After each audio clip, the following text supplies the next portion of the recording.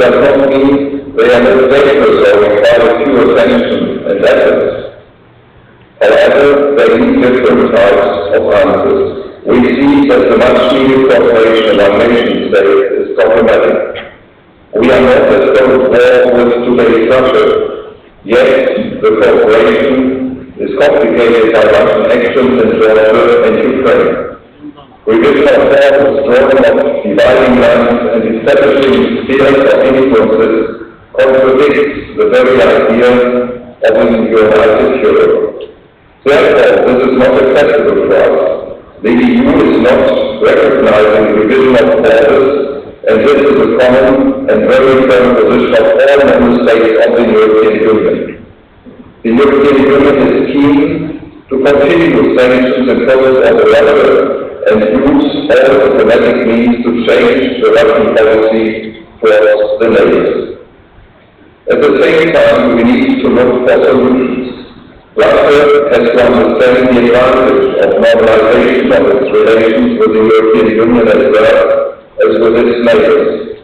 The internationally brokered fear on the nuclear program of Iran, and Iran is an important player in the region, demonstrates that cooperation among leading countries can be pragmatic, result-oriented, and effective. Thus, we need to find ways of overcoming silent deadlocks. Ladies and gentlemen, parallel to this, strong signals of support should be sent to all our partners. The European security is very much affected by the situation in its neighborhood. Georgia is an excellent example of successful Europeanization beyond former borders of the European Union. Georgia is contributing to our common security by closely participating in EU missions. Georgia is a leader country of the Eastern neighborhood in terms of implementing deep institutional, political, and economic reforms. As a result, in few months, Georgian citizens will benefit from countries' approximation with the EU and will be able to travel in the Schengen area without a visa. This will further strengthen already strong pro-European attitudes among Georgian citizens. Ladies and gentlemen, the Konrad Adenauer Stiftung is delighted to contribute to this work. We are represented in Georgia since 2003, and with our activities and projects, we are committed to support Georgia's Euro-Atlantic integration. With this aim, we are in close cooperation with the Parliament of Georgia and the Ministry of Defense of Georgia. In October, Georgia has held parliamentary elections. We, as friends and partners of Georgia, look forward to the upcoming elections and would like to see an issue-based cooperation among the mainstream parties. Cooperation among leading political forces and not confrontation will strengthen Georgia in its way towards Europe. With this, Your Excellencies, dear ladies and gentlemen, let me wish you successful continuation of your work at this conference. Happy Independence Day to Georgia.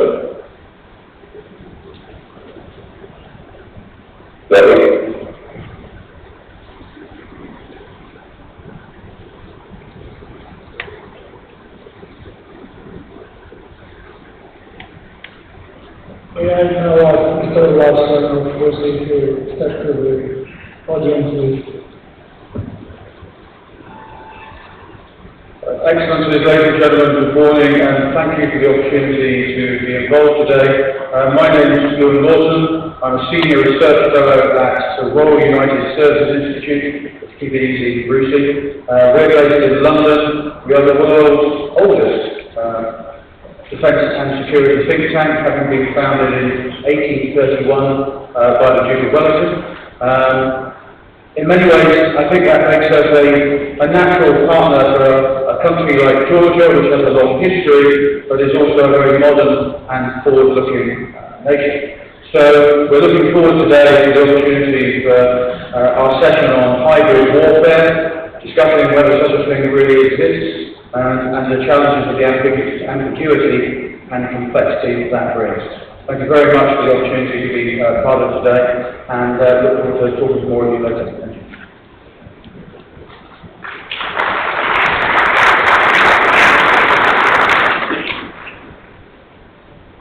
Mr. Bruno Leffer, representing GMF today. Bruno, my friend, please.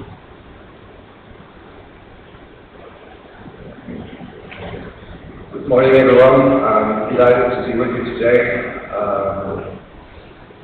I'll keep my mouth short because I realize I'm the last man standing between you and the Foreign Minister, but let me perhaps start by saying how personally delighted I am to be back in the DC. I very well remember my first visit to this country, and I knew immediately that I would come back. It was indeed a heartwarming experience, every visit actually is, and since then I made many special friends in this country, for which I'm very thankful.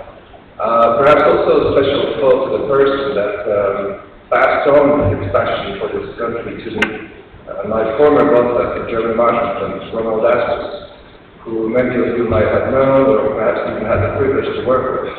I personally started to work with Ron back in 2008 at GMF in Brussels, and I do not need to tell this room how challenging that year was for this country. As Ron famously put it, that was that little war that shook the world, his famous quote on that. So for me, standing here in front of you today is perhaps also a little bit of a way to honor his legacy.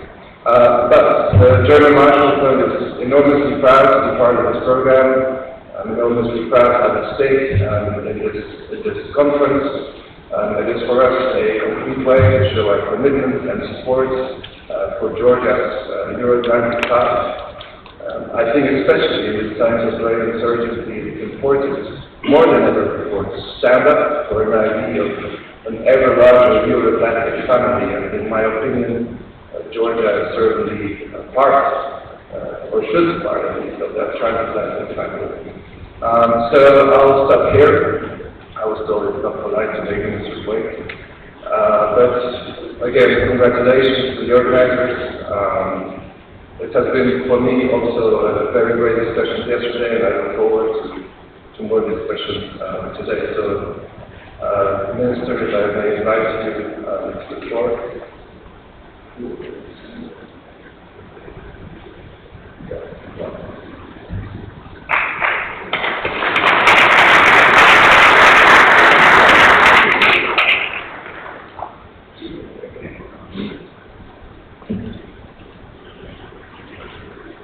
Dear Ministers, Excellencies, ladies and gentlemen, dear colleagues, dear guests, it is my pleasure to address you at the 10th Georgian Defense and Security Conference. I would like to start by thanking the Atlantic Council, the Royal Atlantic Service Institute, the German Marshall Fund, and Konrad Adenauer Foundation for partnering and making this conference a success. Yesterday, as I heard, there were great discussions, very interesting discussions, and it once again showed the importance of this conference. Today's world faces many challenges: economic, environmental, social, which affects the global security. But the most dangerous threat we are witnessing is a challenged international rules-based order. Peace and prosperity after the World War II has been achieved through the respect of the international rules, which are of existential importance, especially for the small states like Georgia. After being hidden behind the Iron Curtain, 25 years ago Georgia regained independence and has further decided to join a community which respects the international rules-based order, shares same values and interests. Today it is symbolic to reiterate that we consider membership in European and Euro-Atlantic institutions as a return to the European family of nations, where Georgia belongs historically and mentally. It is a fair choice of the people of Georgia, and a matter of broad consensus among major political forces, and you saw it yesterday during the speeches from the different representatives of different political parties of Georgia. With the historic signature of the association agreement, including the DCFTA, Georgia has moved to a qualitatively new level of cooperation with the EU by launching an ambitious process of political association and economic integration. We firmly believe that the association agreement is not the final stage in our progressive relations, and there is more we can strive for to achieve our goal of building a truly European democracy. Currently, the Georgian society is waiting for another historic step on its path towards Europe, which is a visa-free movement for Georgian citizens into the European Union. At the same time, Georgia aspires to join NATO, which is, I think, the most successful alliance in history. Membership in NATO will provide Georgia with the opportunity of peaceful and sustainable development. We know that NATO's main goal is to ensure security, peace, and prosperity of its members. Along with NATO's military might, it is the commitment to the shared values of freedom, democracy, and respect of human rights that cements together the allies and attracts other European democracies like Georgia. Our relations with the alliance are solid and dynamic. We are successfully implementing substantial NATO Georgia package adopted at the 2014 World Summit. I'm sure you talked a lot about that yesterday. And its primary aim is to strengthen Georgia's defense capabilities and help the country to advance its preparations toward membership. Dear friends, I would like to touch upon the issue that over the years Georgia has gradually become not only provider and the beneficiary of the support, but an important security provider. Through its participation in NATO and new missions, Georgia has proved its political determination and ability to contribute to common security and stability. We have demonstrated that we are not looking just for the security guarantees, but stand ready to share the burden of collective security. At the same time, Georgia has joined and is actively engaged in the global coalition to counter ISIL Daesh, the degree of violence and brutality that terrorism brought to the world is of the greatest concern. Addressing this challenge, especially taking into account its transnational and cross-border nature, requires well-coordinated and joint international efforts. Now let me draw your attention to the security environment in the Black Sea region. Today, nobody questions it anymore that the Black Sea is the indispensable element of Euro-Atlantic security architecture. NATO alliance has largely contributed to strengthening security in the Black Sea region, considering that 3 out of 6 littoral states are now members of the alliance. The successful development of those states is a perfect example of the stabilizing effect of the NATO alliance. Peace and stability in the Black Sea region can generate numerous opportunities for successful cooperation. East-West energy corridor is one of such opportunities. Energy security is becoming critically important in the context of growing hybrid threats the European community is facing. Today it is crystal clear that energy dependence could be a major challenge to the national security of many democratic states. Black Sea and the South Caucasus have a tremendous importance for the energy security of Europe. One of the most promising and effective routes for the long-term diversification of energy supply of Europe lies through this region. Stable functioning of existing energy transit projects and successful development of the new initiatives in this field bear serious importance for future security of Europe and is directly linked to the stability in our region. We have inaugurated just a few days ago, a new project which is Trans-Adriatic Pipeline, which is a part of the Southern Gate Corridor, and Georgia is proud to be part of this very important project.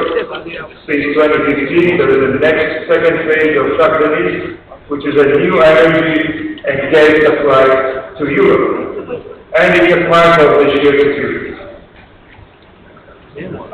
Besides, our region has potential to become a hub linking Europe with the growing East Asian countries. The revitalization of the historic Silk Road, with the Silk Road countries cooperating in the field of transport, trade, industry, and communications, brings its benefits not just to the region, but to the whole Europe. However, it is no secret that major challenge to the full-scale regional cooperation is a military aggression against two great sea littoral states. Occupation of Georgian regions of Abkhazia and Zimbabwe in 2008 and illegal annexation of Crimea in 2014 significantly increased security challenges and disrupted the balance in the Black Sea. We all know that the aggression against Ukraine was a continuation of 2008 Russia's occupation of Georgia's territories. August 2008 was the first time since invasion of Afghanistan in 1979 when Russian forces marched into a sovereign country. Regrettably, the aggressor did not feel until now the relevant pressure and continues its destructive policy towards other neighbors. As a result, the large part of the Black Sea region has become the gray zones, which are beyond the control of the legitimate authorities. Recent killing of an innocent citizen of Georgia is one of the examples of the fragility of the situation. It is of utmost importance to establish credible international monitoring mechanisms within the occupied territories as soon as possible. And hereby I would like to thank the European Union for supporting the only existing monitoring mission today, which is unfortunately not allowed to enter the occupied territories. Dear colleagues, I must stress that notwithstanding the very complex security environment, Georgia steadily continues its development. It has become a role model in the region in carrying out fundamental institutional reforms and transformation. We launched a new wave of reforms, including in the areas never tackled before, as the reforms in the local government, judicial, and economic spheres. It goes without saying that for us the main objective of the reform is to modernize the country and to put Georgia irreversibly on the path of freedom, democracy, and prosperity. These values are the foundation of the modern Georgia state, while European and Euro-Atlantic integration will provide the best guarantee that those values are protected and respected. We firmly believe that embracing the European and Euro-Atlantic aspirations of the regional countries will send a strong signal to that re-emergence of the sphere of influence and attempts to limit the foreign policy choices of sovereign states are unacceptable in the 21st century. At the same time, we are certain that NATO's increased engagement and visibility in the region, reassurance of members and partners will be critical. NATO summit in Warsaw is the best opportunity to address the challenges described above. For Georgia, it is essential that the outcome of the Warsaw Summit is clear-cut and evidence set forward in the direction of membership, which is our ultimate goal. In our view, the summit outcomes should have two dimensions. One is political support of Georgia's integration process, and the second dimension is deepening of the practical cooperation. It is obvious that the agenda of the summit in Warsaw will mostly focus on security of the member state and reassurance of the Eastern alliance. At the same time, it will be essential to avoid misperception that the alliance is not concerned about the security or stability of the Eastern European nations that are outside of the Article 5 umbrella. We understand that it is not an easy time and the European community is facing multiple challenges. However, we have to make sure that this situation does not divert our attention from the other equally important issues. And I thank you for your participation in this conference.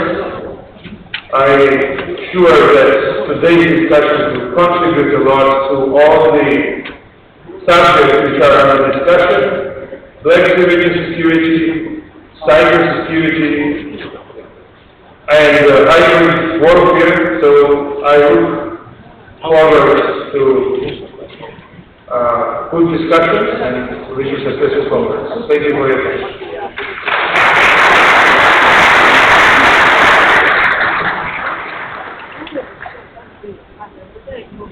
And a short administrative announcement. Session A stays here, Session B goes just across the hall. So please grab your coffee and head towards the session you are willing to attend. And then these two sessions will be wrapped up in the plenary here. The plenary will start at 11 o'clock. So please watch your time and wish you all a successful discussions.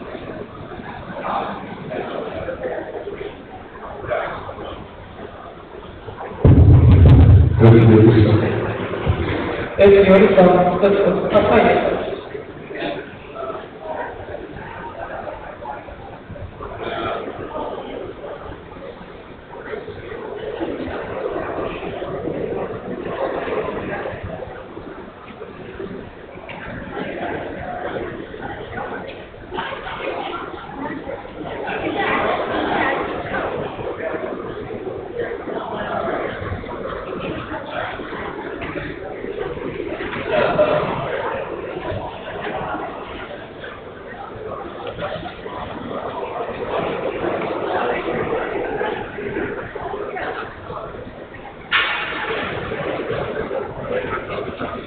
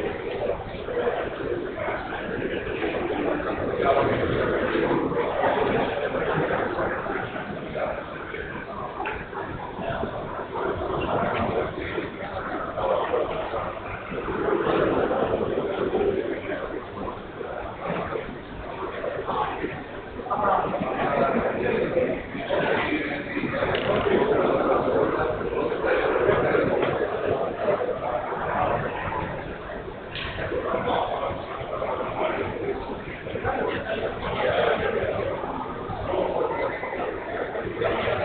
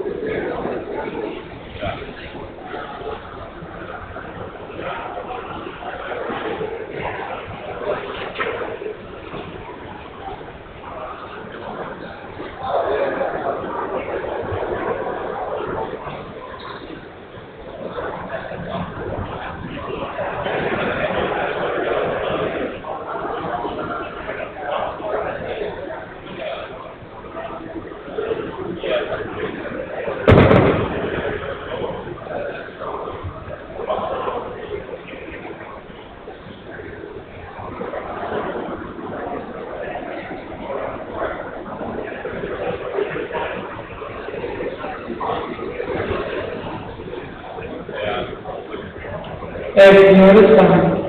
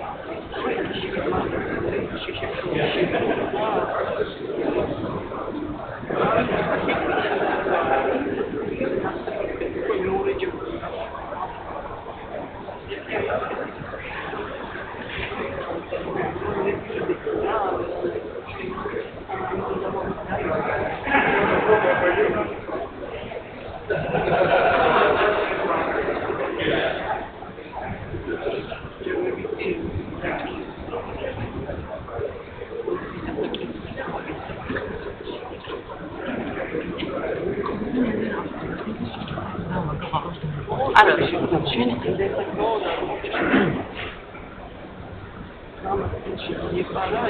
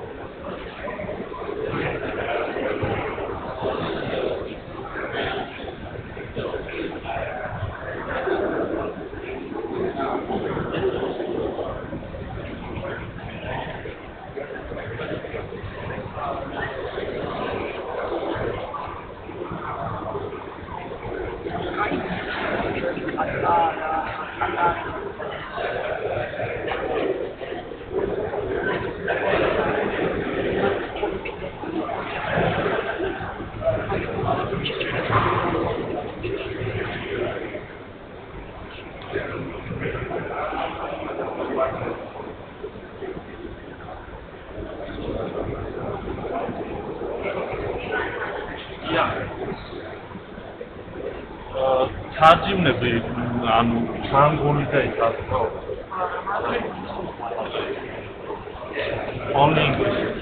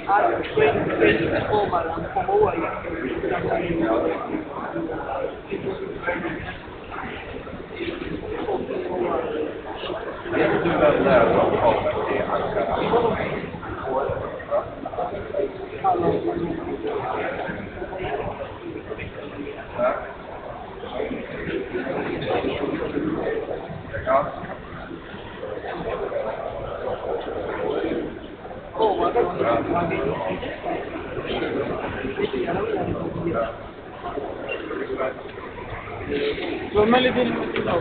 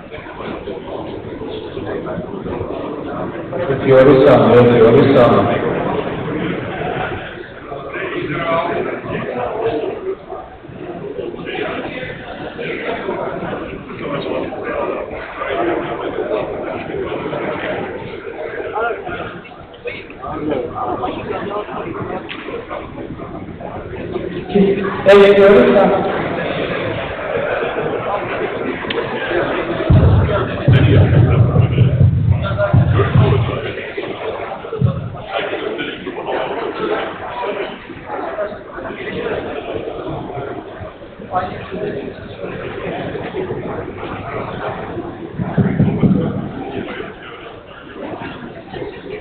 and gentlemen, please take a seat. We'll start in 2 minutes. Thank you very much.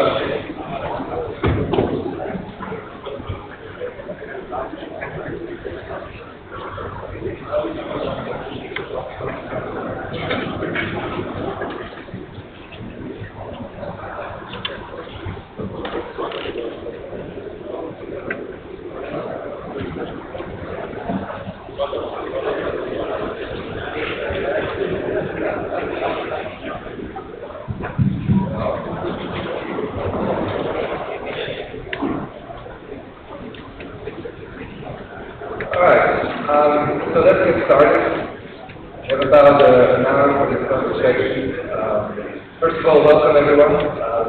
Pleasure to be here with you. My name is Bruno Lefebvre. I'm a transatlantic fellow for foreign and security policy at German Marshall in Brussels. For me personally, it's actually a delight to have the chance to talk about Black Sea security this morning, or perhaps better to call it Black Sea insecurity.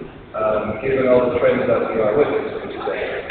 But perhaps to kickstart this conversation and to introduce the team, let me take you back for a second to 2008, Bucharest NATO Summit. The declarations or the commitments that were made back then at that meeting were widely seen as of having the potential to change the dynamics of security in the Black Sea region. It would take off some of the pressure on NATO's shoulders. It would create confidence in Ukraine, in Georgia. It would rein in on the ambitions of Russia, and it would create a measurable approach to a next round of NATO investment. So that was what the Bucharest Summit was about, 2008. Now today, 8 years later, the dynamics are slightly different, of course. There was the Russia-Georgia war. We see that the Russian Black Sea fleet is once again flexing its muscles. Ukraine is fighting, but has also effectively been destabilized, not in the least, because of the illegal annexation of Crimea. Think about Turkish-Russian relations that are at a deep low. And we also see some of the frozen conflicts that are flaring up again. So, all in all, and I hate to be slightly pessimistic, but it is quite a grim geopolitical picture that we see here in the region. Today or at least in this session, we want to talk about the challenges that dominate the geopolitical scene in the Black Sea region. But I definitely also would like to see some questions answered. What does this mean for all the countries involved in the Black Sea region? What can be the future role of NATO member states and partners in facing those challenges? How can we manage tensions? How can we engage perhaps even with Russia in terms of conflict or incident prevention and incident management? I think these are all quite legitimate questions to ask. But to navigate these troubled Black Sea waters, I'm not allowed to do this. I have the pleasure to be joined by 4 distinguished speakers here. Just here on my right side, Aurel Fondos, the State Secretary at the Ministry of Defense in Moldova. Then at my far right side, we have Ambassador Girati Menagarishvili, I think an eminent case in this country. But you are today the Director of the Strategic Research Center here in Georgia. On my very first left side, Stefan Dican, State Secretary at the Ministry of National Defense in Bucharest, Romania. And then at my very far left side, we have Michael Siparet, a fellow at the U.S. Foreign Policy Research. So lots of intellectual capital on this stage to describe some of the challenges that we face. I suggest that I turn to each speaker for 5-7 minutes, and then we'll open it to the floor for your comments and questions. So let me perhaps start with you, Mr. State Secretary. Can you, from your perspective from Moldova, describe the challenges that you see, and perhaps also link it a little bit to your country's relationship with the EU, NATO, and even Russia?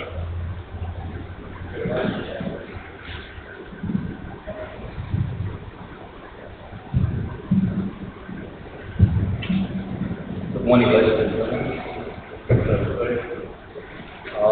I see this conference, main agenda is kind of continuation of last year's event, which shows a great volume of staff in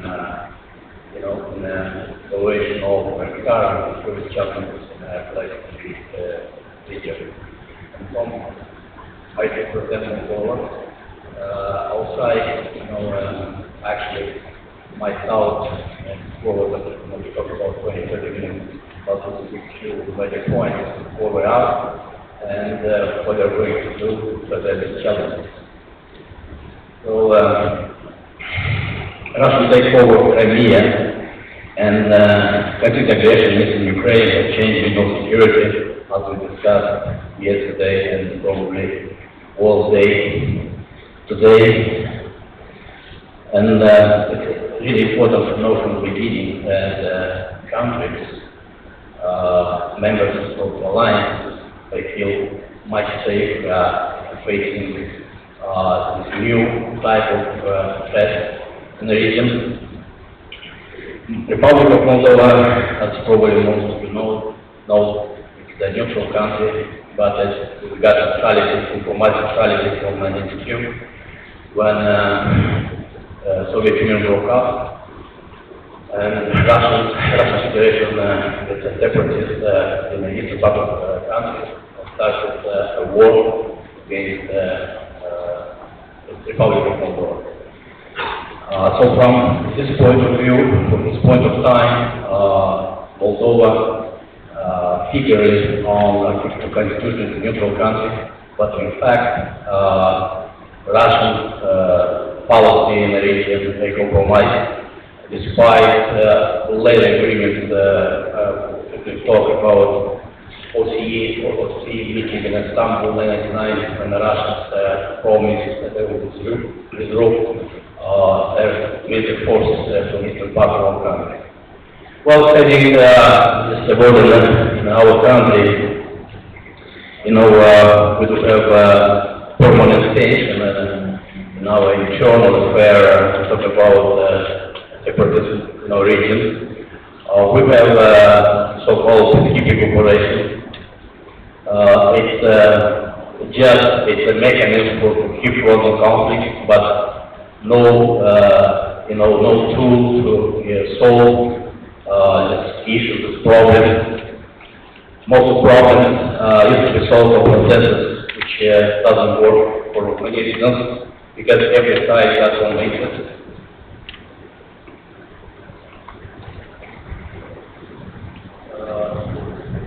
Also, it's quite critical to know that during last 2 years after invasion of Russia, Crimea and eastern part of Ukraine, situation in Moldova started to get worse and worse. And probably I'll repeat one more time that for 2 years, 2014, 2015 till beginning of 2016, we had several governments, 2 parliaments, that didn't allow us to perform our tasks in frame of our responsibilities to European Union agreements and NATO as well. But also it's quite difficult to know that our internal developments in developing our national defense legislation also were stopped because of instability. Starting in 2016, we feel a lot of pressure from Russian, I would say, power. This high-speed actions, basically, we feel in Russian propaganda in our country. A lot of support to left-wing parties, so we call it pro-Russian parties. And I will start to bring some samples, some examples, like on January 20th, 21st, when our parliament decided to approve new government, they seized and stormed our parliament building which it was like a sign as expressive phrase of hybrid action or trial all this way finished, and now it started active phase. It was a surprise for us that I just entered in the parliament building. I didn't do nothing, just drew portrait. He began on the questions, they went up, but was a test to see how our security forces, police, reacted. And during the last 2 or 3 months, I did actually process of, slowly but steady stabilization situation in Moldova goes on. 2 weeks ago, about 2 weeks ago, we conducted our country creative exercise, bilateral exercise of Moldova and United States, cooperative strategy union. They started initiated kind of provocation phase, so developed deployment of American equipment to our units inside of country. For this exercise, actually they didn't manage, but again it's a signal that they are working on that to destabilize the situation. It's why I'm making all these samples, because in October we'll have election, the presidential election.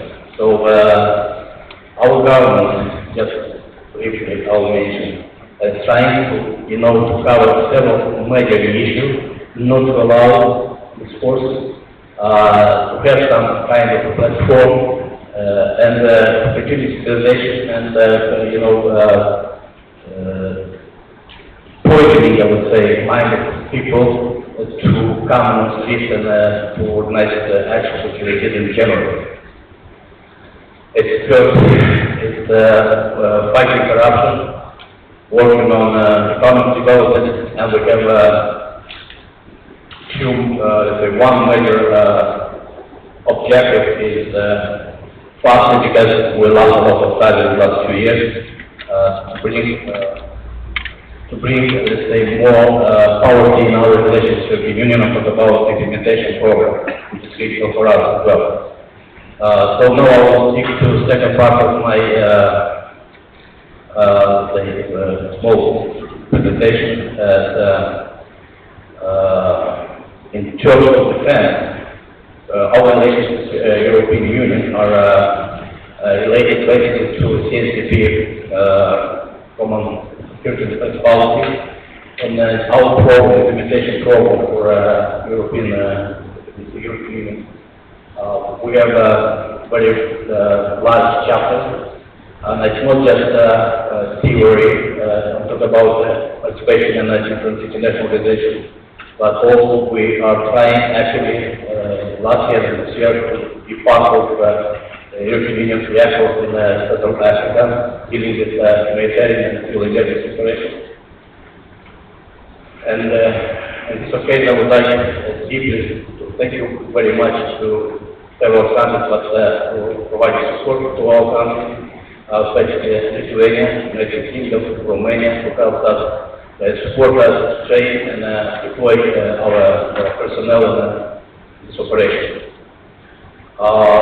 Second is about our relations with NATO, the Atlantic Treaty Organization, because I will kind of remind the logical link between what they said, that we lost a lot of time. Now we're trying to increase our defense capabilities, and from September 2014, when we were invited to join the Defense Capacity Building Initiative, from 2015 we are trying to accelerate implementation of first phase, which means to transform our defense legislation to NATO standards. We talk about basically some laws, development of national strategy, national security strategy, national defense strategy, and national military strategy. Where we are now, national security strategy just last meeting on June 7th. National Security Council is going to approve in a short term national security strategy, which is later will go to Parliament to a final approval. Last week we launched working on the development of a national defense strategy. We got a presidential decree and we approved, we gathered World National Commission. We got quite an interesting timeline till October to bring this new defense strategy to President Commander for final approval. During this, let's say, engagement, we work very close to our partners. Because all of the activities strategy development are linked also with inside of the CBI as I mentioned, and working with NATO and NATO team, and bilateral with our friends from Romania as well. I don't want to take more time because time is short. During Q&A session, I would like other issues to bring. In conclusion, in a very short time, we are trying to manage to evaluate real situation in the country. First, to pay out right values to improve border security, forces and security overall in the country. By the way, I mentioned that in the new budget of 2016, Minister of Interior got quite considerably support in terms of money. Even Minister of Defense, we got a slight increase in our military budget. So, government, parliament, all our efforts started to realize that we need to work seriously on our security and defense issues. Thank you very much, and I'll be glad to answer your questions. Thank you, Mr. Secretary, for the tone in the discussion. And also for reminding us that security in the Black Sea region is not only about hard military challenges, it's also about soft threats. So let's not forget that. Let me turn to you, Stefan Tinka. Your country, Romania, is a NATO member state at the shores of the Black Sea. I just would like to ask, Romania lately has been in the spotlight for your efforts to increase the NATO deterrent capacity in the region. That has sparked also a little bit of criticism from Moscow. So, how do you see the security of the region evolving? What are the challenges that you face from your side? Well, thank you. Thank you for the invitation to be in this conference, to be again in Georgia, and to be among the panelists this morning. I think that my Moldovan counterpart has underscored the importance and the actuality of the frozen conflicts. They have been there for almost a quarter of a century, and they have been affecting the security of the region since the early 90s. Romania joined NATO first in 2004 and beginning in 2007, and we started to bring this Black Sea on the agenda of the two organizations. So it's about 10 years since we are working on raising awareness at least about the Black Sea region. And since then, what we observed is that the list of conflictual situations around the Black Sea has increased, because we also had Crimea and Eastern Ukraine, and very recently warming up of Nagorno-Karabakh. Then what is sometimes ignored, but I think it's equally important, that violations of the Helsinki order, Helsinki-based order, has occurred exactly in the Black Sea region, first in 2008, and then in 2014 in Ukraine. And finally, we see a serious military build-up centered in Crimea. which we have to agree is not necessarily destined to the Black Sea region, because the aim of the Russians is to go beyond the region, mainly the Eastern Mediterranean. But we cannot ignore the fact that the A2AD anti-aerial capability built by Russians around Crimea is serious. It's very important for us, together with hybrid analysis, which is more visible to the partners in the region. So yes, after 10 years we have a more complex picture of the security in the Black Sea region. And I think now it's high time to realize, allies in member states, that this has become a serious disease and it needs to be addressed. And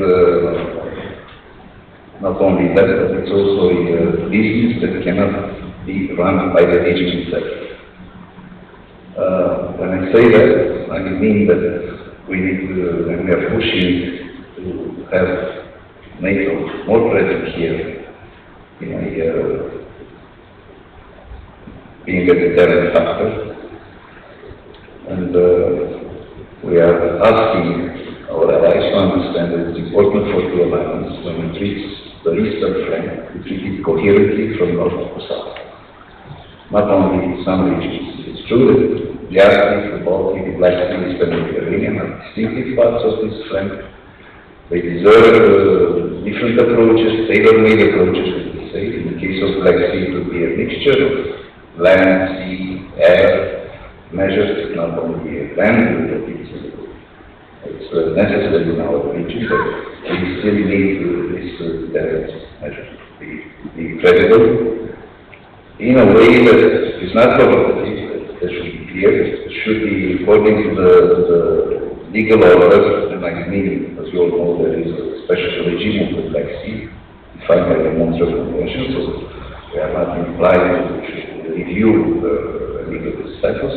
We should do whatever we do according to the legal order, and in a way that, because we are three allies, when there is only one of the allies in the Black Sea, there are three of us, we also have to take into account the interest and the sensitivities of all aspects of the Black Sea, and of course, for the longer term, also the partners in the Black Sea, including our forces in Georgia. So I would limit myself, because we are a bit late in the schedule. I will leave it with my initial intervention on this, and then open to answer questions from the room. Thank you very much for your contribution. Our third speaker, Ambassador Menagarejishvili. Georgia has definitely is one of the most reliable partners to NATO. Your country has contributed greatly to the alliance.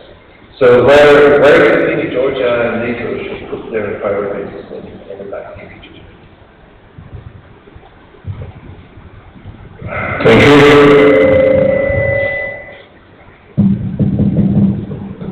Sorry.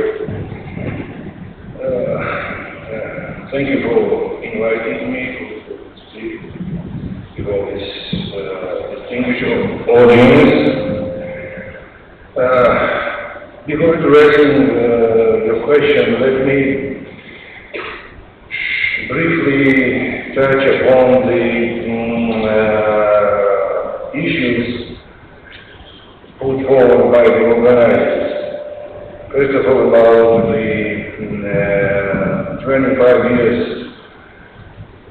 after collapse of the Soviet Union, and what does it mean for the region in terms of security, in terms of development. Definitely, those years brought not only problems, although we have many, and definitely I will speak about them. But here we have some very important positive elements, and they should be kept in mind. First of all, this is a very important process of shaping up the Black Sea region of identity. It's not finished yet, it's not fully shaped up yet, but some very interesting developments took place. I mean the energy corridor, which is already there. I mean the communication line bridging the Central Asia with the western shore of Black Sea. By the way, the all military equipment for the just and yesterday military training was transported through those lines built up in 90s. The region started acquiring the formats of cooperation. This is PSEN, Black Sea Corps, Guam, grouping, and so on and so on. And finally, Black Sea region is more and more getting that of NATO and EU region, tied into these two, I would say, most important phenomena in this part of the world. So this is great. But all of a sudden everything has turned around a couple of years ago. It was unexpected, it was growing up, but what would happen, I think, it was very difficult to predict. Now about the main sources of insecurity in this region, and about the security settings, main sources of the threats. Definitely, first of all, talking about that, we have in mind two huge dramatic developments in the north and south of the region. You know about the southern development, it's about Middle East. Today, I would like to focus on another one, because it affects Georgia as the entire South Caucasus more adversely. This is Renaissance, Russia's comeback. This is what is going on in Ukraine. And this is major threat not only for the Ukraine, for the region. It's a threat of global scale. You all agree with this. I think we all have yet to fully realize that after the 1st of March 2014, when the upper chamber of the Russian parliament voted in favor of military intervention in Ukraine, we all believe it's already 2 years in a different world, very different world.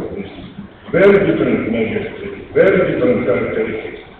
And this situation is not going to end anytime soon. What is next? Crimea is annexed. The eastern Ukraine is under fire. I think Russia is not going to abandon Ukraine because the main goal of all these processes to set up the final project of current Russian government, the so-called Eurasian Economic Union. And that goal is unachievable without Ukraine. So we should be ready we have to be ready to fight a war to stop that process. There is another moment which has to be also taken into account. Here in Georgia, both expert community as well as politicians believe strongly that what is going on in Ukraine is just a continuation of the 2008 war in Georgia. This is one scenario, and I would say another part of that movement. We had very difficult times in 2008, and now we feel very, I would say, painfully what our Ukrainian brothers are feeling there. It's clear that the goal of Russia's leadership is to make both Georgia and Ukraine unsubscribe from their pro-European national projects. And unless that goal is achieved, Russia won't give it up. Two more moments. First, talking about the current problem, the problem of this scale, one should not forget what usually was named as the main problem of the regional security. Set of conflicts, none of them being resolved, by the way, during these 25 years. More than that, we have even introduced very interesting term, frozen conflicts, which is kind of nonsense, because it's not the conflict which is frozen, the whole peace process is frozen. The regulation of the conflict is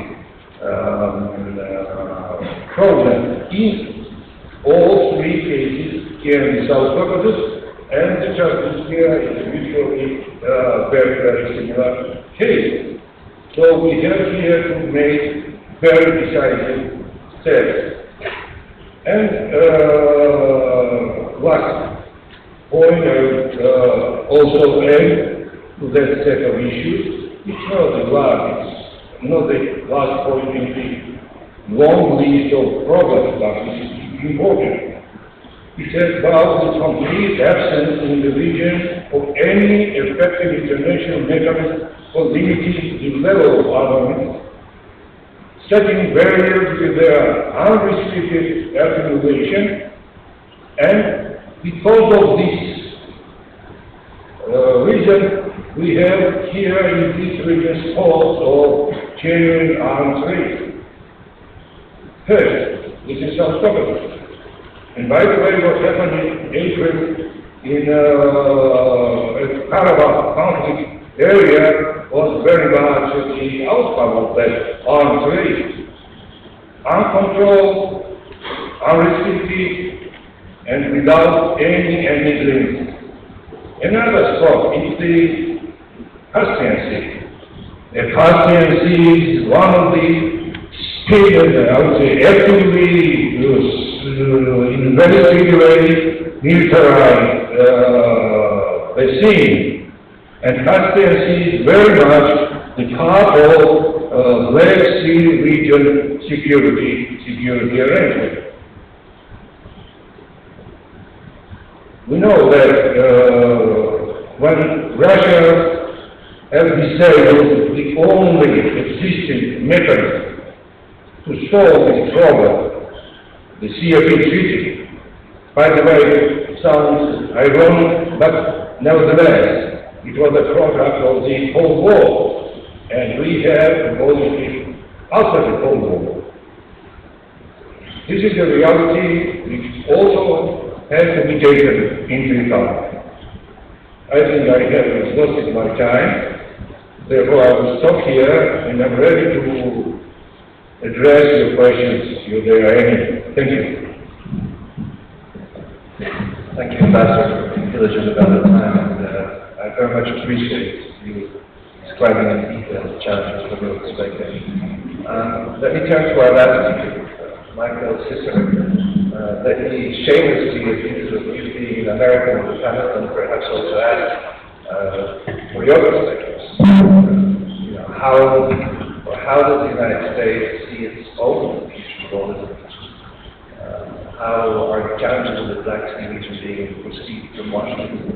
If you could perhaps, take it in the background during your presentation, that would be fantastic. Thank you.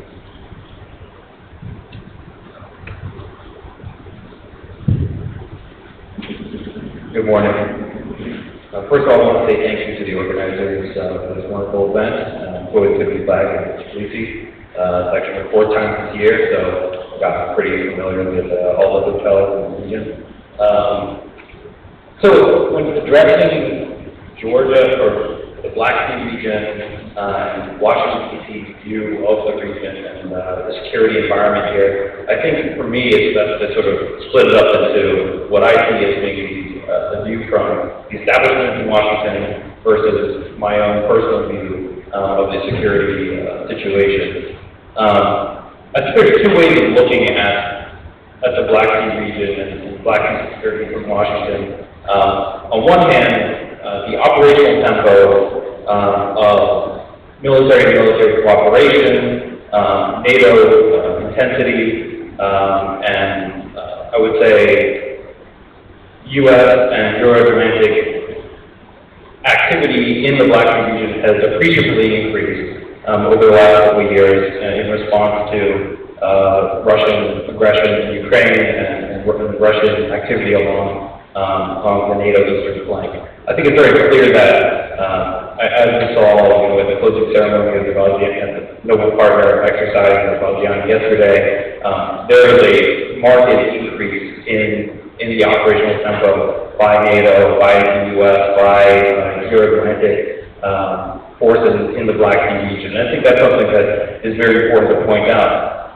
At the same time, there is a perception that there is a structural decline, at least relative to the threat environment, of attention paid to the Black Sea region by Washington and Brussels in various ways. And there's an idea that I think floats around, particularly in a place like Georgia, that this is a consequence largely of maybe the government's inability to cultivate the right policy entrepreneurs in Washington, or maybe the not being aggressive enough in lobbying for interest in Washington or in Brussels. But I actually see it personally as being more of a consequence of structural factors. So, for example, in Washington, the foreign policy establishment, or the foreign policy direction of the current administration, has been one that has prioritized more domestic, has prioritized more a foreign policy that emphasizes reducing the level of reducing temperature in various areas. So, for example, some of the key foreign policy accomplishments, at least as advertised by the current administration, has been things like the nuclear deal with Iran, or the normalization with Cuba. And these are two examples of I would say, the administration trying to reduce the temperature and to actually disengage the U.S. from a cycle of acrimony, I guess you could say, in these respective issues. I would also say that it's also important to think about why it was that the U.S. was so invested in the Black Sea region under the previous administration, the Bush administration. And that was actually, I think, an artifact of a very particular time, during which the foreign policy agenda was one where it was after 9/11, and there was very much a sense of the democracy promotion agenda being an important element of national security. And developments in the Black Sea region, and particularly in Georgia, I would say, were central and were elevated as validations of that policy. Whether or not we believe that actually bore fruit, or that was the right thing to do, I think is a conversation that we can and should have. But it's at the very least, it helps explain why maybe there's been not as much attention, at least at the foreign policy level, in Washington right now to the region. So that's kind of how I see Washington looking at this broader need right now. Personally, I think that there are two major things to keep an eye on, again, when it comes to security challenges in the Black Sea region. First of all, I think there's a shifting threat landscape. The obvious one is Russian military power, that Russia being more overtly aggressive in the region. particularly following the annexation of Crimea and the intervention in Eastern Ukraine, the Donbass. And I would say this is not just a matter of Russian military activity in Ukraine itself, but also the militarization of the Black Sea region. The preponderance of Russian naval power in the Black Sea, as well as the high operational tempo of Russian Air Force assets in the Black Sea, conducting aggressive probing and aggressive overflight and airspace violations throughout the region. I think that's something that we're all very well aware of. And as attention to that, I would say that Russia has also established a constellation of geopolitical pressure points throughout the Black Sea region. If you kind of zoom back, you can see that there, in the Donbass, Crimea, Abkhazia, Transnistria, South Ossetia, I mean, just to name a few, these are all pressure points in which Russia has managed to establish friendly proxy regimes or outright control in the case of Crimea and to various extent elsewhere, like in South Ossetia. That provides Russia with the ability to inflame or reduce a conflict at will. So this is an element, I think, of security that we talk about, but we wouldn't necessarily talk about in terms of Russia's ability to play a role in the wider region. I would also, another major issue is, I would say it's more strategic in terms of structural shifts. One being, and this might be a little controversial, but the decline of the urgency of energy flows from the Caspian to Europe. European energy diversification has gone a long way in the last few years in terms of gas storage facilities, liquefied natural gas, and spot trading. And the importance of Caspian hydrocarbons to European energy has, I think, declined somewhat relative to where it was just a few years ago. Azerbaijan hit peak oil in 2010 and its production of oil has fallen steadily every year since then. Oil prices have fallen. They've recovered a little bit in the last few weeks, but they're still nowhere where they were just a few years ago. And over in North America, what we've seen is a kind of an energy revolution in which the U.S. catapulted itself to being the largest oil producer by 2014, which is not something that many people saw coming just 5-10 years ago. So it's really changed, I think, the energy picture for the region, and it also helps explain to some degree why there isn't as much urgency and as much attention in Washington towards the region. I think it also means that it's a challenge because it's a security challenge because what was very clear before, this idea that Caspian hydrocarbons could play a role in ensuring energy security for Europe, is not quite as tangible an issue as maybe it was just 5-10 years ago. And that's something that I think a lot of countries, like Georgia, obviously Azerbaijan, Turkey, but I think the broader region as well is going to have to grapple with to some degree in the coming years. So I'll leave it at that, and I'm happy to take questions.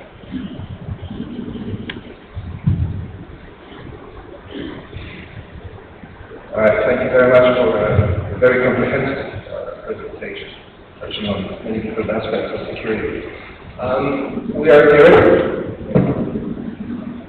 theoretically over time, but since we started late, I definitely want to build in another 20 minutes or so to give the audience to react. So, without much further ado, if someone has questions, someone has comments, raise your hands, and I can kindly ask to also introduce yourself.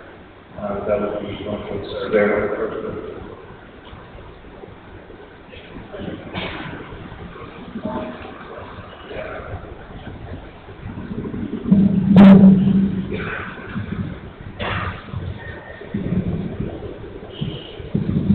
Thanks very much indeed. I'm Nick Gurr. I'm the Defence Policy Director for British Ministry of Defence, and I thought it might be useful just to offer, if like, a British perspective and the extent of for some of my fellow North Europeans and North Europeans, if on what we've just heard. And I'd like to thank the panel for a series of really illuminating insights.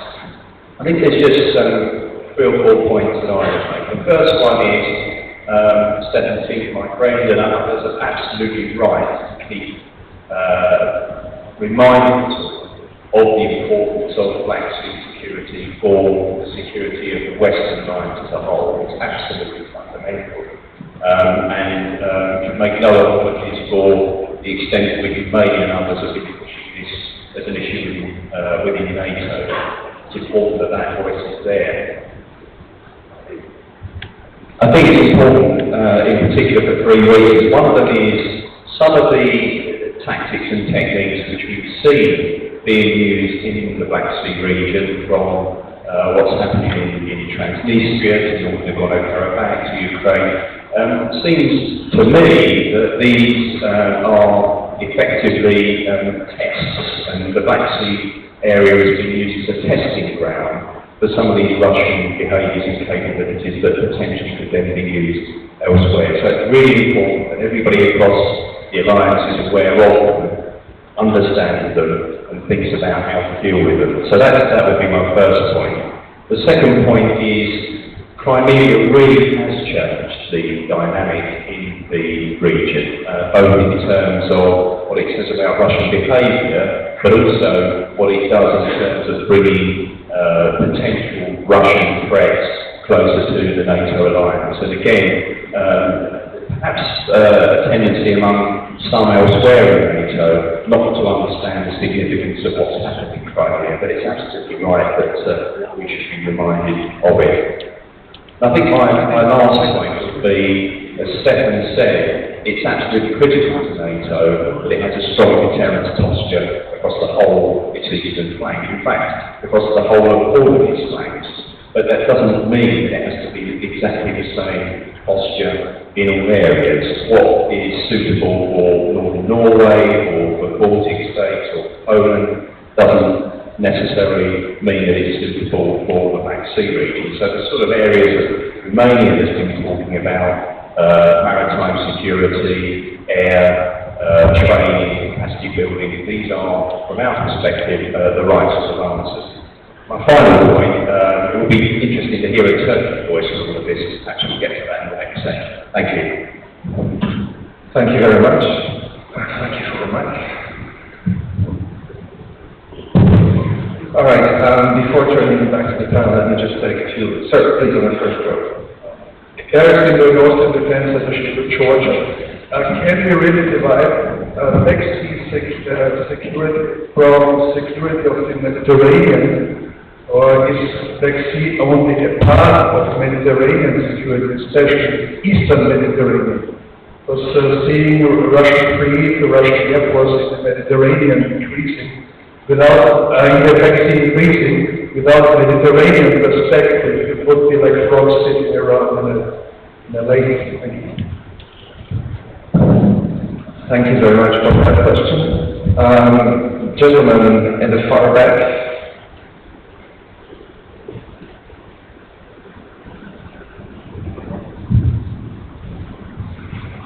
Thank you very much to all panelists. My name is Nika Chikadze. I represent the International Black Sea University, Georgia.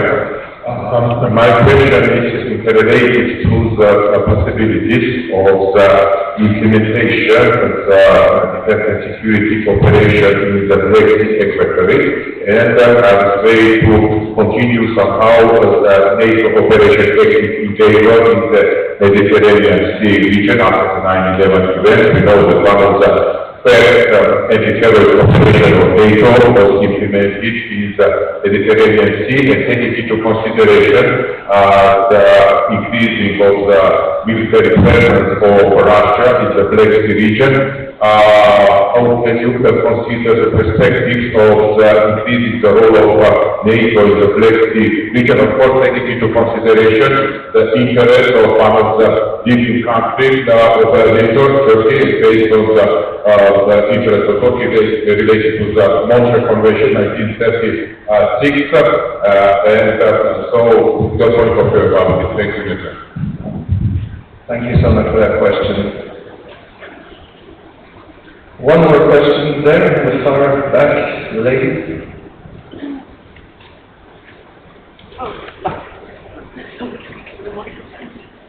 Mike is coming. Hello, yes, my name is Martha, Communications Advisor. My question is about Russia seeking a land corridor to Crimea and speculation about a bridge that Putin wants to build between Russia and Crimea. How does that change the dynamics in the Black Sea area? Would that increase your concerns even further? Thank you very much. Perhaps one more question. Sir, please.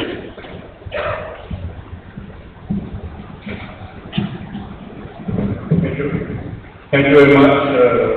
My name is Guy Kovanis. I'm from the Ministry of Foreign Affairs of Romania. Just two remarks and a question.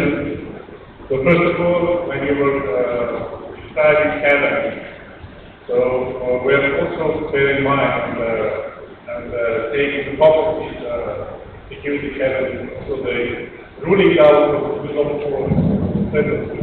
Sir, can you put your mic closer? So we have to rule out the use of force or the threat to use of force in solving conflict. So second challenge is that we have to think about do not impose unilateral sanctions or blockades to other countries. And the third challenge, we have to think about that do not make anything that will exclude countries from regional projects, either country projects or other countries. So, and in this regard, there is a greater need for regional cooperation, because we are firm believers that we have to think about cooperative security, and we do not want to just think and implement, because through cooperation, through collective effort, we can reach and we can maintain security and peace. And the question which would follow is the societal challenge. So in your view, so how to overcome this kind of challenge? Thank you. Thank you very much. I'll close the Q&A right now and move back to the panel. Thank you so much for all the interesting questions that were raised. Perhaps for your reaction, I wrote down what is the impact of Crimea on the Black Sea region, what is the impact of alleged Russian ambitions to create a land bridge to Crimea, how do we get to the right posture, is our current deterrent sufficient, and what are the potential geopolitical linkages between the Black Sea region and other regions like the Med? That was also a question. And perhaps from my side, I would also like to ask one more question, perhaps we could consider. We see today increased efforts to have NATO-EU cooperation going on, for instance, in the Mediterranean. Do you think perhaps that such efforts, combined efforts between NATO and EU, are also possible in the Black Sea region, and what would they be? So, please take into account all these comments and questions that were made, and perhaps I can just go back to the board starting with you, Mr. Secretary. You know, just to use space for my colleagues in the panel, I'll stick to cooperation, because cooperation and deterrence. In our point of view and the actions which are taken right now is because not just to speak about Crimea. Crimea is already annexed by Russia. They are boosting forces in this peninsula. They are bringing more forces in the entire Black Sea area. So it's a different dimension. But in the other side of Black Sea, which is located Republic of Moldova, now, on the current day, we are trying to build up our features on the consolidation of our defense capabilities. Second is we are part of the NATO strategy of the terror. Of course, it's no peace, but we increase numbers of bilateral and multilateral, including many other NATO countries. Now we have raised the combination of excited in the United States and Romania. So the footprint of NATO soldiers in our soil in March, which most of our society cherish, is present. And the third one is on practical level. From 2014 to now, our forces, military forces in the Transnistria region, from conflict are transferred to professionals. We put a new type of equipment, logistical and all the stuff. So from our side, from the defense side, we are part of not just state strategies, but also overall NATO narrative. So stick to and I'll pass. Please, final reaction from your side. Well, there have been a number of ideas raised, and most of them have to do with the linkage between the Black Sea and the Mediterranean, the Eastern Mediterranean in particular. Well, that's the beauty of the Black Sea. It's linked physically to the Mediterranean, it's linked through the south of Caucasus to Caspian Sea, and of course it's part of the eastern border, the eastern flank. Romania has the biggest port in the Black Sea, which is Constanta. We traditionally view this linkage between Black Sea and Mediterranean through economic perspective. Flow of goods, the navigation, freedom of navigation, these are issues that we would like to remain. By the way, despite the militarization and the growing tensions in the Black Sea, at least the economy is unchanged, the flow of goods is there, the navigation is there, and as a practice, during this period, we managed to reopen the ferry linkage between Constanta, Georgia, and Ukraine. So it's an achievement, so we hope to stay there. But it's the merit of the Russians to wake us up and show there is also a security dimension between the Black Sea and the Eastern Mediterranean. Now, extending the existing operation from the Mediterranean to the Black Sea, I'm not sure. I think our philosophy is to build a naval framework in the Black Sea, starting with the Allied presence already in the Black Sea, together with additional presence from outside, according to the master conclusion in our class. So I think that's the best way to go on. Also on the land linkage from Russia to Crimea, from a Russian perspective, this is logical.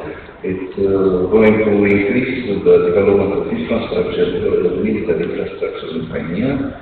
It will be also very costly, together with the build-up of Russia, if they can afford it. Let's see for how long they can do it. But I do want to make a point about regional cooperation.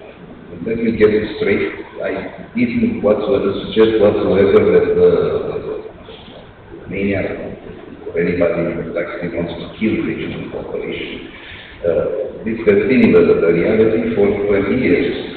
And we created initiatives and organizations based on regional cooperation principles and confidence and building measures. But this was parallel over time, and the relationship with the West, between the West and Russia, was more at the time. Now we can see that regional cooperation simply cannot work, and it hasn't worked. Institutions have not been working for a number of years. What we are suggesting is that it's time also to think about our interests, and that if NATO enlargement which occurred 10, 15 years ago, was more of a political enlargement, because we wanted also to be reassured that Russia was not against us and so forth. Now I think it's time to think and be frank that we have to complete enlargement. But this should be done according to the rules, taking into account the interests of countries. We are not going to ask for seek NATO presence in the Black Sea region against the willingness of other allies. But at the same time, we want our allies to understand that now the situation is serious, this is serious business, and we will need NATO presence in the Black Sea. On NATO-EU, your final question, I think that we are expecting now for the first time a serious development in Warsaw, first complete NATO-EU cooperation on hybrid threat. And in the Black Sea, I think there are a number of situations. I think there is a scope, and especially for non-NATO partners in the Black Sea, I think the EU try to continue in such cooperation through NATO-EU or through CSDP. I think would be very promising. I think something should be managed. Crossing fingers. Ambassador, perhaps a short reaction to all the questions that were raised. I know it's very difficult to give an answer to these complexities, but please be mindful of the time. Thanks. Thank you. First of all, my apology. I have missed your question. This is my bad. I have to say, address first of all, definitely Georgia's view on NATO and Georgia-NATO relations is not just a predominant issue at this conference. So this is our national goal, and it was defined many years ago. Since that, Georgia is building up its strategy of cooperation with the NATO based on that very assumption. How do we very sure from big voice yesterday, and I think it's enough for today,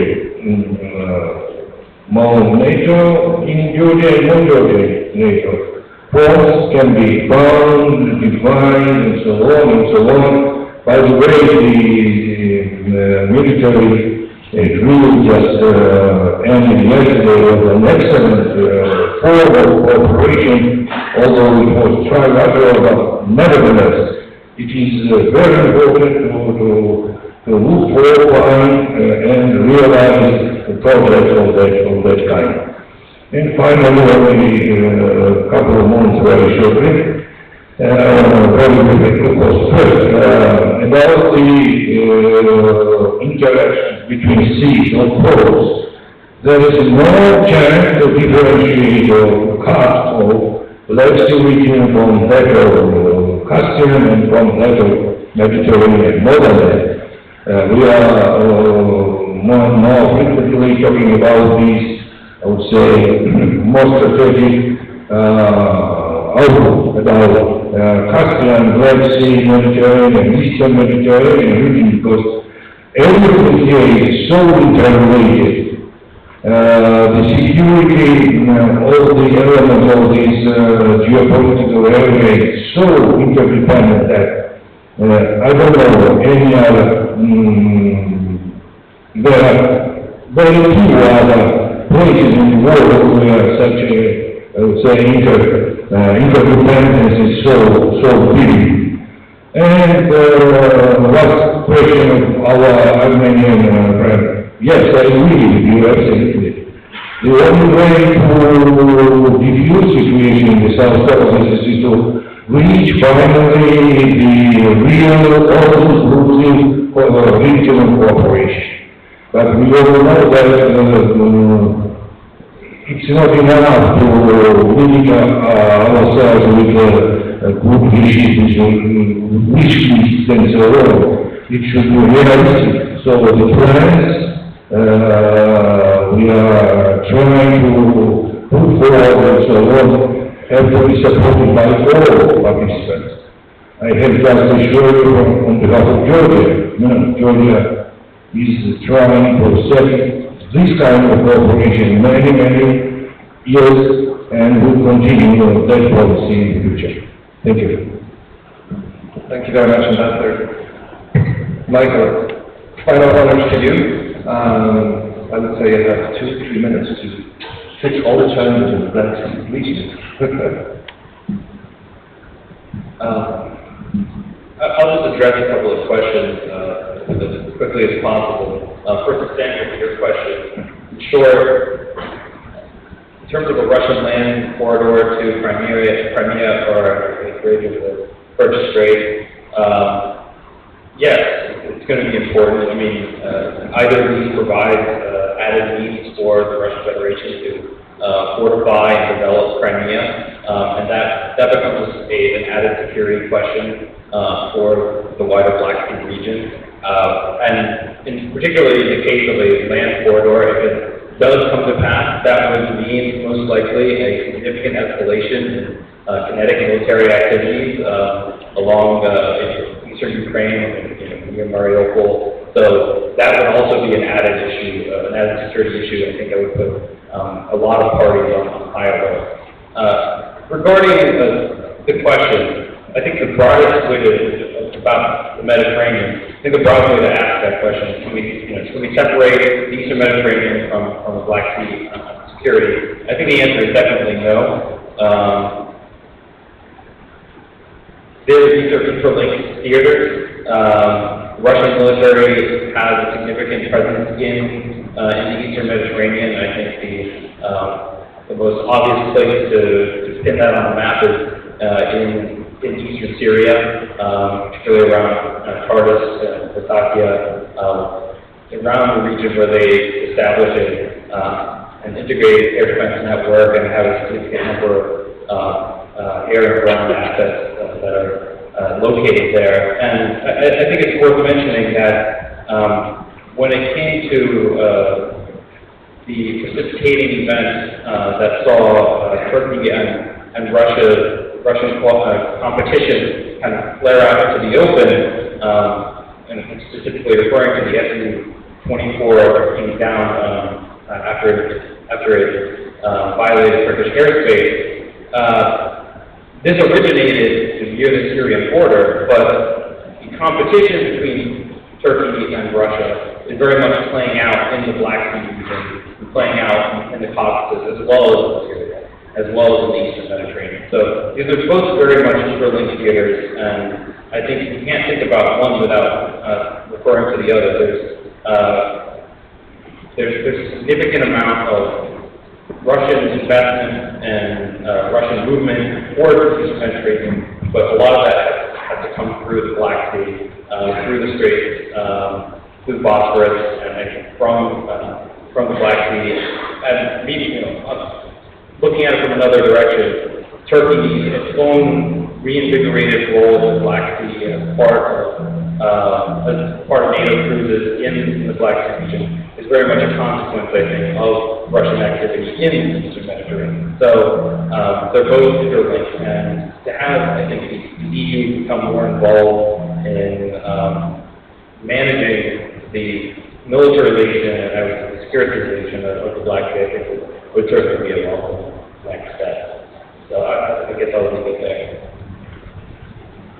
All right, so that brings us to a close. Gentlemen, thank you so much for all your enriching contributions. I think our discussion provided a good stepping stone to move into the next panel, which I believe will also look a bit more in depth at solutions to the challenges that we described.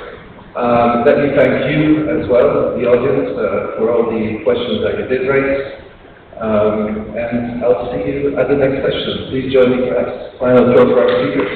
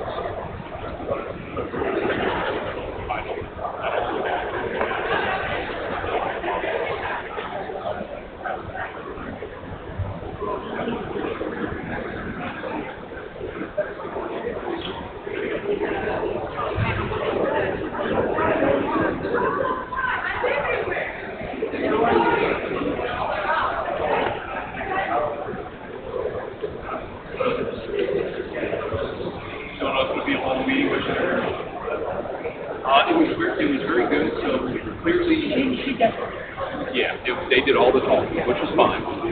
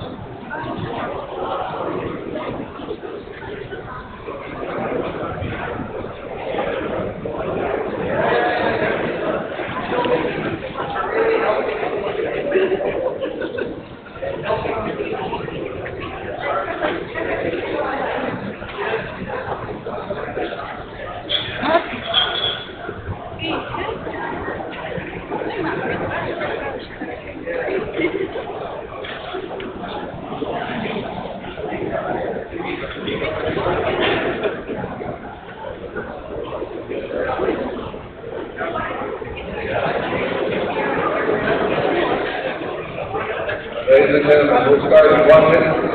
Please sit down, take a seat. We'll be with you in the next minute.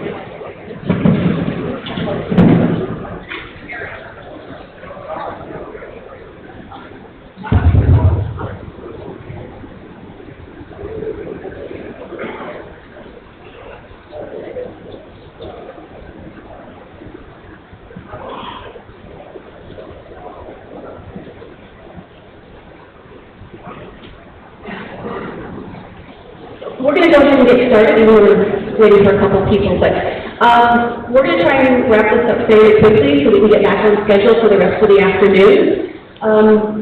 Welcome again. My name is Andrea Kurtz. I'm the resident country director here at the International Republican Institute. My panel I moderated was Opportunities in the Wider Black Sea Region.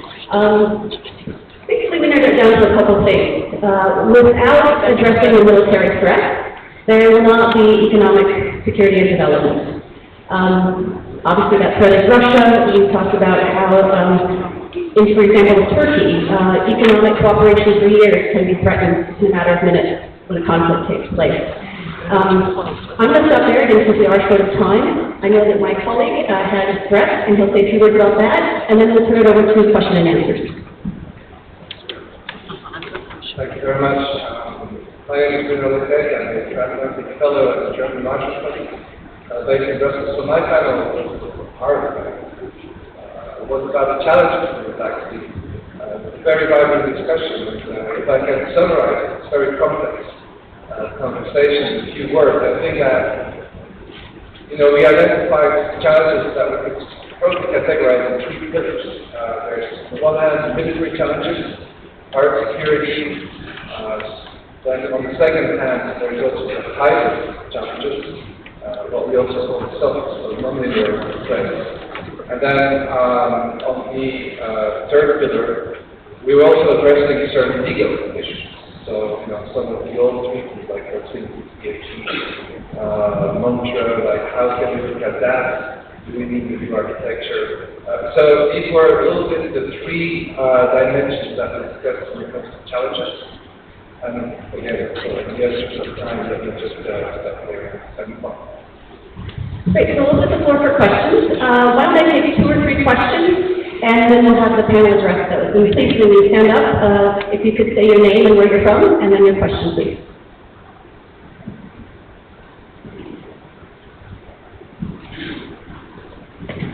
Thank you very much. I'm Kazari Ibrahim, Ambassador of Azerbaijan to NATO.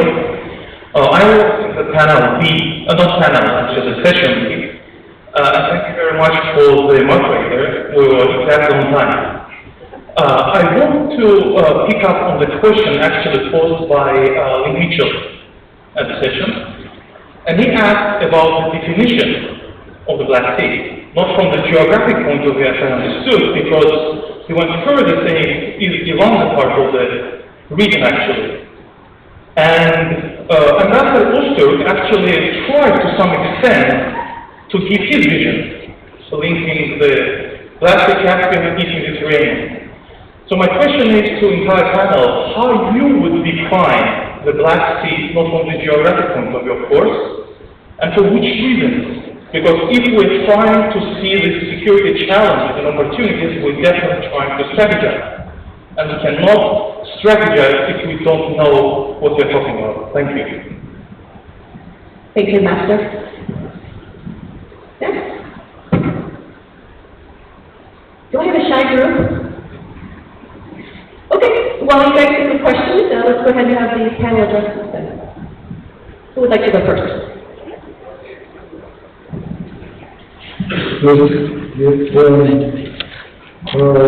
Regarding how to define Black Sea, of course, in my presentation I started with saying that there is fact that geopolitical sea is there in the Black Sea. So you cannot consider now Black Sea as a unified region, as a region having some common trends, etc. Unfortunately, Russia and Black Sea are in different regions, or practically all also regional aspects. And the Black Sea development may be for the moment in the foreseeable future, the short or medium run future, with the consolidation of Europe and the community. So to my view, Black Sea identity today is a kind of transitional identity from something different identity towards the European identity. Association agreements which have been signed with 3 countries of the Black Sea, also Turkey, other Black Sea countries already members, Romania, Bulgaria, etc. This is common trend that this region goes to Europe. Takes part in European integration. As regards to Russia, this is something that is independent, isolated from the process, but for the time being. In the future, probably, these all countries will influence Russia's development as well. And democratization will become a major trend here. So, this is my opinion about the question. Thank you. Thank you for that question. I raised the question in my discussion because I didn't have an answer, and now you're asking for an answer, but I'll try to give you an answer. First, it is important to distinguish between what we think of as defining a region and defining an organization, right? So we've given a lot of talks to NATO today, but Georgia is neither particularly northern nor is it on the Atlantic, right? But that shouldn't really stop Georgia's aspirations into NATO, right? Similarly, the United States is part of the OSCE because we're in Europe, but we're not, right? And you can give other examples from around the world. So, one obvious way to define this would be countries that are either, on the Black Sea, or that have, or close proximity and a strong interest in the politics, security, economics of those countries. But that gets to be a very broad definition, right? 2 countries that spring to mind according to that, halfway spring to mind according to that definition, are the United States and China, which are nowhere near the Black Sea. So, to try another side of answering the question, what I would say is this: it doesn't really matter what the answer to that question is. It matters if you're establishing an organization, and there's been some efforts to do that in the past, I think we could say maybe mixed success, but it doesn't really matter. The thing I would warn against is to get too caught up in thinking that some kind of regional definition and regional identity is going to solve a whole lot of problems. It's just a way of thinking about the set of problems that we all discussed in both of our panels. Thank you very much. First of all, I want to make a distinction with the Black Sea Maritime Zone and the Black Sea Wider Region. This is very important. For the Black Sea Maritime Zone, in fact, the Black Sea countries are obliged to come together to take care of the Black Sea in terms of its environment, in terms of its maritime traffic, in terms of everything related to sea. We have to be, in fact, dealt with political countries. It is an obligation, according to UN Charter, So the regional cooperation arrangements in this regard are important and must survive. But because of the Russian problem, unfortunately there is a Russian problem. It is not created by us, but the Russians chose to act in this way, in an aggressive way. And we have to see it in a greater context, in the wider Black Sea region. And the wider Black Sea region cannot be also understood without looking at the Caspian and the Eastern Mediterranean, because they are all connected. In fact, Black Sea is connected to Turkish Strait, to Aegean Sea, and to the Mediterranean, to the Eastern Mediterranean. And Caspian Sea is already connected to the Black Sea by railway, by roads, by air, by culture, by history. And in fact, as we speak now, every moment we speak now, the oil of Caspian is flowing through Georgia to Jeddah, a port in Eastern Mediterranean. So this is direct related. Another pipeline is under construction with the operational exit. It is tunnel. And it will be also connected to Trans-Atlantic pipeline. This will be the future energy supply line for Europe. And it is happening as we speak. Therefore, I also disagree slightly with the notion that without security we cannot have economic opportunities. It is wrong. We are constructing it with our own money. European Union is not funding or supporting this project yet, but it will make use of it, hopefully, when the time comes. And finally, here I would like to say that we have to take in the broad picture, China is one belt, one road project is going to pass also one middle corridor is passing through Georgia. Therefore, Georgia will be connecting Beijing to London, to Turkey again. A train will be able to travel without a stop, without passing a sea. This is a big project. It is also in the making.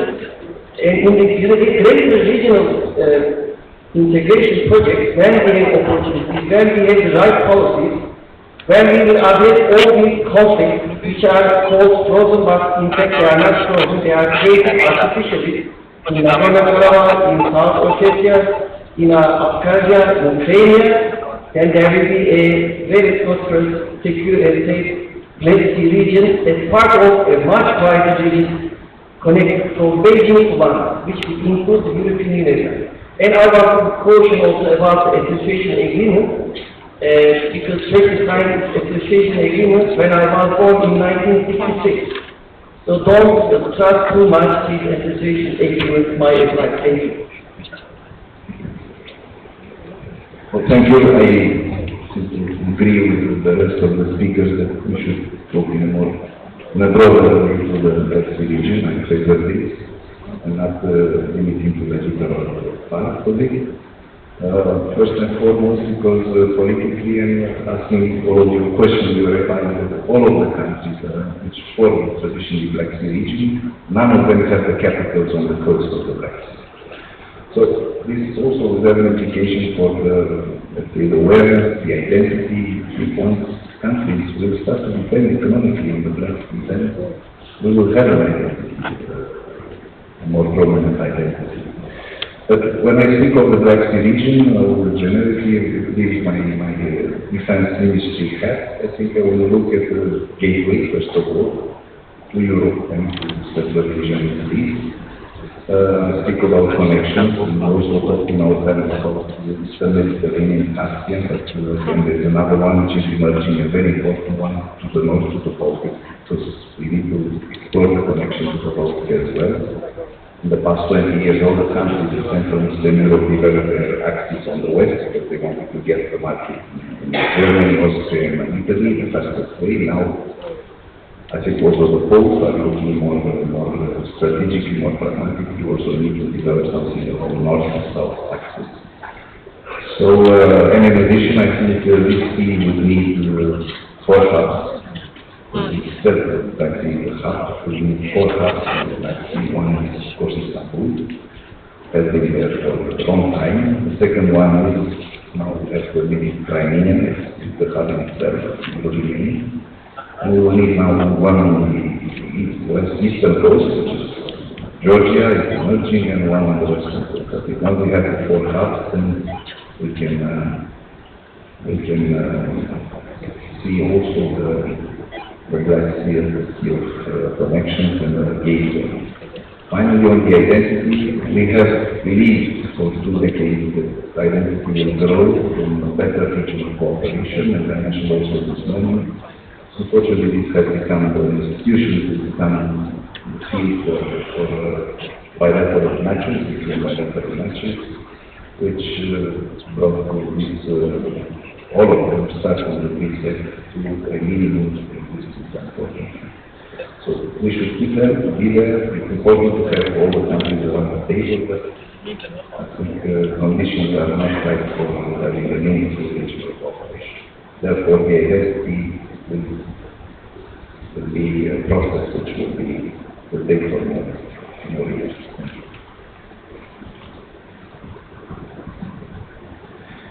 It's quite a complex situation. From my point of view, I would like to do this way. Black Sea, Mediterranean area, and Caspian Sea, I see that are 3 leaders. We can call also not cooperations. From one side, from another side, you see 3 key players in the region. European Union, NATO, OSCE, and in the middle, we're creating most problems right now for last 2 years, is of course Russian Federation,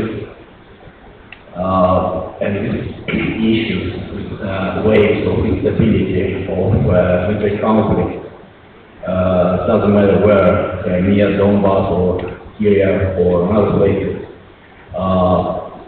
that they don't have, let's say, kind of sense of to be sold or, let's say, closed or frozen like they did in many other parts of Europe, including in Moldova, where frozen conflict from 1992.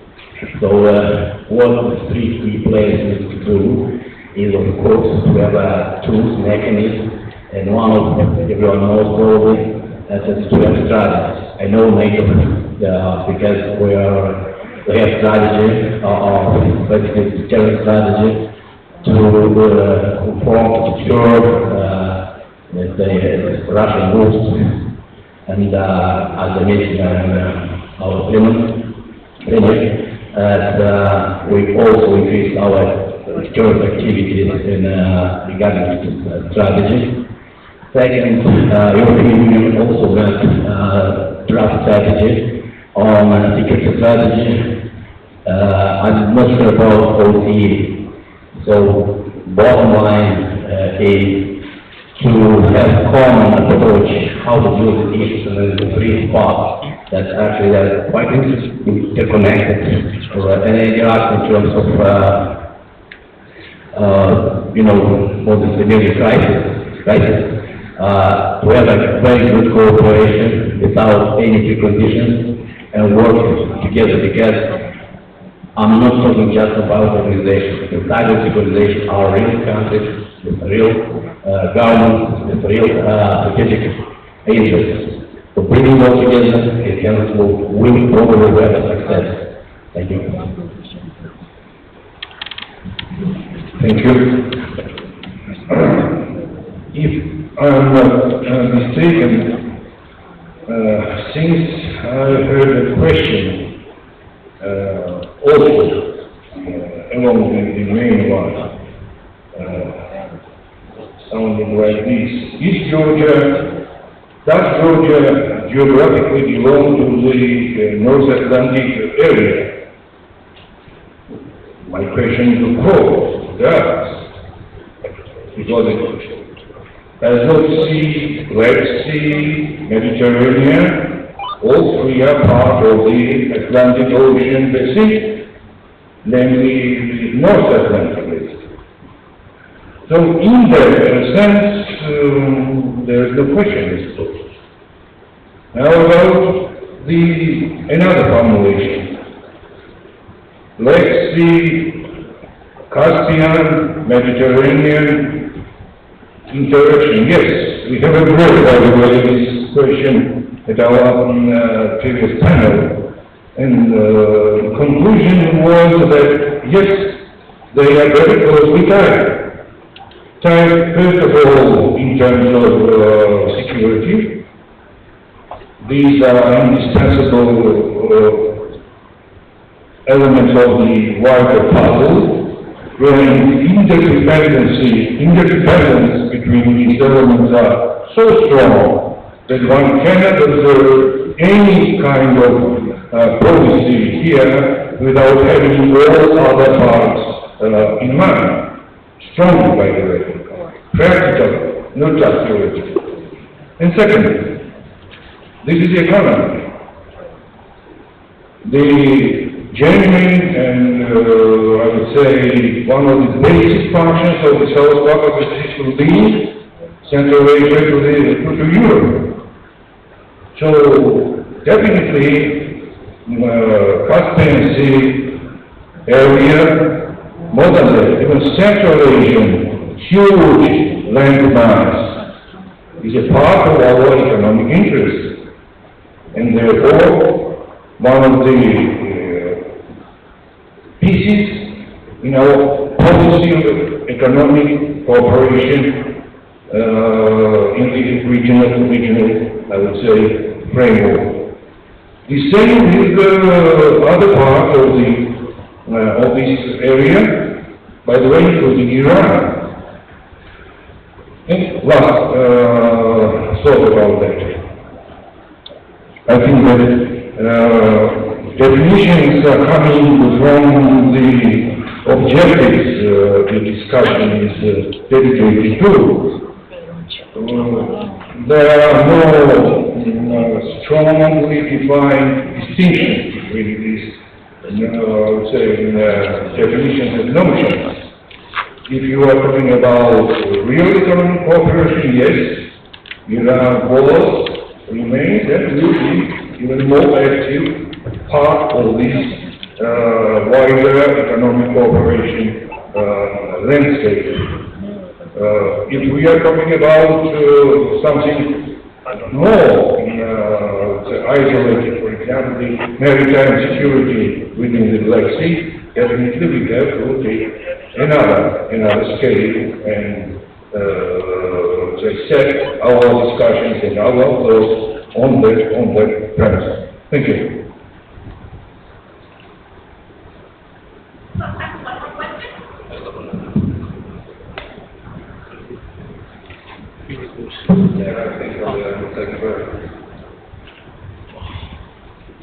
Thank you. I basically would like to move from geographical discussion to security policy issues that don't relate to that actually doesn't exist. Geographical included in the opinion, but what actually matters and what is really important issue is that, and it's not only in the region of Black Sea, but in general, Eastern Europe, is containing Russia. And I basically believe that containing Russia is really long-term issue. It's not a second, but at least long-term issue. So, I'd like to ask our distinguished panelists to elaborate on two issues. On issues of the political arrangement, the process of political arrangement on the Black Sea, that would actually support those countries that feel threatened by this balance that is now on the Black Sea. We have two occupied regions, by Russian occupied regions of the Black Sea, Crimea and Abkhazia. And I also truly believe that the solution our Turkish friends are proposing is one of the best and most effective. Turkey is one of the most vocal supporters of the Georgia's NATO integration, and then I'd like to express my gratitude to Turkey. But on the other hand, we have another another example from very recent past, 2008. War in Georgia, and then when U.S. came up with a very extreme and very effective solution, then we also saw that there was a need to have a contingency plan in the Black Sea, that if there is a need, seriously, the capabilities, actual military capability, can be deployed on the Black Sea in order to just deal with this crisis. So we have two aspects. One is the capital capability aspect and the political aspect. Political arrangement and the contingency plans for possible crisis. Is there anyone in the panel that would like to take a question?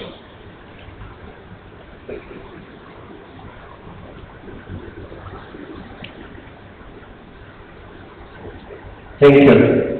Well, I jumped on this question, but I think I'm in a position to answer it to the extent possible. Because of my position as Turkish diplomat, or Director General for International Security Affairs, in charge of those issues. As you said, we wish Georgia could become member of NATO tomorrow morning. Turkey is ready for it. But some allies are not ready, and we just cannot change this reality. We have to wait in the meantime. But I heard yesterday here somebody talking about strategic approach, and then giving the example of Baltic countries that they had to wait for 70 years, and then they became members of NATO. What in fact they were suggesting was strategic patience. In my opinion, this is strategic blindness. I don't think any one of those countries would like to see an option where they will have to wait for 50, 60, 70 years before they can join the club they want to join. But therefore, this is the problem. We cannot go quickly. However, we have to take it into account. Because Turkey is a true friend of Georgia, and its vital interests are interlinked with Georgia, with Azerbaijan, with Central Asia. Therefore, our advice is going to be the genuine friendly advice, the true friendly advice. And in this context, I should like to say, contingency planning may be something NATO can undertake. Maybe it's already the case, we don't know. And I'm not going to disclose, of course, what NATO is doing here. But I will have to mention three tasks of NATO: collective defense, crisis management, and cooperative security. They have to come together, and it has to be applied to align their partners together. In this sense, collective defense cannot be applied to partners, unfortunately. But collective defense should be applied to allied efforts who are under threat of Russia. Not only in the West, and they talk about Russian threat in the East, but Russia is also in the South. Russia is in Syria, it has established same A2AD capabilities in that region. But NATO's reaction is not sufficient. Also, even if it is military. So we cannot take it for granted that NATO collective defense arrangements will be effective for partners. So therefore, it has to be combined with the cooperative security arrangement. This is possible and legitimate also for the alliance to enter into cooperative security arrangements with countries, partners like Georgia. In my opinion, for example, Georgia and Ukraine can be part of all alliance work regarding security. We will not have a problem with it. So we can develop practical arrangements, and we should implement the second quarter crisis management also together with partners. Also in cooperation with other organizations, including the European Union. But it has to be a genuine effort, otherwise premature and other unprepared arrangements may lead to further troubles, further conflict in land, not at sea, but in land. Russia is capable of eliminating any naval surface threat in the place with its capabilities. So we have to concentrate also our attention on land and in the air and other economic opportunities which may lead to a maybe more peaceful relationship with even Russia. This is also possible. We cannot exclude the possibility that Russia may become a positive partner again in the future. Not now, but we cannot exclude it. Also, thank you for maybe speaking more. And if I can ask each speaker to keep your answer concise and to the point. Thank you. Well, thank you. This will be very brief. I think your question was two parts, but I think you have one answer. I have been with the first half of the answer. My colleague is that about political willingness, both for the settling and the large movement or policy, but also we also raise the issue of training capabilities in the Black Sea region. This is also about political willingness at the end of the day. Now, with regard to the aspiration of Georgia, I think that yes, at the end of the day, we have to be strategification. That's the game. But on the other hand, Georgia has two certain advantages. One is the location, the second one is the internal consensus, which is quite important, even if there are some menaces.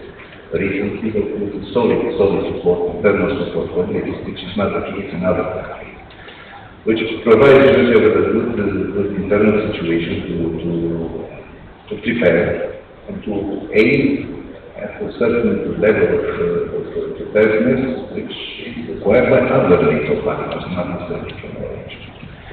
But I think this is the way to do it, and I'm sure that there are many allied countries which are here to support you.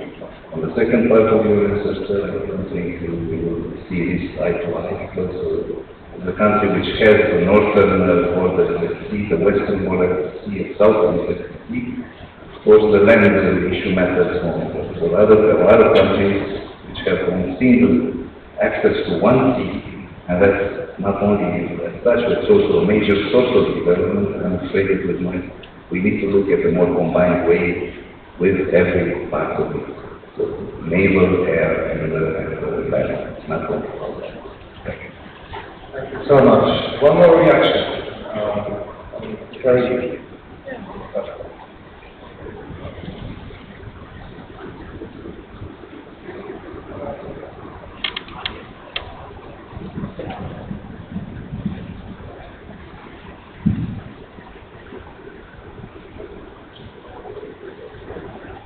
Okay. Yes, I want just to extend the idea which was forwarded by Ambassador, talking about three pillars of the security provided by NATO. There was one important pillar, the cooperative security with France. And I think that the sense of this notion and this approach to cooperative security needs some modernization or deepening. For the moment, we have a type of political commitment, political cooperation. It's saying that there are no legal obligations to help the partners in case of threat or in case of war against them, etc. It's not. I'm not advocating for moving this cooperative security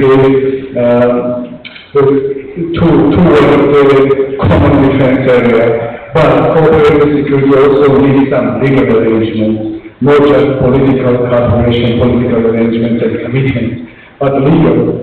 These cannot be, of course, the promise or not promise, saying commitment to enter the war with aggressive country if partner is attacked, for example.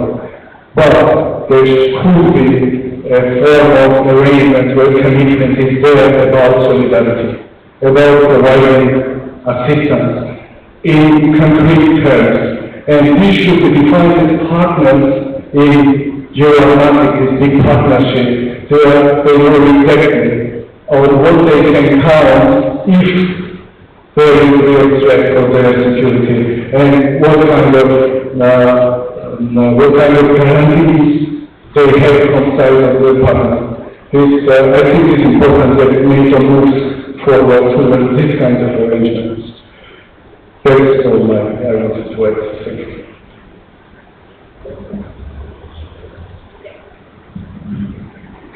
So thank you very much for participating in our wrap-up session, and a big thank you to our panelists. We appreciate your insight and a lot of wisdom up here. We'll break for lunch, and the next session will start at 1:45. Thank you.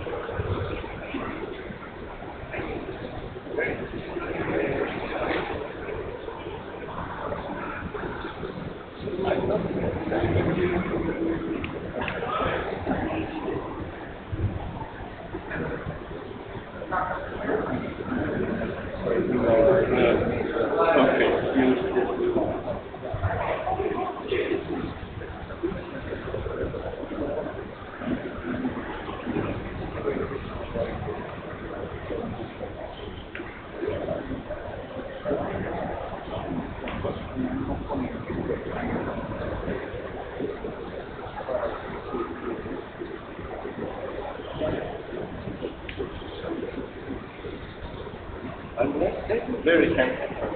We know that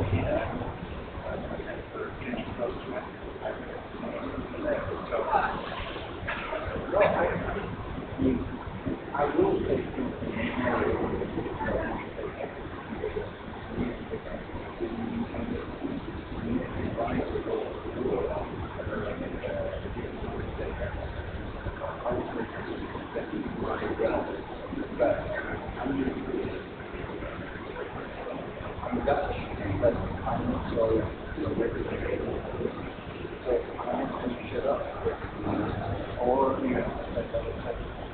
don't take me as a representative of I am but that's ridiculous because the moment I know that. And that's why I'm also contracted for infected.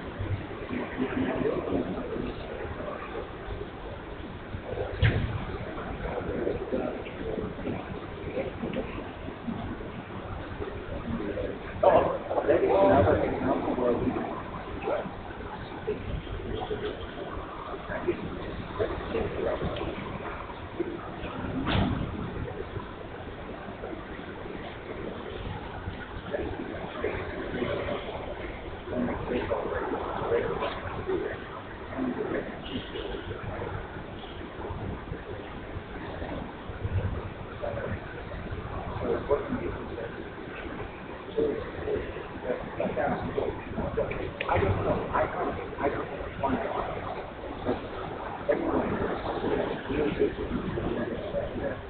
I was actually,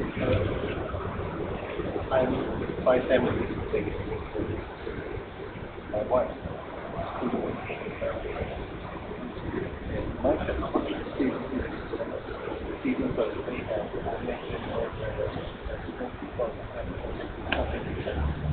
now,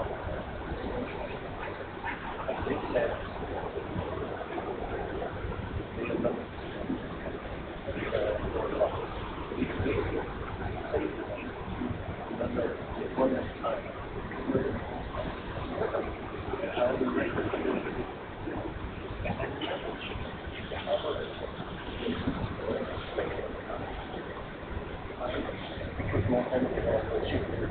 they sold it.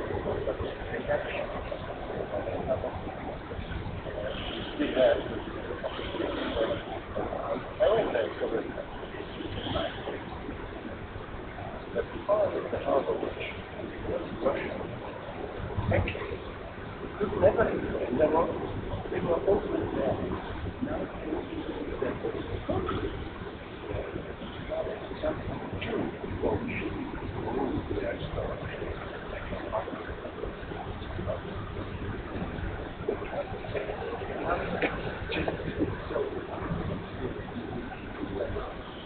a forward twisting.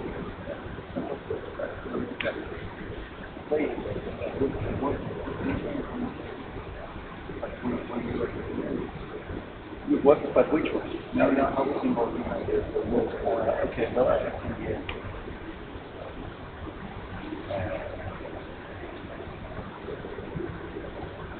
they had that camera.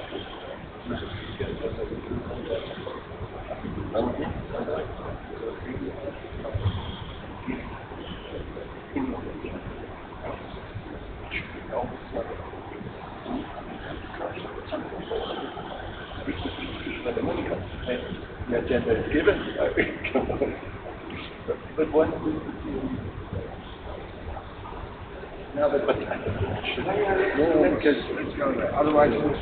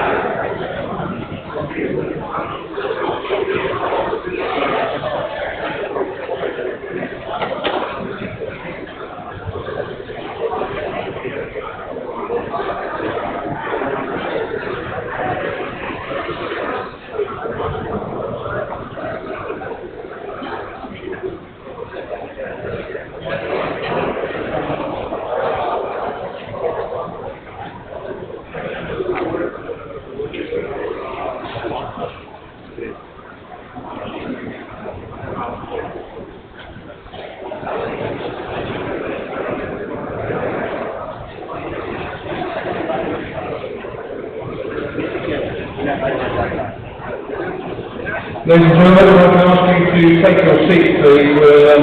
We'll crack on with the session.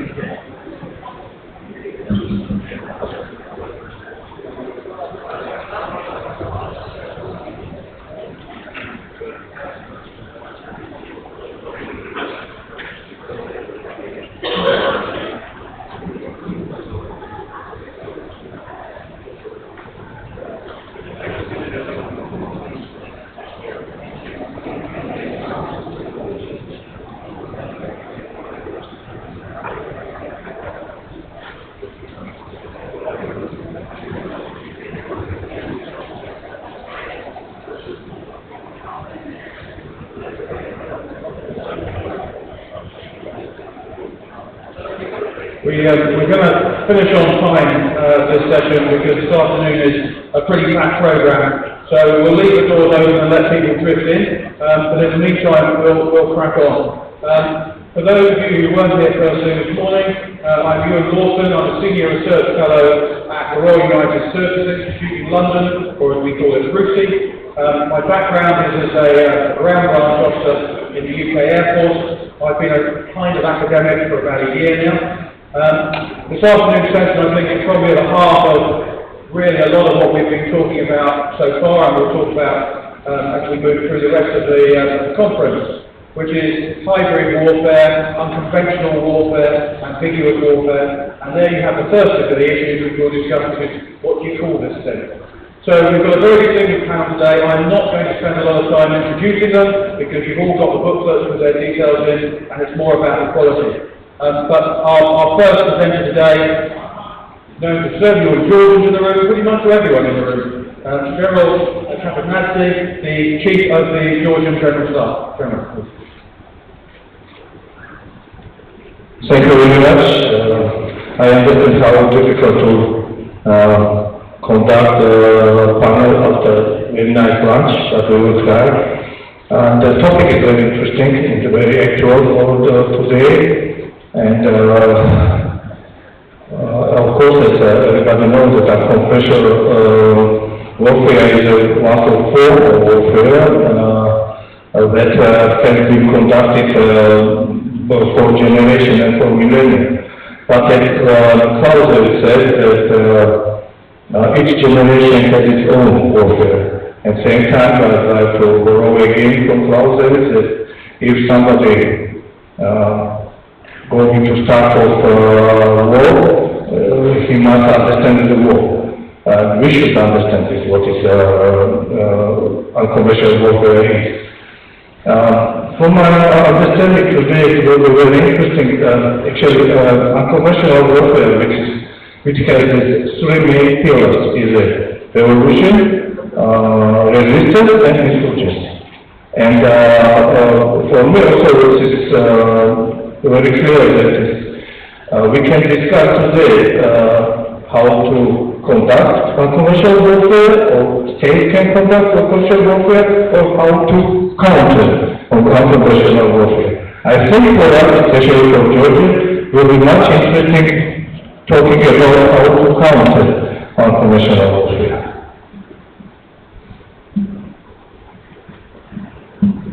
Thank you for the opportunity, the organizers, for arranging this and inviting me to participate with such a distinguished panel. Hopefully I don't lower the general IQ in the room, but thank you for being here. It's fascinating to have heard this topic discussed by so many people across the panels, either directly or indirectly, and I'm reminded of U.S. Supreme Court Justice with an obscenity case trying to define whether a particular movie was pornographic or not, and said, I just can't define this, but I know it when I see it. And I think also what the Dutch test, I guess, is applicable to this form of warfare that looks like a duck, swims like a duck, quacks like a duck, and it's probably a duck. So how we define hybrid warfare, conventional warfare, is a bit complicated by all the labels. So regular, non-traditional, fourth generation, new generation, the Gerasimov doctrine, all sorts of ways to try to describe it. But really what it comes down to, even with the U.S. very narrow definition aside, is it's a form of conflict involving violence, I think, to be a form of warfare, but it's not short of conventional warfare where large militaries are arrayed against each other. So with that in mind, and with this focus on the state role in unconventional warfare, it's useful to understand that normally, when we're talking about irregular or unconventional, it's a weaker, smaller power against a state or a larger power. But they have lots of flexibility, they just don't have resources. So usually they look for some form of collaboration. So enter the state. The state has ownership or access to all the major forms of national power, whether it's military, diplomatic, informational, economical, and it's able to leverage those resources in ways that a non-state actor cannot. So though it has all those powers available to it, because of its complexity of relationships, it can also be hindered or constrained by how it uses powers. And so it finds the non-state actor a very viable and attractive tool to use in accomplishing its national objectives vis-a-vis another competitor.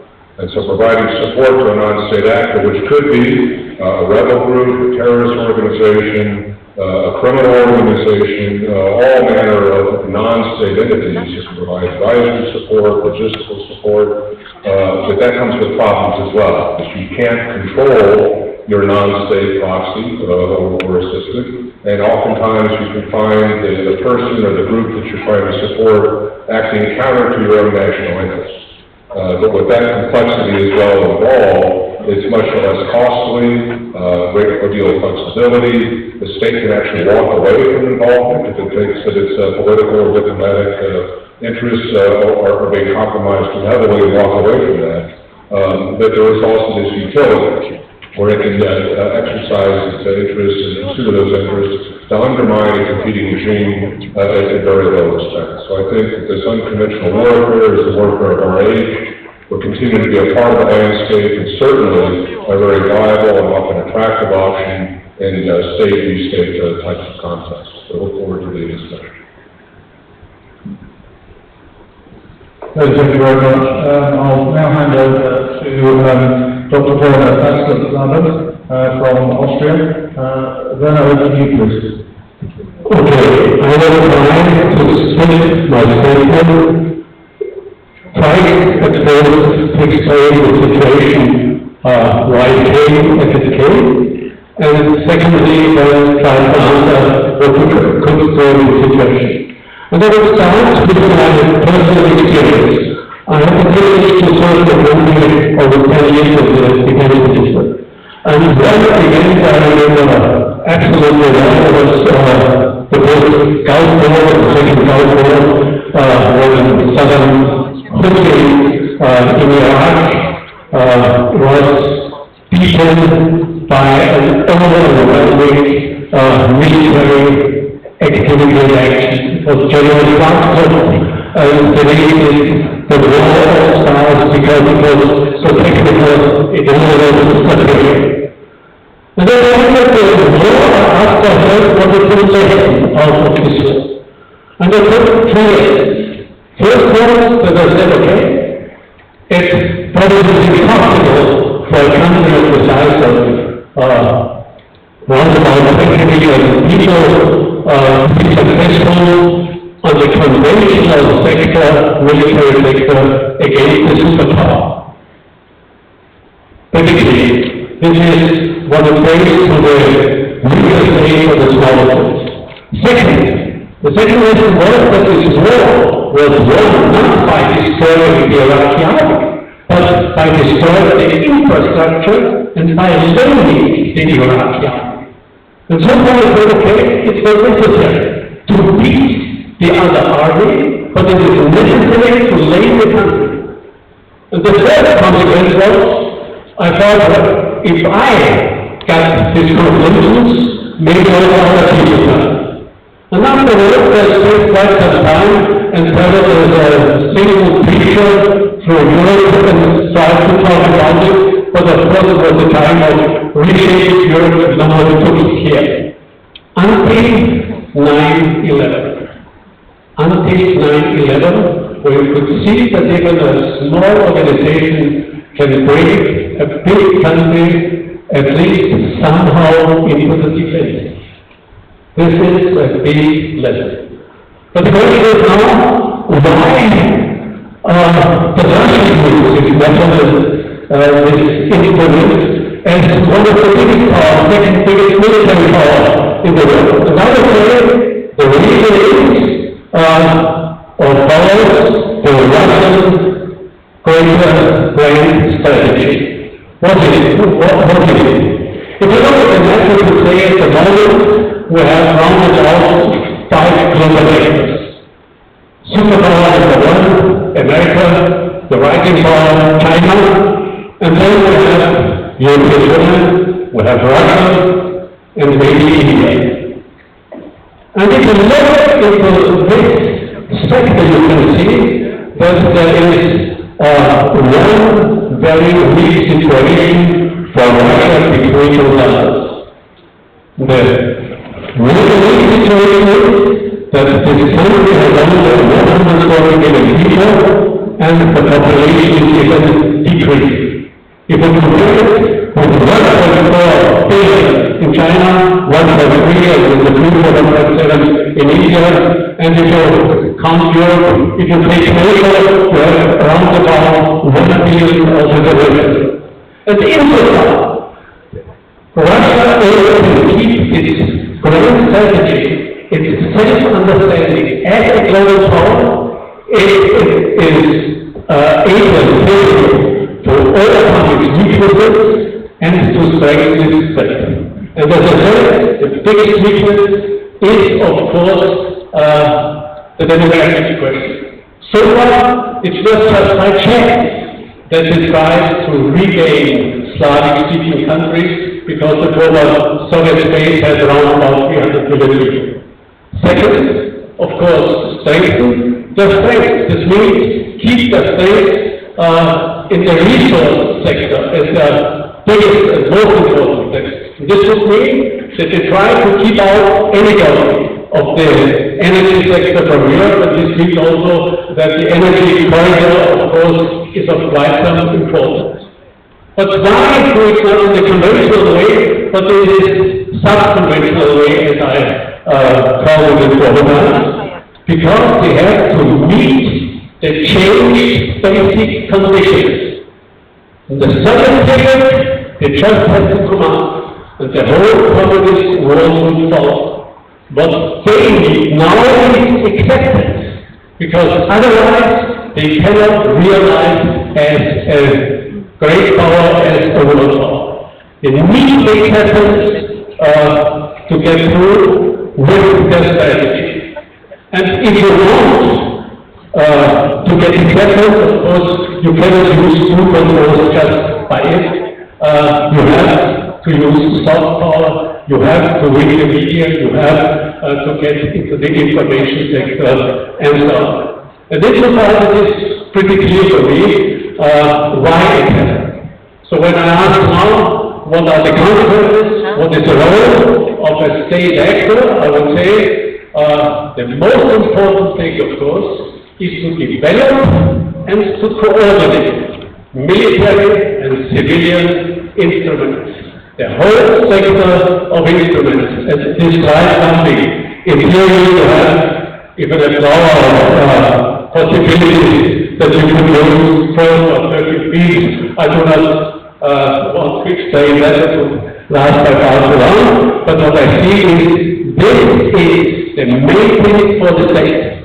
Develop a strategy, a comprehensive strategy, and coordinate this strategy, whether you are aggressive or whether you are defensive. And of course, for your country, it will be of highest importance to develop and coordinate the defensive strategy. I will try to do it in the second round.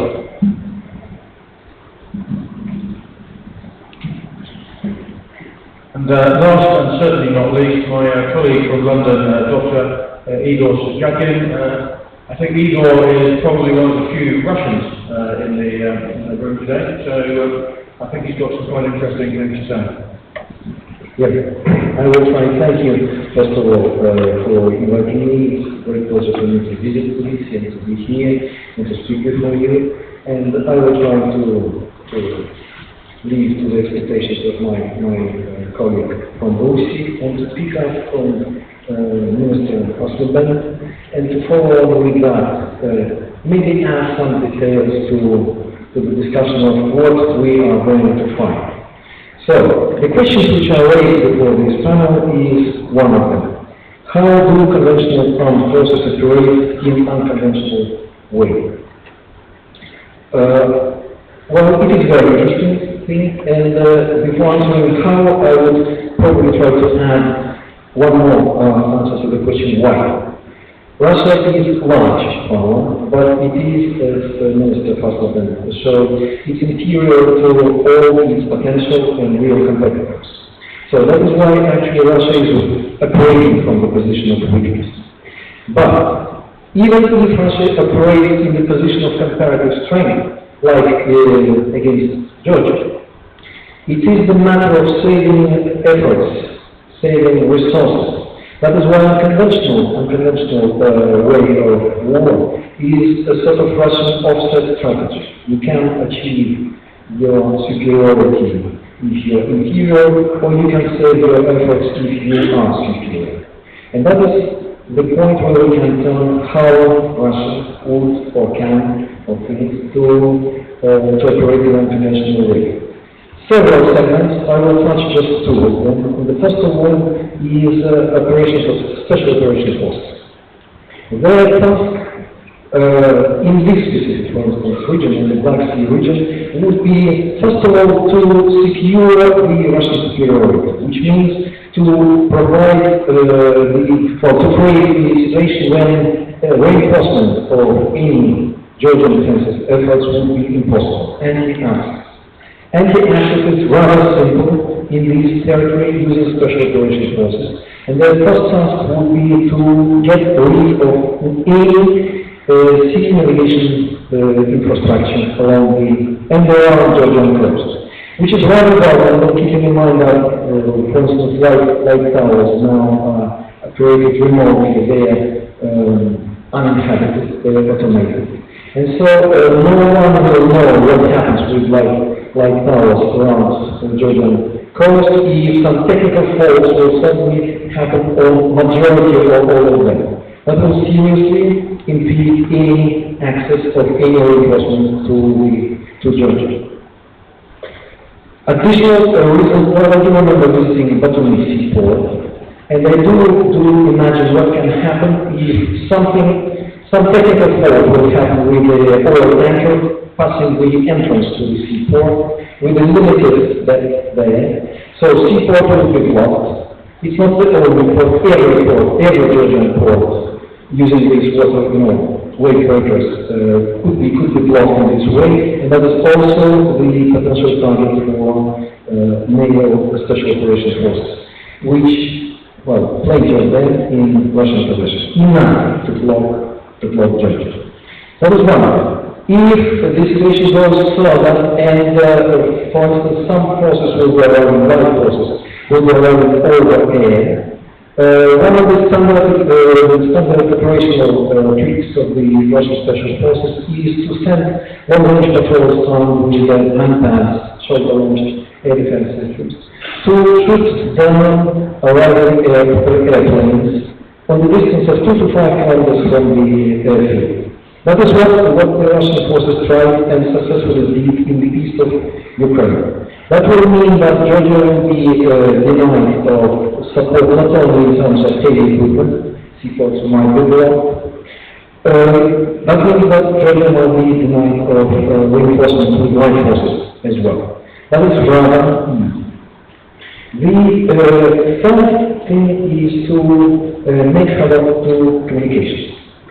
Well, just a week ago, on the other side of the globe, on the other side of this flank, going on from eastern front, in Sweden, Swedish community experienced very interesting problem with local communications. When the radio communication mast, 300 meters tall mast, which was supported with metal cables, suddenly 50 nuts on the bolts which kept these cables were just unscrewed. And literally wind, nobody did anything. Literally wind just crushed the mast. And the territory of around 1,000 square kilometers lost all means of communication. That is another way to deny situational awareness, command and control in certain areas. And that is also rather unconventional way. You even do not put a single kilo of explosives, you just unscrew the nuts from the bolts. And that is, well, Russian Spetsnaz is not frightened of labor. That is another way how to operate. Finally, if people really arrive to reinforce, for instance, Georgian defensive efforts, one more point in the field manuals of Russian Special Operations Forces is to run insurgency, to establish, use it as a cover and as reinforcement for other actions. And that is what happened on, well, for example, 16th of April 2014, when Ukrainian troops sent one company of 20 brigade to deal with the attempt of rebellion in the city of Kramatorsk. In April 2014, that column of Ukrainian patriots approached the city of Kramatorsk and was stopped by a crowd of locals.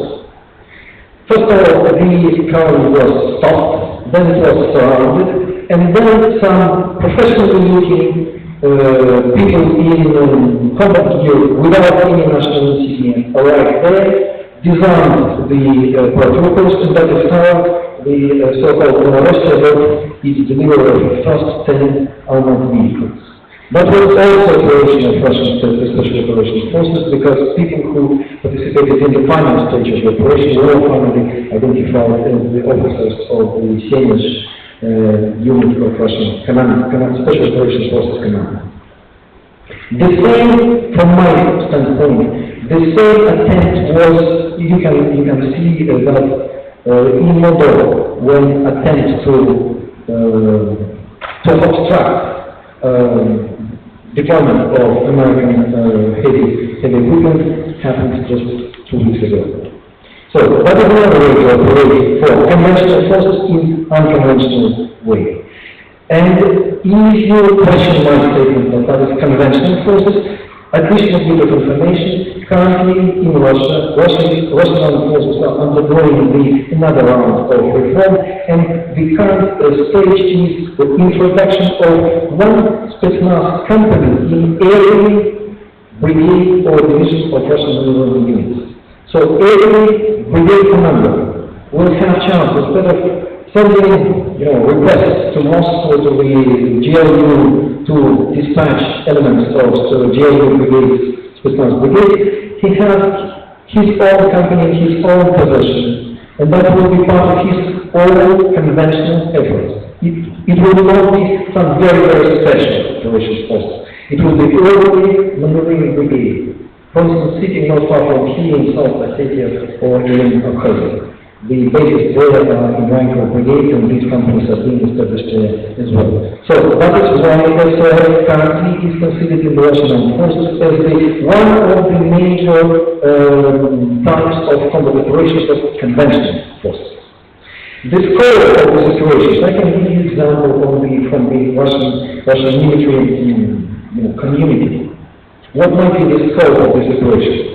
For instance, 58 combined arms army sitting on the border and knowing the way to Georgia, because it was the army which invaded Georgia in 2003.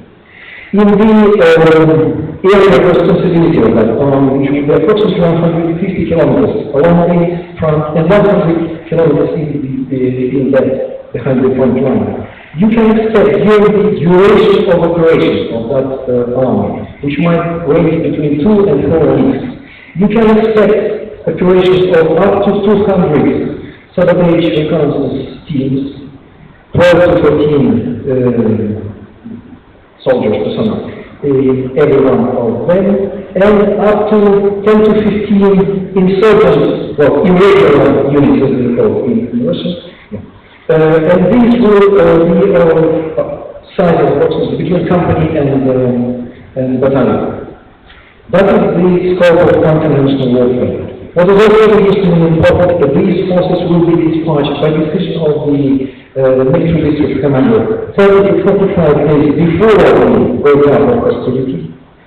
Army commander will dispatch his forces in the approximately 10 to 12 days before hostility, and brigade commanders will launch their operations 2 to 3 days before the beginning of the hostility. That is what you can expect. Another element of that, and that is the answer on how, which tools states can use, is military private companies. It is not private military companies which are discussed in the West. Russia is currently discussing military private companies in various terms of NPCs from the ordinary PMCs in the West, is that they are intended to participate in combat. So, mercenaries, literally mercenaries. One of them fought in the east of Ukraine, then it was overthrown to Syria by there. You have a chance to read about Wagner operating in Syria. So that is one more element. And the last thing which might be conventional but not very ordinary is, for instance, electronic warfare. That is the great way to deny you situational awareness. Information, the ability to look inside the conflict zone, because the jamming equipment standard for conventional forces of the Russian armed forces is designed to jam anything ranging from drones to AWACS and J-stars aircraft. So that's how it might operate. Igor, that was great, and the panel, thanks very much. Before I throw the panel at you for questions, I'm going to use the chair's privilege and ask a question first. So, starting with yourself, General. You might cut down this one. Starting with yourself, working through the panel, do we think that technology has changed the nature of this unconventional, this hybrid, this ambiguous warfare? Of course, yes. Of course, yes, because it's today, conventional warfare goes not only for winning, because of unconventional warfare, it differs with conventional warfare with objective winning control of state by winning population. So it means that today's age of information, of course, media today and technological efforts became more and more useful for this kind of warfare. And manipulation of people, of course, is much easier because of this technological development. Today, media becomes tool of war for Russia. It is very simple. And also, of course, the propaganda machine is working, and I can say that it comes not just from Russia, it's a root cause also from Soviet period. Even in period of not only Russia, but Soviet bloc countries also have this kind of very good experience with conducting of unconventional warfare. I mean, German Democratic Republic or Bulgaria, Soviet Bulgaria, or Soviet Romania with their sexual security services. And one also very important thing, and I would like to continue with this idea about grand strategy of Russia. Actually, unconventional warfare will be conducted by the usual warfare, very strategical, operational and tactical level. And at the operational level, of course, it is the political, the national level, and creation of philosophical strategy to deal with Russians and doing Russia is the philosophy of surrounding fortress. That everywhere are enemies, and only Russia stands for tradition, for religions, and for cultural identities, etc. And this is for support that idea, and all time people with that. Of course, they need technology, and they need this kind of technological assets and technological development. Thank you. Yes, I agree with everything the General said. Four real quick points, perhaps to expand a little bit. Modern technology gives us cyber tools that weren't previously available. Used to either compromising or frustrating a state's response to any kind of unconventional activities that might be going on, feeding disinformation, misinformation, those kinds of things. The second one, the exploitation of social media that the General mentioned, Facebook, Twitter, any social media to broadcast your own intent, again, counter a state narrative and to maximize leveraging non-state actors in the theater of operations. I think expanded situational awareness is made possible by current or modern technologies to do two things. More effectively use the limited resources you might have applied, but also to conduct what we might term battle damage assessments. Is what you're doing effective? And do you add to that then or redirect your resources more effectively elsewhere? And then lastly, modern technology, high technology, can be very specialized weapons. So a very small package, such as a shoulder-fired surface-to-air missile, very small packages of technical capabilities, you get maximized, outsized, disproportionate effects in ways that weren't previously capable. Thank you. Maybe I go back to the general line, what is happening. And there is a Gerasimov doctrine. I don't know whether you have heard of it. Gerasimov is the Russian General Chief of Staff, and he developed his Gerasimov doctrine of this new kind of unconventional warfare. And there is even a Gerasimov diagram. And it starts, and if you want to listen, it starts with first is conceit origination, hidden origination of a conflict. Second is escalation, then there is the outbreak of conflict activity, then there's the crisis, the resolution, and sixth is the restoration of peace under their conditions. So far, you have to try to prevent and to start from the beginning. And to start from the beginning would mean for me to have a super intelligence, of course, and also to have the means of communication from the beginning. And if you ask me what would be the most important message for Russia, I think it could be the message that Putin's imperial behavior brought a situation that for the first time in history, two brotherly nations, the Russians and the Ukrainians, are hostile to each other because he let shoot at his own brothers. This is a message that also Russian people do not like to accept, and this could also bring quite some opposition in his own country for further steps, what he is going to do. How can you do it? Of course, you know, bureaucratic tools are not the best on the information sector. And this is how I would say it would be quite a great task, try to get people from the media sector, specialists for social media, in order to gather them, maybe to make an information militia or something like that, in order to create those information, not only within the country, but also in the neighboring countries, also with the allies and so on. This would be very important. The same what I think is, of course, also in the cyberspace. It will not be enough that you have police forces or military forces who are specialized in it. Because usually private business is much faster in the development and usually much better in the way that they comprehend a bigger field of expertise.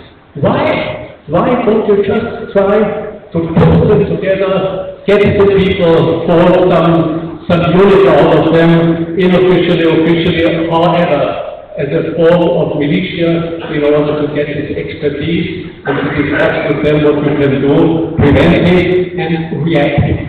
That's what I see. Otherwise, also, what I see, of course, one of the weakest points usually is the political discussion in your own country, and insofar as it is necessary to try to get one common position between government and opposition, whatever the name of the parties will be, on security and defense policy. This is a must. You can discuss about everything, about pensions, about agriculture, about schools and everything, but not discuss in public about your security and defense position. This is what I think would be necessary. Second, of course, in every country you have minorities. Look at them, look after them, try to keep them in, try not to give anybody else a chance. Just look at the Russian strategy, what they are doing, not only in Ukraine, look at Moldova. The first thing was, of course, that at the same time, when the movement started in Ukraine, also the Caucasian question came up and so on. And this is why it's necessary also try to form and shape circles that occupy themselves with this question, that follow the politics without the normal way, you know, because otherwise you only will get normal answers. If you want to have the unusual, the unconventional answers and the unconventional recipes, you also have to shape unconventional institutions or services or whatever. I'd like to add very briefly that surely there are some news in technologies and tactics. but sometimes new history all forgotten old, and one of these all forgotten old is the types elements which have been re-established in all Russian armed forces. So everything which is roughly equivalent to American division will have a so-called reconnaissance degree with the types that are and so it won't be some magicians sitting in the real areas, they will be in combat area, creating quite real problems for the operating forces on the other side. Igor, that's great, thank you very much. Now for over to the floor, if you wouldn't mind telling who you are, where you're from, have we got any mics at all? No, we have not had any mics. So if you can speak very loudly, and I'll repeat the question, say where you're from, and very quickly summarise your question, please.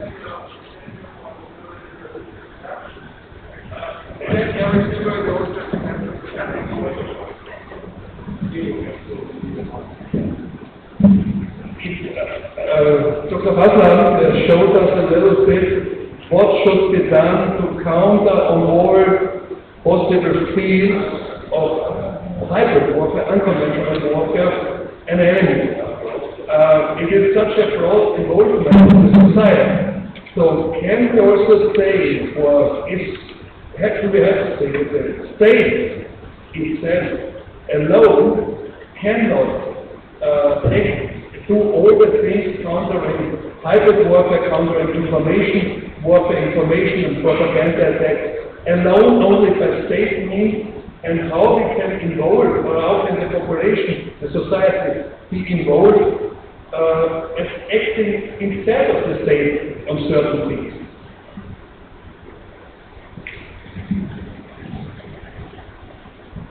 We'll take the second question as well. Thank you. Okay. Thank you. Guru Barnes and the Vice Secretary of the Parliament, United Nations Movement. I served as a Defense Minister and during the war with Russia, Vice Prime Minister, responsible for NATO and integration. We witnessed the Russian tactics. It has been mentioned that practically all elements of what Russia used then against Georgia, and quite effectively managed to disorient the international community. So I would say in Russian tactics, one of the general roles plays ability to lie effectively, and disorient not only the international community but the soil people. Because Russian imperialists and Putin and those who are really feeding their minds from the Soviet roots, as the general said, they like to be right and good people. They are always liberators. They are always defenders of peace and love, and they love all the nations that they are attacking. They love others, they love peace, they love sovereignty, they love Georgians, we feel it very much, they love Ukraine, they love everyone. And they have to maintain the ability to lie to everybody, because before, at least Ukraine, these tactics worked very well, because the Georgian example is a very good example, because many people in the West said that, this is Mikhail Saakashvili, supported Russia. The Georgian government, and because if Georgia would have behaved otherwise, Russia wouldn't attack. So such a naive narrative was widely spread, and it played on the Russian hands. And West did not act from 2008 before Ukraine. So this was a long period, and West continued for the sake of the political correctness with Russia, not to prepare itself that was something coming. So my question is that, how do you feel, journalists? West is ready, whether West is ready right now, to acknowledge this tactic and really be ready to counter each element of the Russian tactics, which includes all these things that Japanese mentioned. Thank you very much. Thank you. So, in summary, two questions there, really. The first one about how you might get the whole of society behind the state to counter hybrid, ambiguous, unconventional warfare. And then the second one, really about does the West have the tools currently in its armory to do the same? Thank you very much. It's a very interesting question and a very not easy question, of course, I can't say those questions, but first of all, I would like to start my answer with very famous phrase of Bismarck that Russia always seems stronger or weaker than in reality. So it means that it's, this Russian concept is not undefeatable. Of course, Russia, today Russia just considered as a great power. I think it is not the right way. Country with economy between Italy and Brazil cannot be great power and superpower. But playing as a regional key player, of course it can. And Russia has its own, Russia has a great strength and of using this concept because of experience and because of people who trust this propaganda machine, I mean in general. And of course, strong part of Russia is very useful using integrated using special forces and conventional forces. Literally say it's like using surgery instruments with hammer, and they're doing it very good. I'd like to show a couple of evidences how they're using this conventional forces and special forces in Ukraine. So, slide please, and you can just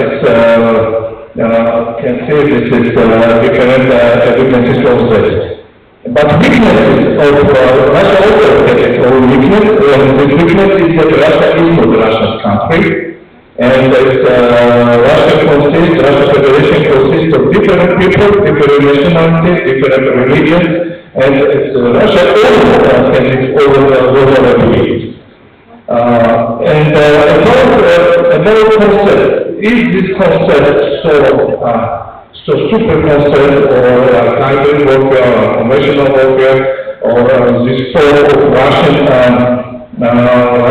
concept of conducting conventional or new generation warfare is so strong. It has one, from my understanding and from military point of view, one very weak point. And this weak point is all unconventional warfare and success in unconventional warfare need time.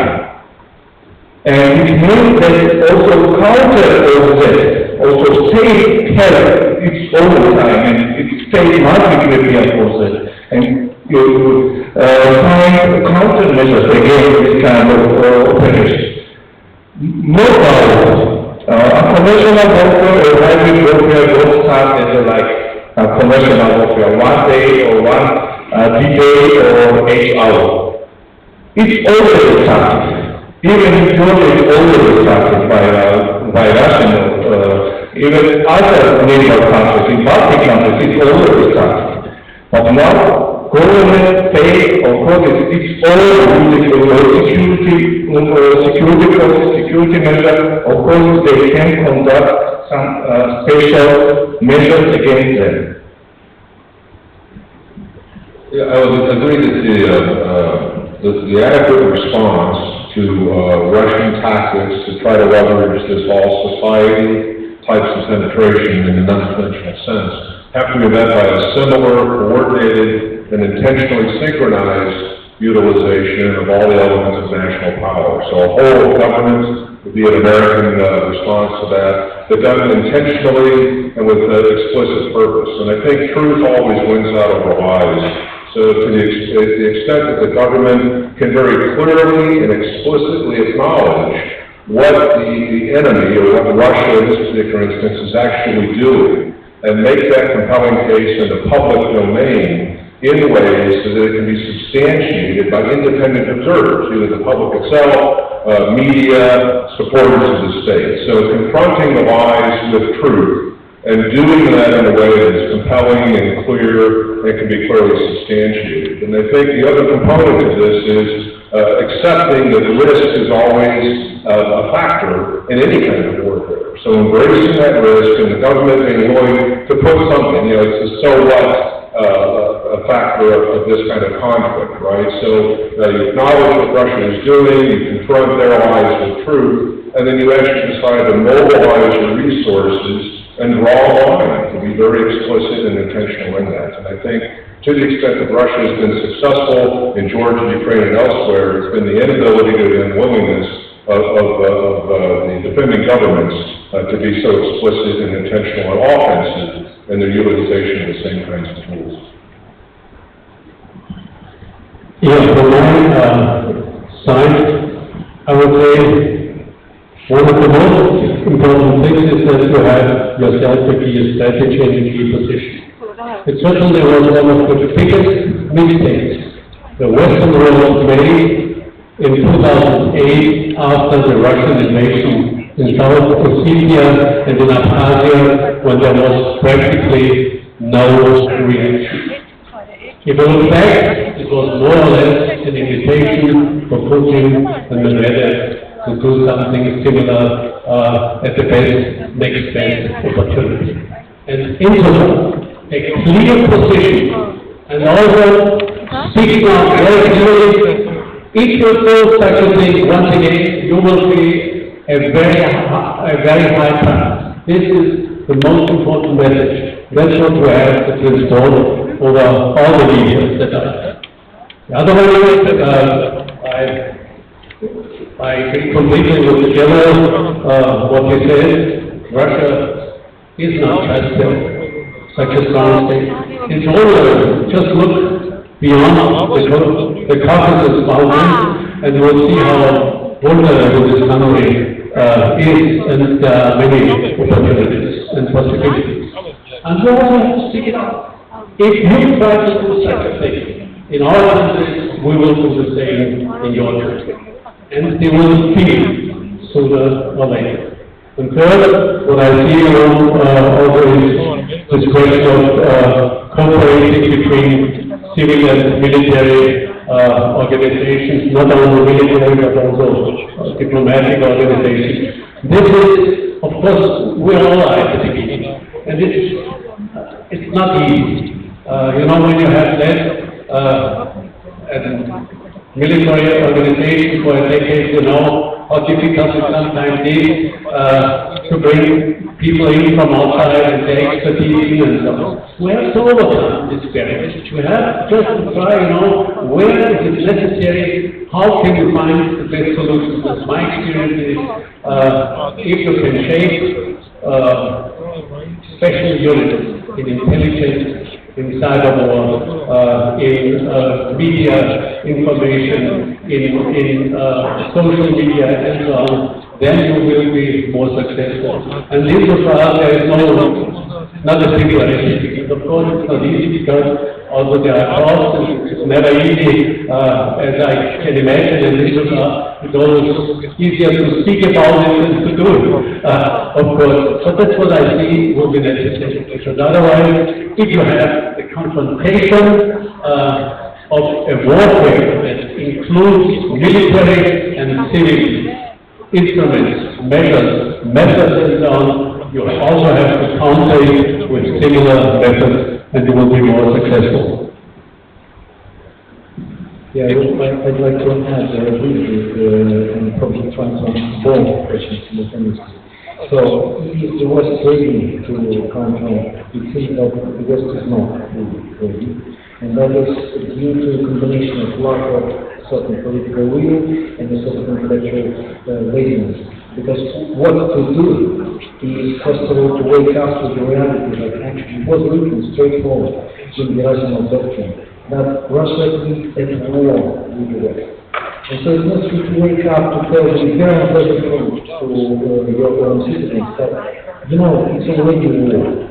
You cannot call that life will be as peaceful as before. You need to mobilize.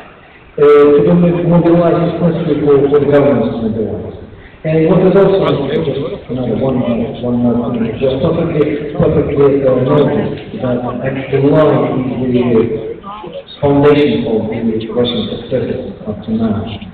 You need to try to inject the vaccine of immunity to this life. Necessary to not only to disclose this life on a daily basis, regularly, every life, what EU is doing now. It is also important to create a sort of background understanding that what is coming from the Russian official media is fundamentally abstract, lies.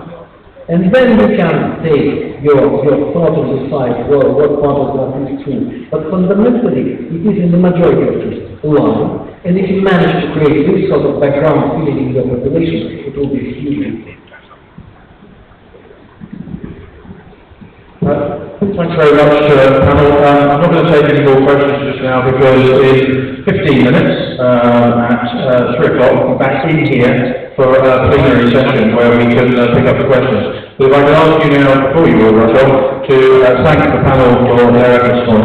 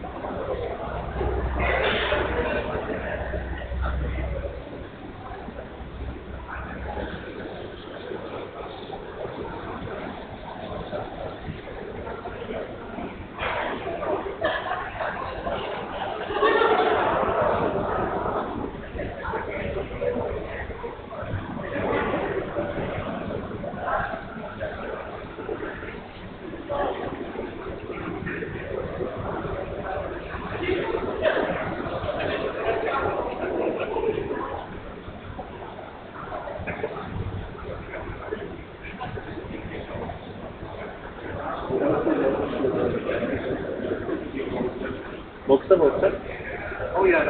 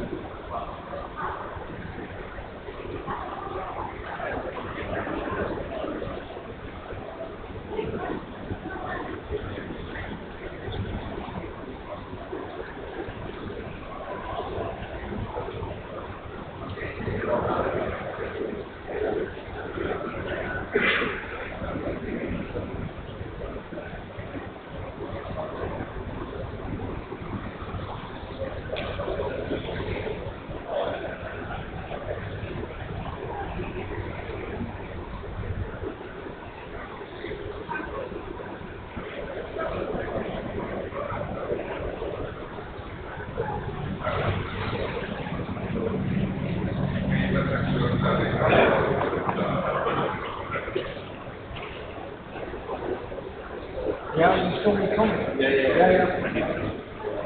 Still low. Trip over here.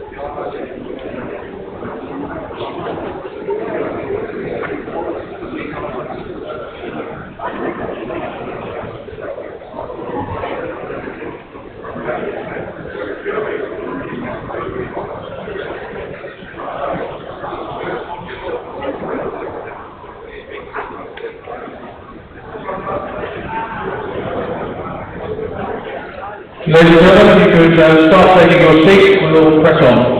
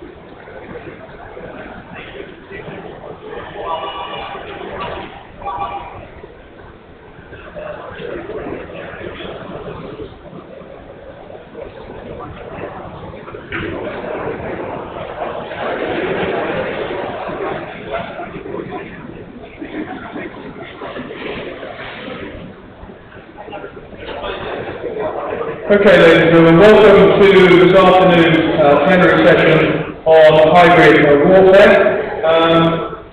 We've had two sessions, you've been in one of them, I hope, and I'm going to talk briefly about what we took away from our first session, which was on states, and then hand over to my colleague who will talk about non-state actors. And then we'll open the floor to questions for the panel.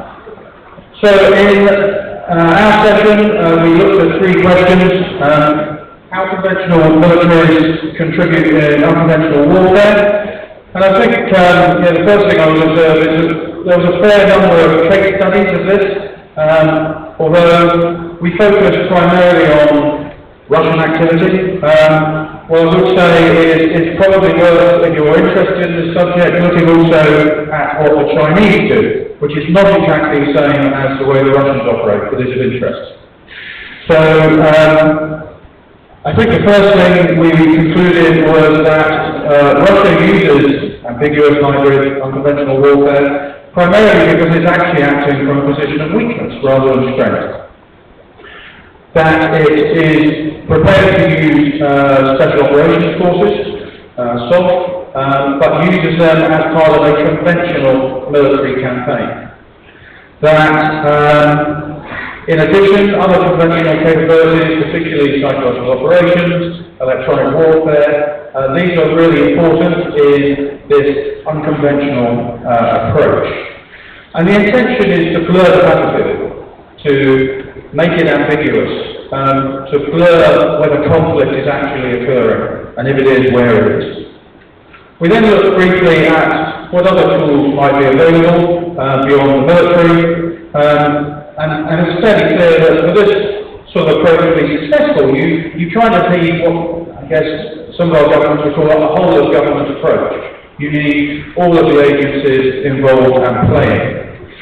We reflected on the use of proxies, and although we didn't mention it particularly in the session, I will use my privilege as chair of that session just to highlight particularly the use of non-state cyber actors, increasingly capable, increasingly professional, and able to be, to a certain extent, distanced from the activities of the state. But also, the role of the broader state in propaganda, in spreading a consistent, if not necessarily truthful, message. And one only needs to look again at the example of what are called in English troll farms, these open plan offices with lots of bright young people sticking things on Twitter and Facebook and other social media and challenging Western thinking, but all done at a distance from the government. So what about the response from NATO from the West? Well, I think we generally feel it's not been terribly good so far. But that's in part because of this need for a whole-of-government response to what is a whole-of-government challenge. And indeed, it was even suggested that perhaps this requires a whole-of-society response rather than just a whole-of-government. But I think probably the key thing we came up with is that there really needs to be a positive effort to challenge the lies. Every day there's a lie, someone needs to be calling that lie out. So those are our findings, and I'll now hand over. Thank you very much, Peter. The takeaway from the session that was called the role of non-state actors in unconventional warfare was well, first we had a Georgian perspective on this from Professor Corneli Kakatchia, sitting next to me here, saying that, well, Russian soft power, you see a lot of it in Georgia. They use the church, well, church being one, two. You have NGOs being sponsored by Russia, but also being generally pro-Russian by themselves. You have the proxy regimes and how they are used in the breakaway republics, South Ossetia and Abkhazia, and you have political parties with a pro-Russian agenda. And the aim from a Russian perspective here in Georgia is to split the political consensus on the Western integration of the country and to play on by playing on this EU, NATO, transatlantic integration fatigue and got the message that you don't really belong there, they don't really want you there, but hey, we are here. The countermeasure to this should be exposing the truth and meet lies and propaganda with truth. Then we have a Middle Eastern perspective, presented by Dr. Fares Breza from Amman. And Dr. Breza did a nice expose of the evolution of the non-state actors in the Middle East, the Al-Nusra, the Al-Qaeda, Hezbollah, and Daesh, etc., and laid down its strategic consequences. And those were, well, the first conclusion were, there are many of these non-state actors, and there are many we have heard about, but there are also many that have not, local ones that have not yet caught any global attention. While Dr. Breza also pointed out that while the ideologically driven one had probably a lot of tendency to form into political parties. Take that back. The religiously driven ones are less inclined than ideological ones to actually form over time to political parties, as we have seen earlier in the region. And also pointing out that the root cause to many of these organizations are a sense of marginalization. These actors do great damage locally, but also globally.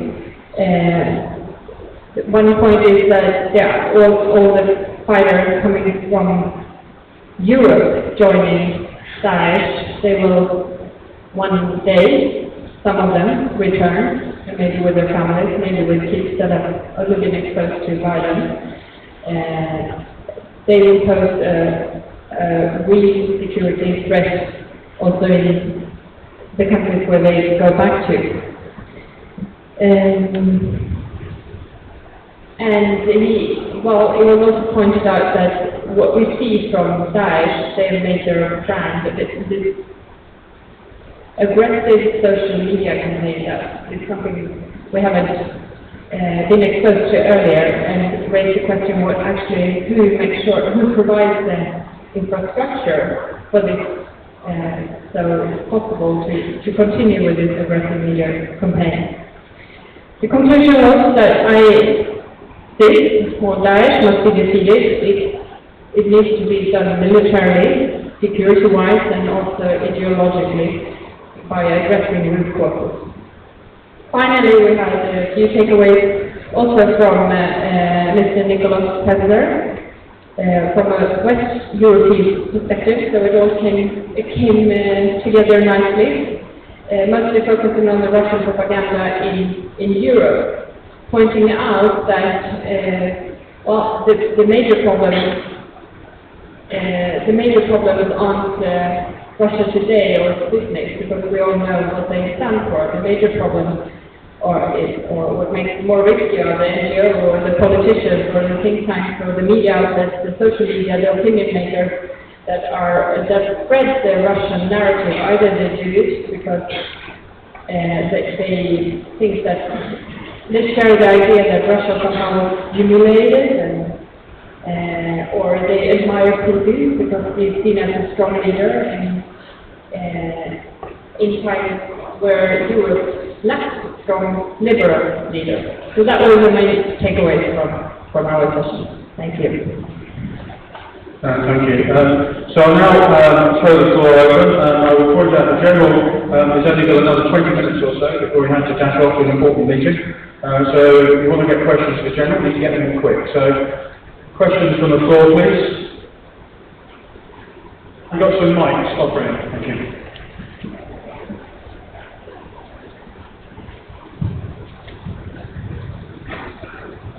Yes, good afternoon. Most fascinating discussion. Brigadier General Picard, Peter Swat, I'm at National Defense University. former defense attaché in Moscow. I was there in 2015. With the misinformation and strategic deception that we're confronting, one of the concerns that we see is that when you are deceiving, the line can come out very, very quickly with a message. And our society has a hard time responding quickly. And then all of a sudden, that information, that lie becomes different to a lot of people because it fits out there.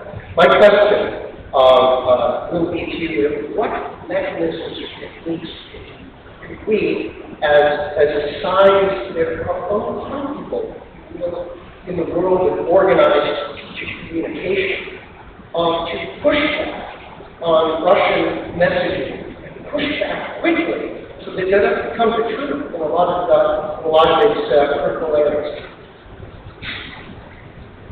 I think rather than ask the whole panel, what we'll do is if anyone wants to pick that up, so you're going to just address that. Well, maybe we collect two more questions, Okay. and then we let in the panel. Afternoon, Bob Young from the United States Army War College. I wanted to ask a question that I guess boils down to capability versus capacity, and I guess primarily for the members of the panel on state actors. So Russia's demonstrated clearly a capability to engage in whatever we want to call it, hybrid, new generation, unconventional warfare. The question is, how much capacity do we think they have to do that? If we define capability as the ability to do something, capacity is how much it they can do. Can they do this in more than one place at one time?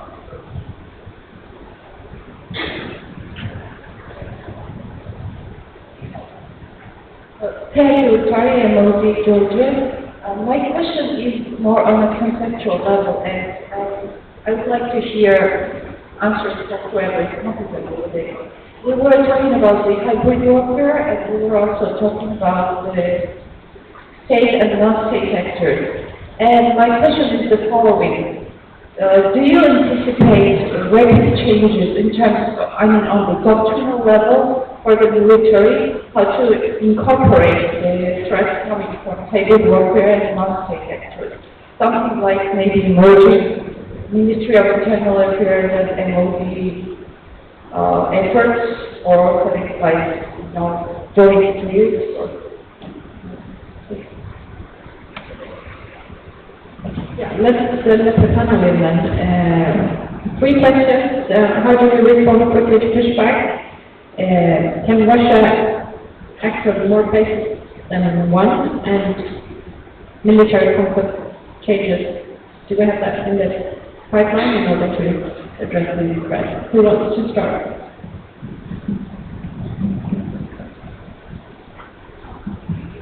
Yes, so I'd like to try to answer all 3 questions, actually. So, starting from the last question, what should be done, what could be done? Interesting thing, I mentioned in our session the use of insurgency crowds to block deployment of troops. It seems that in this situation what is missing is actually element of police in the troops being deployed. Police being authorized to act against locals if necessary, equipped with effectively right-suppressing equipment, water cannons. That is where joint efforts of police and armed forces will help to solve the problem of this irregular approach to anti-access tactics. So that's what can be done. It seems that it is necessary, and it seems to me that there are already some efforts to think along that line in the Navy. So that's the answer to that. How to respond quickly? That is probably the answer of, well, it's necessary to change the approach. Zero tolerance to mistakes is one of the reasons why you do not have ability to respond quickly. It is possible to have a look on Ukrainian experience. The InfoResist website. They do react very quickly, while they also make some in-deep studies, but they do react very quickly, and surely in every society, in a country of every size, it's possible to find 20, 30 people who would be willing to oppose this Russian line, do it in a really fast way, but the problem is that it is necessary to secure for them right for mistake. that will allow to act rapidly. And that is very important because the problem is that the speed of response actually makes, first of all, effectiveness of response is lowering with the time. And after approximately 36, 48 hours, your response does not mean anything, first of all. Secondly, if you make the response just several hours, your efforts to overcome, because of multiplication effort in media, your efforts will increase. So that is why it is really good approach to react very rapidly. Regarding the capability and capacity, without going into details, currently Russia is capable to run 2 medium-sized operations, plus 1 minor operation of, it's combined conventional, unconventional type, simultaneously. So in 3 different spaces.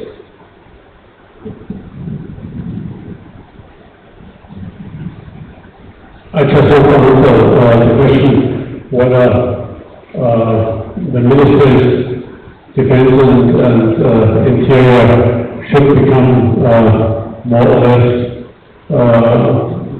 or get free. I do not think so.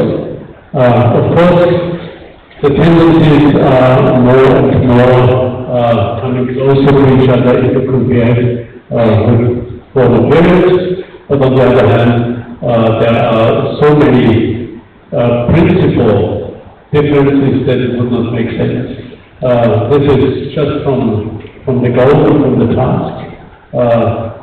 Police is there, inner security and more or less do the daily business. And the military does have the extraordinary and its security for outside.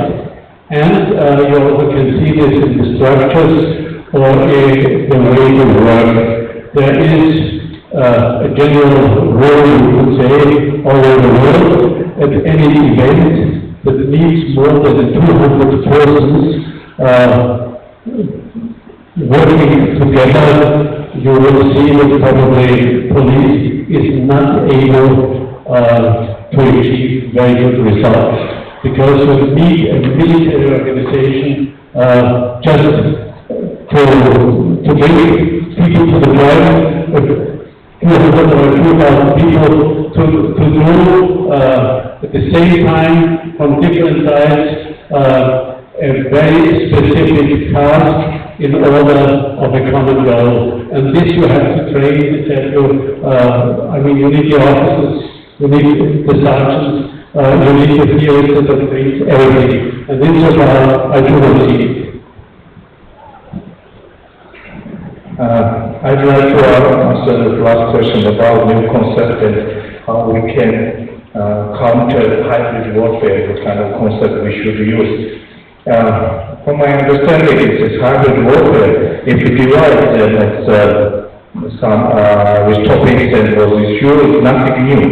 It is, everybody knows about insurgency and how counter insurgency, military.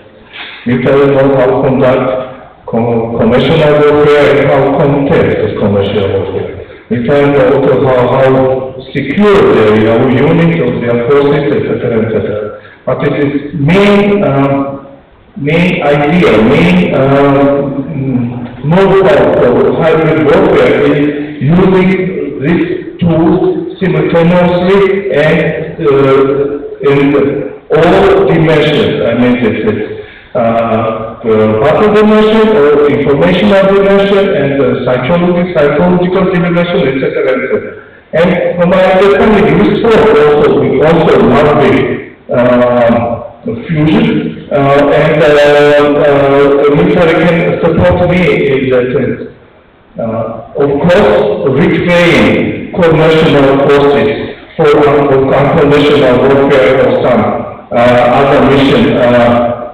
It's difficult, it's in time, but it's possible. But why just reclaim the forces which train for unconventional warfare or some peacekeeping operation, really for conventional warfare, absolutely possible. So I think this is full spectrum of operation, what we have today is so important to be really armed forces. It is very important to be ready for this kind of challenges. And of course, unconventional warfare or hybrid warfare is not military, only military business. It's even special forces business. It's much wider, and all country must be really processed. As I said, for propaganda works if people are really forcing propaganda. If people resist that, it's impossible. Just successful propaganda will be impossible. I remember, you are quite young, but I remember from the president, I remember that no any kind of propaganda from Soviet Union was successful in Georgia. Because people want really for this kind of propaganda, they resisted that. Okay.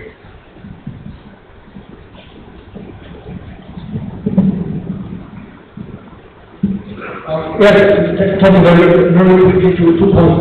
I think that the main question is not exactly how to answer, how to retaliate, but how to take a lead.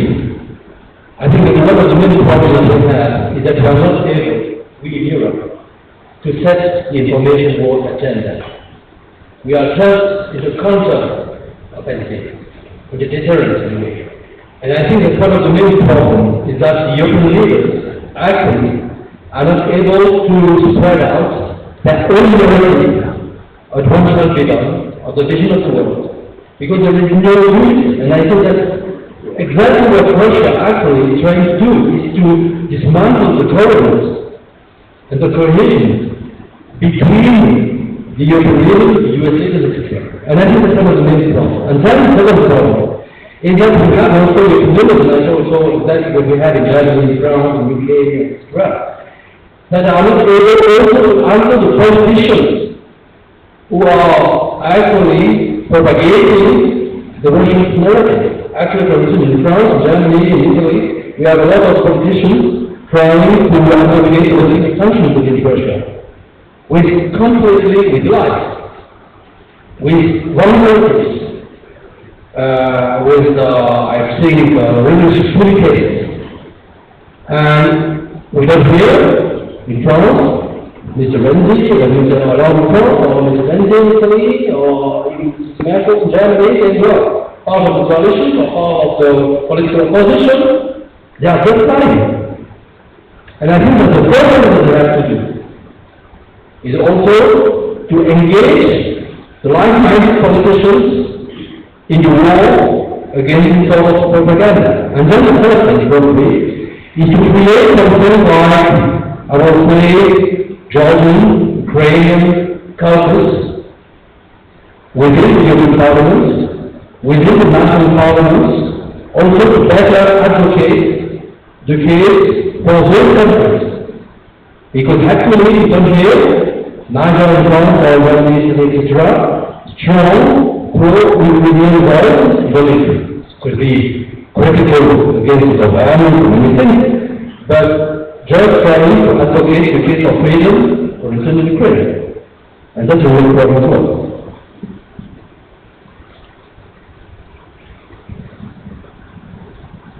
So let's go for a new round of questions from the audience. Please.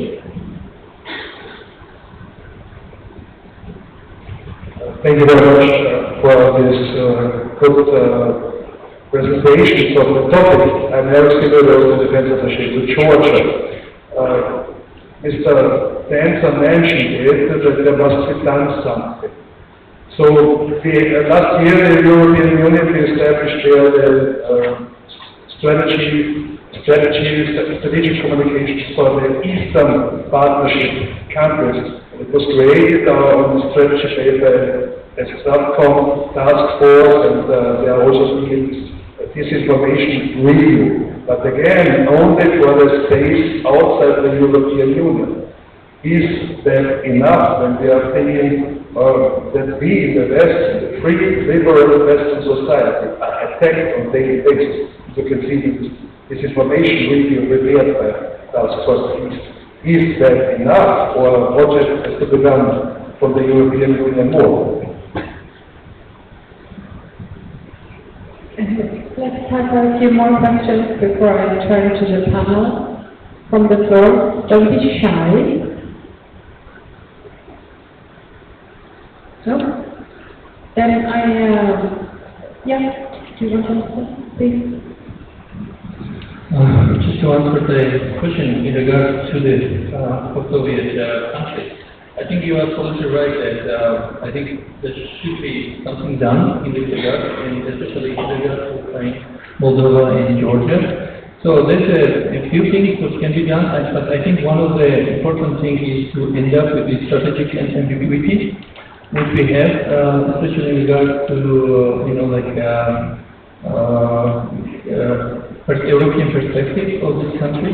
Just to give you a clear example, when Georgia actually negotiated association agreement with the European Union, even though Georgian diplomacy was doing its best, at the end, what they ended up is that the preamble of the association agreement says that Georgia is an Eastern European country, when Moldovan and Ukrainian preamble say it's a European country. I think everybody understands what the implication of this word. It's not about one word, but when we have these ambiguities about the we don't have a clear vision, this can create some sort of fatigue in this society. And I think in order to cope with the Russian propaganda, I think the best answer will be to somehow to give the, I understand that there are some real problems existing in regards to membership in NATO or the European Union, but to give the European perspective or some perspective of membership, I think it doesn't cost so much. So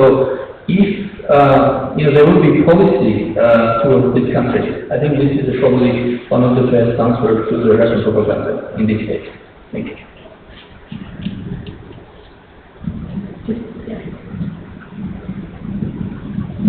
I'd like to add just one thing. It's not absolutely correct to say that the attempts to counter the Russian propaganda is aimed at the eastern neighborhood only, because the Eastern Contact Force of the European Union puts one of its two main goals to improve ability of the European countries, EU countries, to predict Russian propaganda efforts and to repel them. And part of their activity is aimed domestically. So they do understand the need for that, and they do make some efforts to do precisely what you're asking for. Yes, I think just not to answer completely to your question, but I think that the major step, really pivotal for the months to come, will be the EU strategy. And we'll see what it is. And I think that the main problem, and the main issue I could have, I don't know of course what it would be, for this strategy is really to dedicate who is the enemy. That's the term, and I was talking about that. And I think that's one of the main questions. Then the second thing, I think, is also to have all the narrative on Russia. So it will repeat what I just said in the first panel. But I think that we have to dissociate Putin's Russia with Russia. There are two Russias. And I think that we have really to defend, to promote the vision of the other Russia, of those who are taking the streets, demonstrating, skating, human rights, etc. And I think that we have to be more supportive, also for human rights defenders. Let me repeat that. But I think that's very important also to defend the lies about Russia. When I met Russian dissidents, they say, well, you have to be strong against Putin and to stand for the sanctions against Russia, etc. And I think that we have to be, not only we as intellectual think tanks, but also the politicians.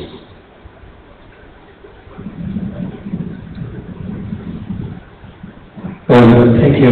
Actually, my intervention is not a response to the last question, but it is a reflection on the whole discussion, whether in the sub-session or in the plenary. I envy you, because when we talk about unsafe actors, we are talking about church, media, NGOs. And when you talk about responses, you are talking about social media campaigns, getting the narrative out, being reassured with your verbal events. And that just makes me laugh a little bit about our state actors in the Middle East, Daesh, Mossad, Qaeda, Hezbollah, all these organizations that are desperately wreaking havoc not only in the region but also globally.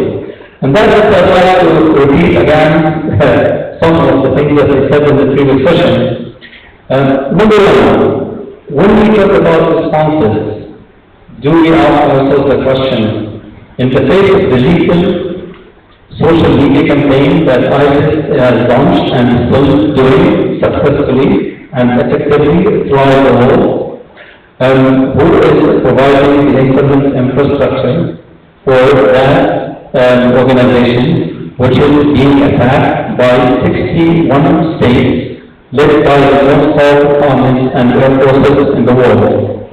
I think that's a very important question that we have to ask ourselves. Second, do we see, I can see the discussion mostly about Russia, but it has been absent.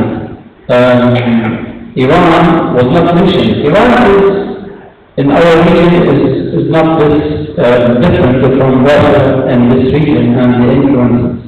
While Russia uses non-state actors such as the church or NGOs, Iran uses terrorist organizations in Lebanon, Hezbollah, in Yemen, the Houthi group, and other places. Today, again, to reflect on the point made by the colleague from the National Defense University on responses, there is a credible, rational, reliable response on the military side that is led by Saudi Arabia, creating the Saudi-led Arab coalition to fight insecurities, to fight instabilities, and to put these organizations at bay. I think if we are talking about global security and we are serious about global security, we should be thinking positively about such an emerging assertive coalition and role that the Saudis are playing in the region.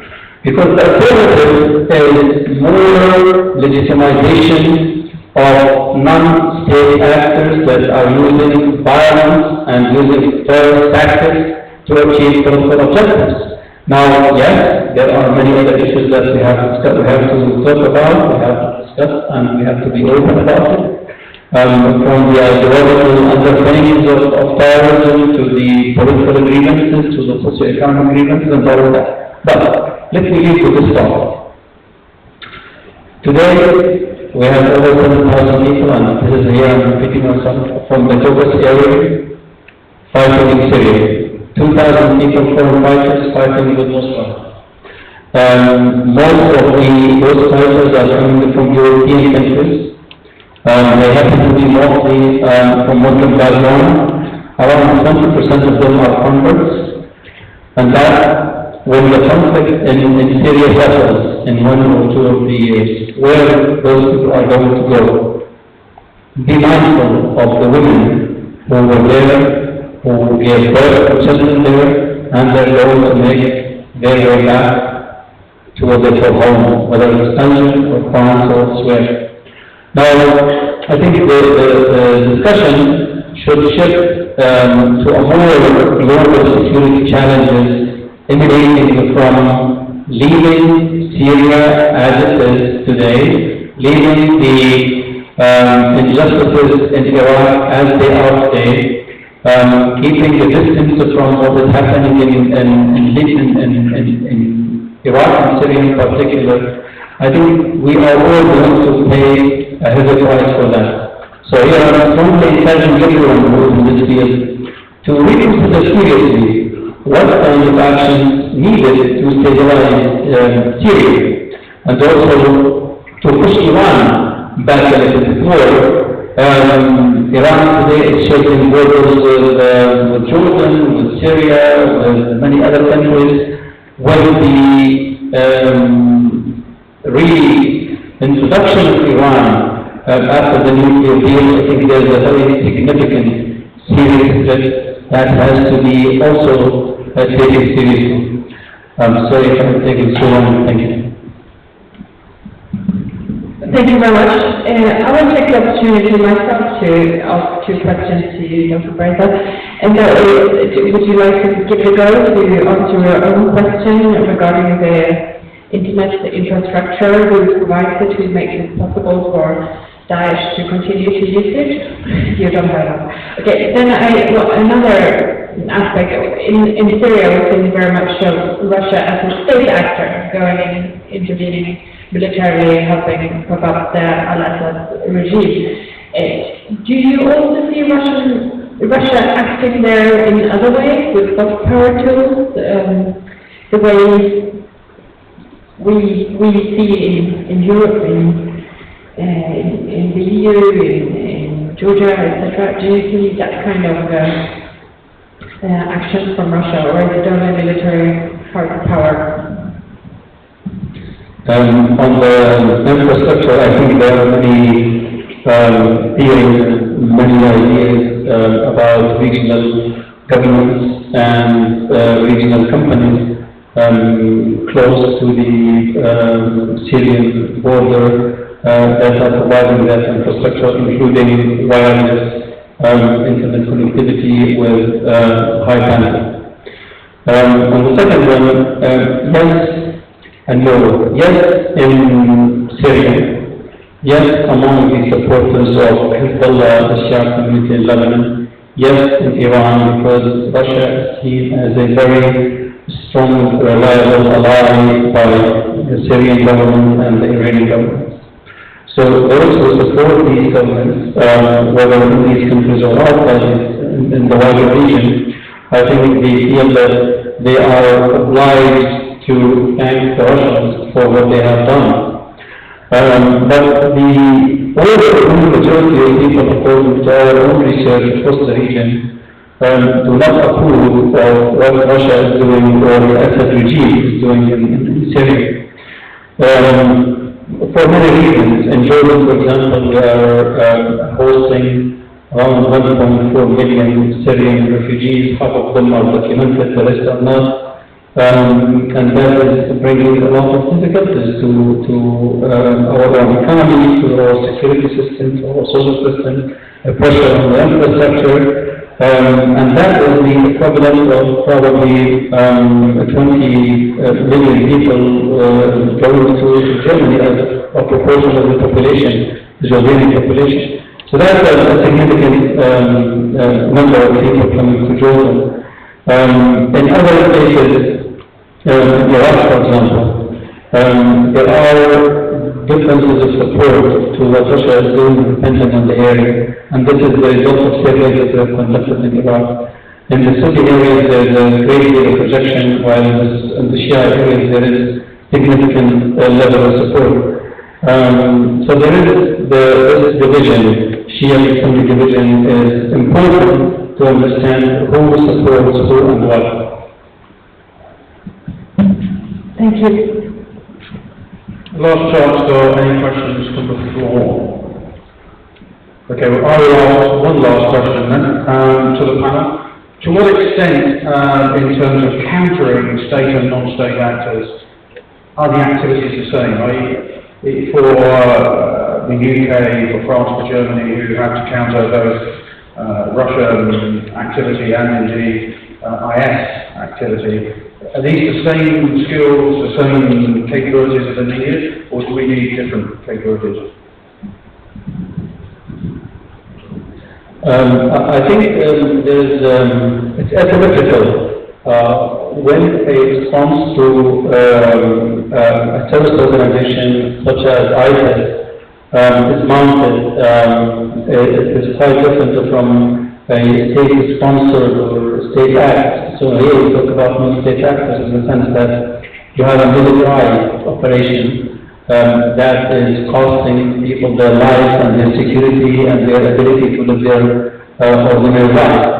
And you feel that pressure not only inside conflict zones in Syria and Iraq, but also beyond that, because also security has become an important issue for neighboring countries, for neighboring societies, and it is putting a lot of pressure on people and on security agencies themselves, also to protect or to prevent any attacks in their societies. Just one more point on what the Russians are doing. I think in terms, they are not mounting a proactive public diplomacy campaign.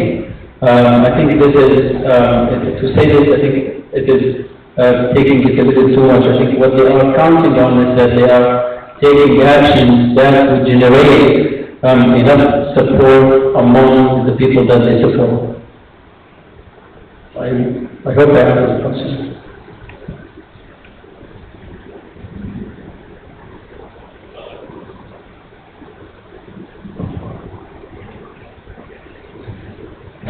Now it works. I just wanted to go back to two questions concerning Russia in Europe, and then maybe make a short remark also to the Middle East. I want to say that I shouldn't want to start another discussion on this subject because it's very difficult. But what I see, one of the big problems in Europe is that we have a different threat perception of Russia at the moment. You have a clear, outspoken threat perception.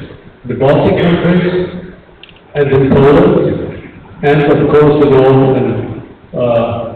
all the countries outside European Union, like Moldova, Ukraine, and the Caucasian countries.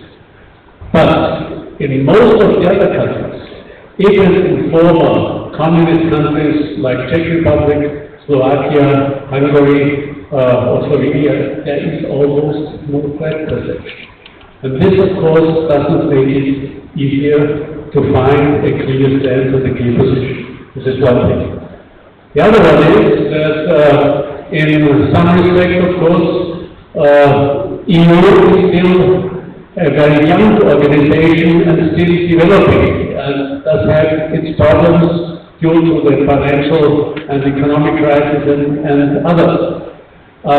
And therefore, it could not live up to its most important strategic infrastructural project of the last decade. The outspoken, most important infrastructural project was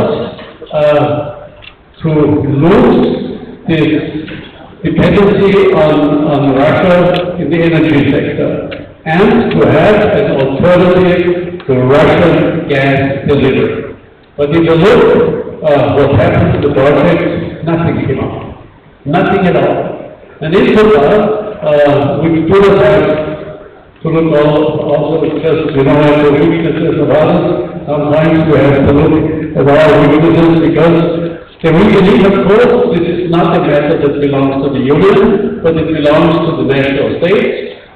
There are differences of interest, and insofar you also have the tendency not to have any solution. And this is what I see is one of the most important questions.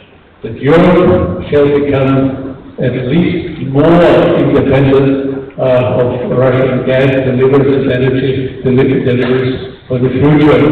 This puts discipline in the second, just a few words to the Middle East, because I occupied myself also a little bit with the whole question. Of course, this is a strategic question from utmost importance.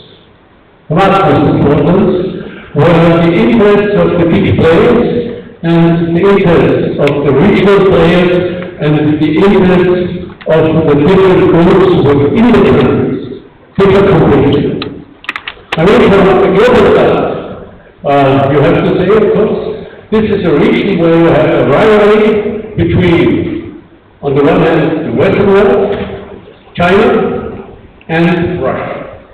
And insofar, it is very sensitive. On the other hand, we also have different linkages to different states. I have just want to say, for example, in Syria, most people would not know that there are even personal relations. There were more than 35,000 officers and officials in Syria had Russian wives, not known to them. So far, this used to be the traditional ally. When you have a traditional ally, you behave a little bit different as when you have a certain distance. And there always was the question, in which direction, which country would go. And you have, of course, also the difficult situation of the Iraq War and Afghanistan and this non-engagement of Western countries. At the same time, you had the difference between Iran, Saudi Arabia, and Turkey. And this is not between Sunni and Shia. I think, the sectarian question is only the consequence of the regional power interests, or foremost, I wouldn't say only, but foremost. And then you have, of course, the different groups, and how difficult it is, you can see if you look at the efforts of the American government, of the president, to train Syrian people, and deliver armaments and so on. The high investment, when I'm rightly informed, I think it was $5 or $6 billion spent, and the outcome was not even 50 soldiers that were able to fight for the Free Syrian Army. And this interrelations between Free Syrian Army and Al-Nusra and Al-Qaeda and so on, to deliver arms from different partners where you couldn't tell from where it comes from. It's really very difficult. So far, for me, it is a very difficult example, the Middle East, because everybody.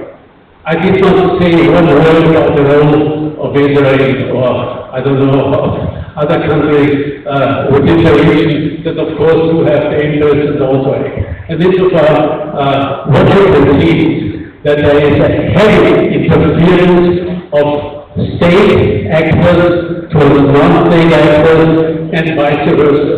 And for me, most significant is that one of the non-state actors, namely a terrorist organization, became more or less a state actor. That is, even when the papers of Daesh or of the Islamic State are recognized by governments of neighboring countries, I wouldn't leave anymore.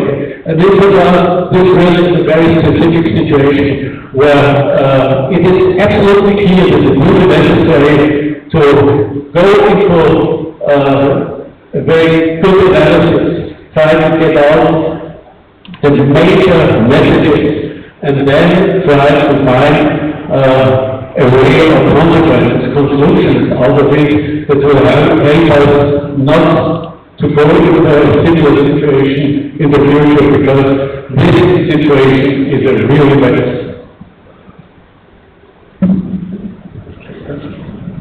So, thank you very much for a really interesting session. I hope you've all taken something new away, thinking about this hybrid, ambiguous, unconventional, any other label you want to put that sort of warfare. On behalf of Diana and myself, I'd like you to join me now in thanking the panel. Thank you.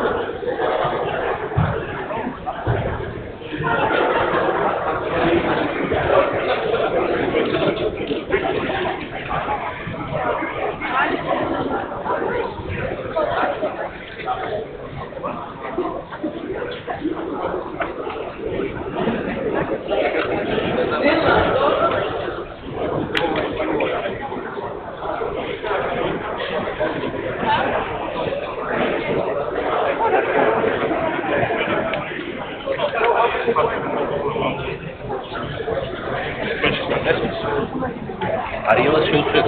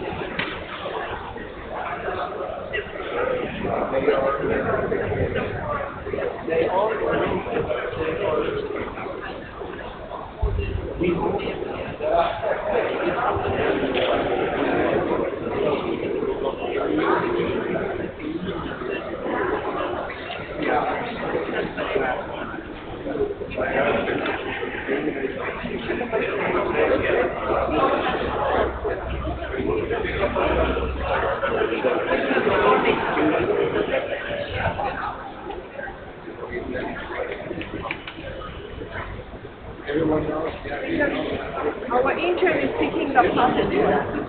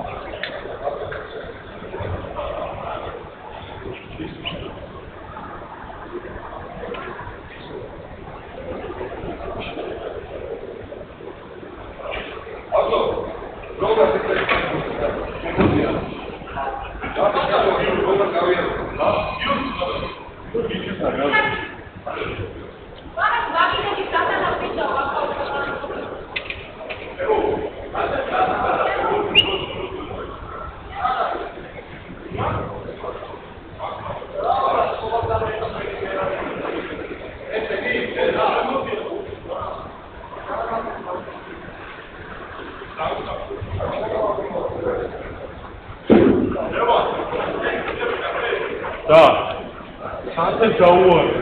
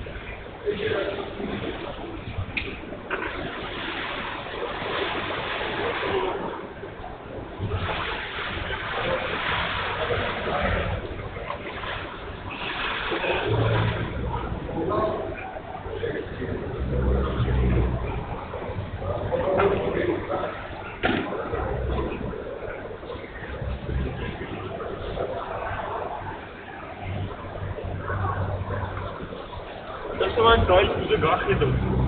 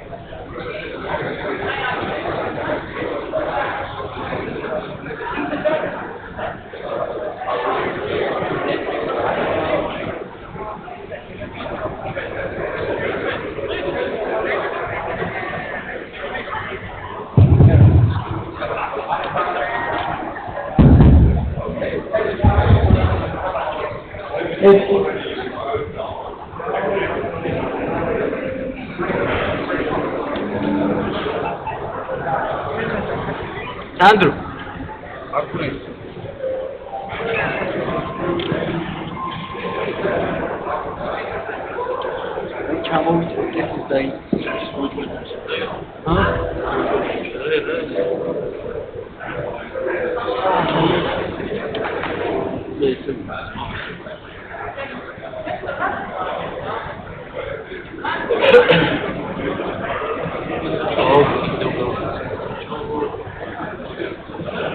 Anche se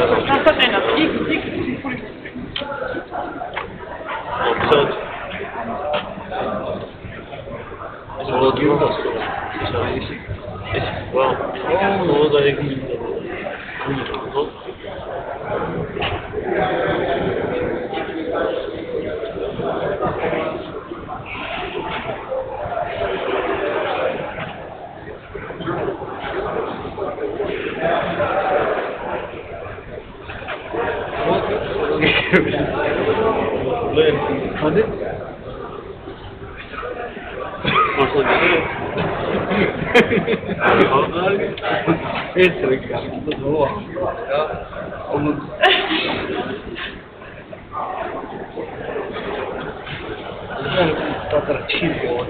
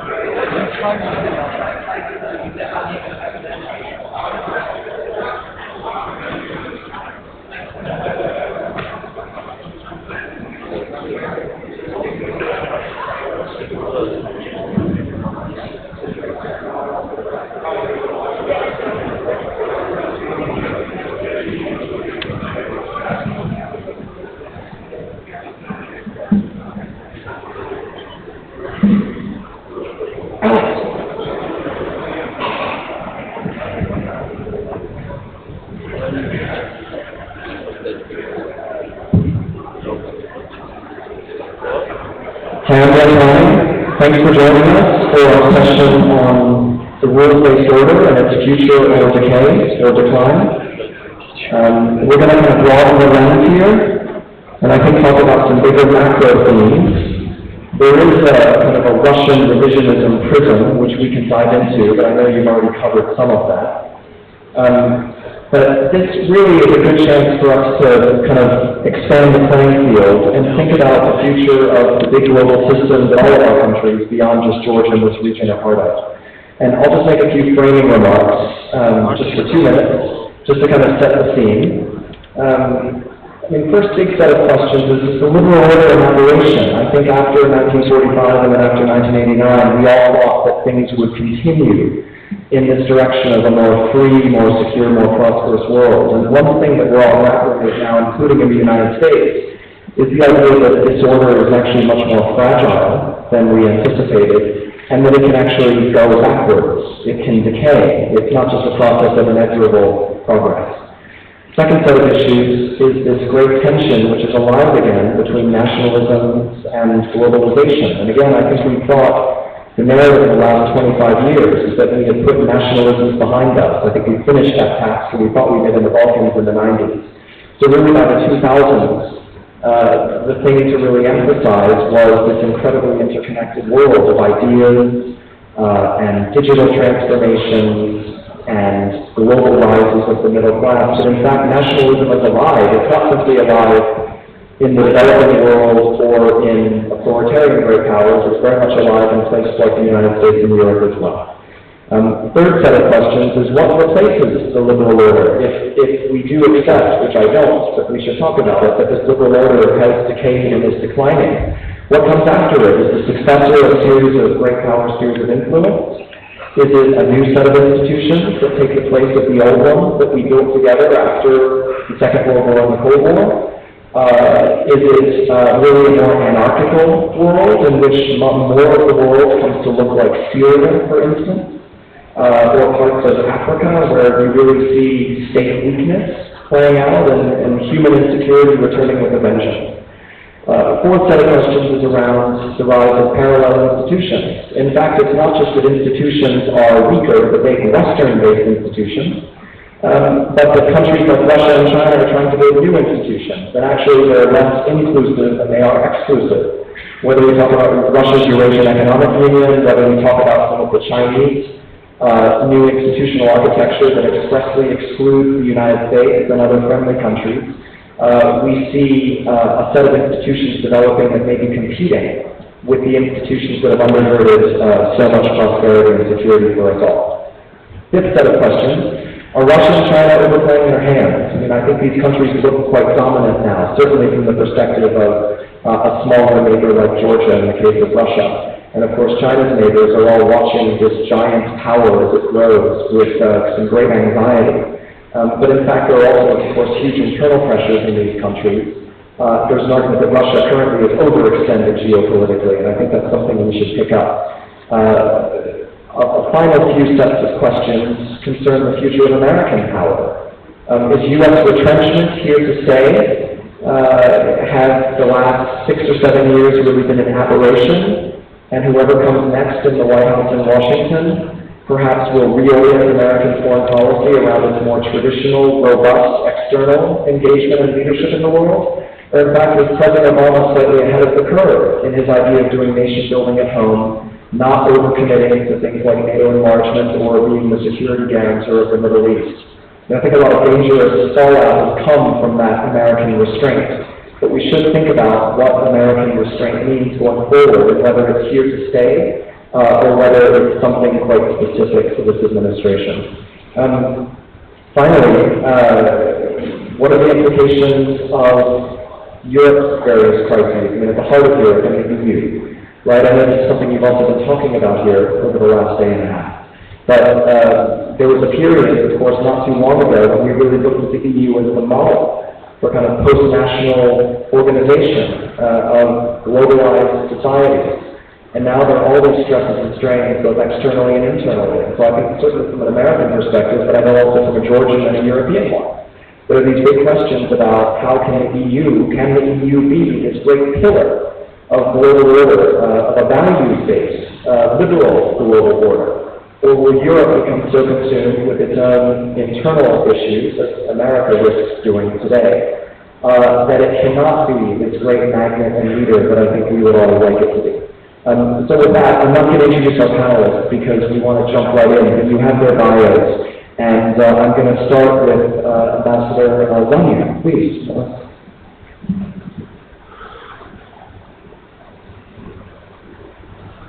Thank you very much. And I hear that's a daunting set of questions in 5 to 7 minutes. So it's really difficult to react to this point. But let me make a couple of, or maybe more than a couple of considerations from my perspective. First of all, what we are seeing obviously is a return of geopolitics. Divisions in Europe, divisions that we just a few years back we were not expecting to see conflict in Europe on a relatively large scale, and a number of violations of what we consider a pretty well-established set of rules. In a way, this shouldn't have taken us by surprise, because what we see in this country, what we see in places like Moldova, for Turkey, were indicators of the same kind of problem that we've seen in a more dramatic dimension now in the kind of conflict crisis in and around Ukraine. Which points to the fact that we didn't really manage properly the post-Cold War order. So there were a number of how can I say, issues that were somehow underestimated. The first I would say is Russia. In a sense, Russia was by many considered Soviet Union has disappeared. Russia goes back to what was Russia before the Soviet time. But then Russia has never gone back to being that kind of regional power. Russia maintained the large nuclear arsenal, the permanent seat in the Security Council, and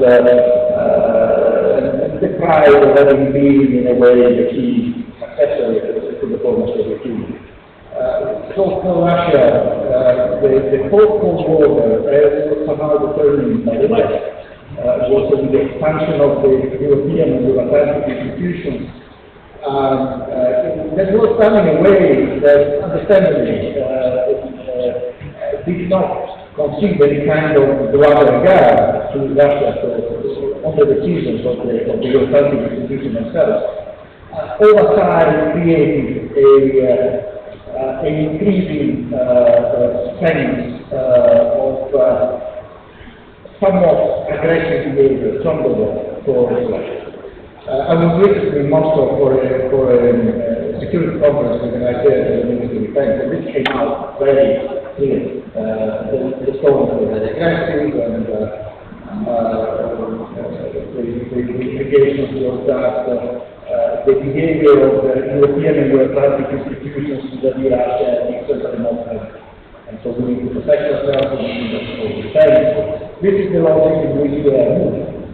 And Russia feels that as the European and the Euro-Atlantic community have built up in a way over 20 years their own sphere, strengthened their own positions, then it feels to react in a similar way. And the Russia Center, if you want, central institutions, which are a kind of a countdown in the life of Moscow to what the West has done, and try to recreate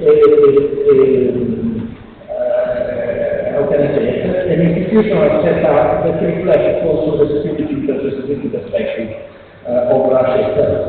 Obviously, this is a very negative vision of security. At the time we were starting the USC, talking about creating a space, a common space of security for all. And the biggest effort was made at the Astana summit at the time of the church, which failed exactly what they think. And because there were already clear signs that this was not reflecting the way the developments were seen. This leads us to the role of institutions. I don't think that there are private institutions, but there are institutions that are competing with each other. What we need more in this situation is institutions that are improved. We are seeing through the instrument of an inclusive organization at a time when the international community managed the struggle to find a space of their own itself in relation to the crisis in and around Ukraine, especially Roma. And when we are because everybody is around that table, that found a political space and found support, support from all relevant places, Ukrainians, Russians, Americans, Europeans, all probably with different agendas, but with common understanding that there was a need for the presence of the national community to propose or to try to limit in a way the impact of this conflict. And something similar happened in the political you're talking about the U.S. power. I was in Washington last week, and I went to a number of debates. And my feeling is that the U.S., just a few years back, the United States were really looking and shifting attention from the Atlantic to the Pacific. And now it seems to me that there is a bit of a return of attention to Europe. It's a mix of debate on NATO and the position of NATO and how much Europeans who are not considering themselves for defense and why we used to be the US, etc. But behind this, there is a sense, it seems to me, that the United States needs to be engaged on European issues. The EU, here things become more complicated because the EU was always set up in a mode of increasing cooperation, enhancing integration, creating a space. China is a typical example, a space of free circulation, etc. And the issue of defending the space from external challenges was always secondary. The accent was really this sector to have a state. They trade the economies together. But the moment you find yourself operating in a more challenging environment, then these mechanisms function less well because they were not really built with that in mind. And every EU is now challenged by the pressure of the refugee and migration crisis. The very values that are the basis of the European Union are. And this is showing some very good facts in the European construction. So I think this is where we really need to worry, the Europeans need to worry. So to be minded of the but even from a political perspective, I want to see how can we get solid processes of integration in the space because we plan and also what we can do for the area that we can. And this opens up the next set of challenges. We are entering a phase that I'm coming out from Istanbul with the Italian summit. And there is an increasing understanding that we are entering a phase of delivery. We are really facing a major game changer in terms of global skills. We start looking at crises that won't go away. We will stay that for a long time, and then we need the force to change the way we operate. And this is, the refugee crisis is showing that. It begins with demographics. We see some regions where there is an explosion of numbers of population. Climate change, we see the beginning of it. But over time, the impact will be great. The impact of transnational organized crime, and we see this also in how organized crime and people traffickers are handling this, and that we can making money out of this crisis. We see it in a difficulty of managing conflict because of geopolitics and because of wars that appear sometimes as proxy wars. Look at Syria, there are single theater, because there are two different agendas. So allowing the international community to bring home the results is increasingly difficult. So we are ill-equipped and we need to think how to operate to address the global challenge, and geopolitics is not that. Thank you. Excellent. No, excellent. Thank you. General Kostrakis, I'm happy to hear that you're going to tell us, hopefully, that the security perimeter is not shrinking, but in fact enlarging.